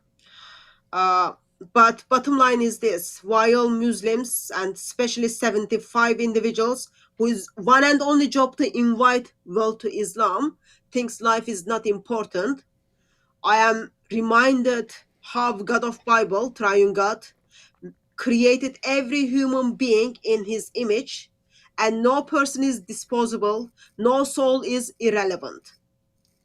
And to speak so lightly about a woman's suffering, and especially wives, is just so against the God of Bible. Husband, love your wife in a way Christ loved the church. Christ gave himself for the church. It is not talking about Messianic marriage at all. Your job as a husband to love your wife the way Christ gave his life for his church. And what I am hearing is Islamic Dawah gangs are simply not only failing to love their wife, but they are simply passing around their responsibilities. And that is not acceptable in the eyes of God of Bible. So that's like, I find that's very concerning. And overall, I don't see that much problem with the actions of Mohammed Hijab from the Islamic perspective. But that all goes to me as Islam is really, really dangerous. Islam is really dangerous, and we should all worry if they are doing these things to one of their own. We should all be worried. And Aisha, you had enough. Run out of Islam. They already labeled you as apostate. They will come after you. You already went through lots of things. All I can say is you must run into the arms of Lord Jesus Christ. There is no any other option. There is no Islam. You won't find a scholar who is going to discredit teachings of Islam. Only one who is going to say, you shouldn't be settling for the God of Islam. You shouldn't be settling for Quran at all. You shouldn't be settling for Islam at all. Because there is one who is perfect, who values you, who loves you enough to give himself for you. And that's not only for Aisha, that's for all Muslims who are breathing out and breathing in. While you are breathing out and breathing in, you must run out of it. Because 75 Muslim influence, they are just going to sit down and then laugh at you. And then try to dig holes. What are we can use to discredit her so that Mohammed Hijab looks bigger and better? Fat part-time stripper. There is nothing will make him look better at all. That's all I have. That is correct. Everyone, Hatun quoted the Bible with husbands love your wives as Christ loved the church and gave himself up for her. So notice what's happening there. It's Christ is the pattern, and then you apply that pattern to something like your marriage and say, well, Christ laid down his life and was crucified for the church. And that's how a husband should be towards his wife. And keep in mind, that's a husband should be ready to be crucified for his wife. Hijab is not willing to pay for basic necessities for one of his wife and wants to basically turn her into less than a prostitute. Because a prostitute, he would at least pay. If he can dupe a woman into getting married to him, that's what he wants to do. So guys, the pattern of conduct you follow matters a lot. All right, Thaddeus, what are you thinking on all this? Yeah, I'm hesitant to even speak after those beautiful words from Hatun because you're going to sound like an idiot after listening to Hatun. What? Exactly. Yeah, I think the takeaway message here is that Mohammed Hijab is pure evil. That there's not one grain of decency in that guy. This is someone who would destroy anyone and anything to get his way, including even his best friend Ali Dawah. Right? He would destroy his wife. He would destroy other women who are also called wives in a very not actual way, just sexual partners in reality. He would destroy them. He would destroy any of the Dawah guys. He'd destroy his own teacher, Sheikh Tarani. He'd destroy absolutely anyone to protect himself. He would throw Allah under the bus. He'd throw the Prophet Muhammad under the bus. Doesn't matter. Whatever he needs to do to get his way. And this is regardless of anything else, this is not a person that should be tolerated in any scene whatsoever. And unfortunately, in the current Dawah scene, this is just acceptable. This is just okay. People are all right with that, and that needs to change. If you're a Muslim, it needs to change for the sake of Islam. If you're not a Muslim, it needs to change for the sake of basic human decency, for humanity, for what's good and right.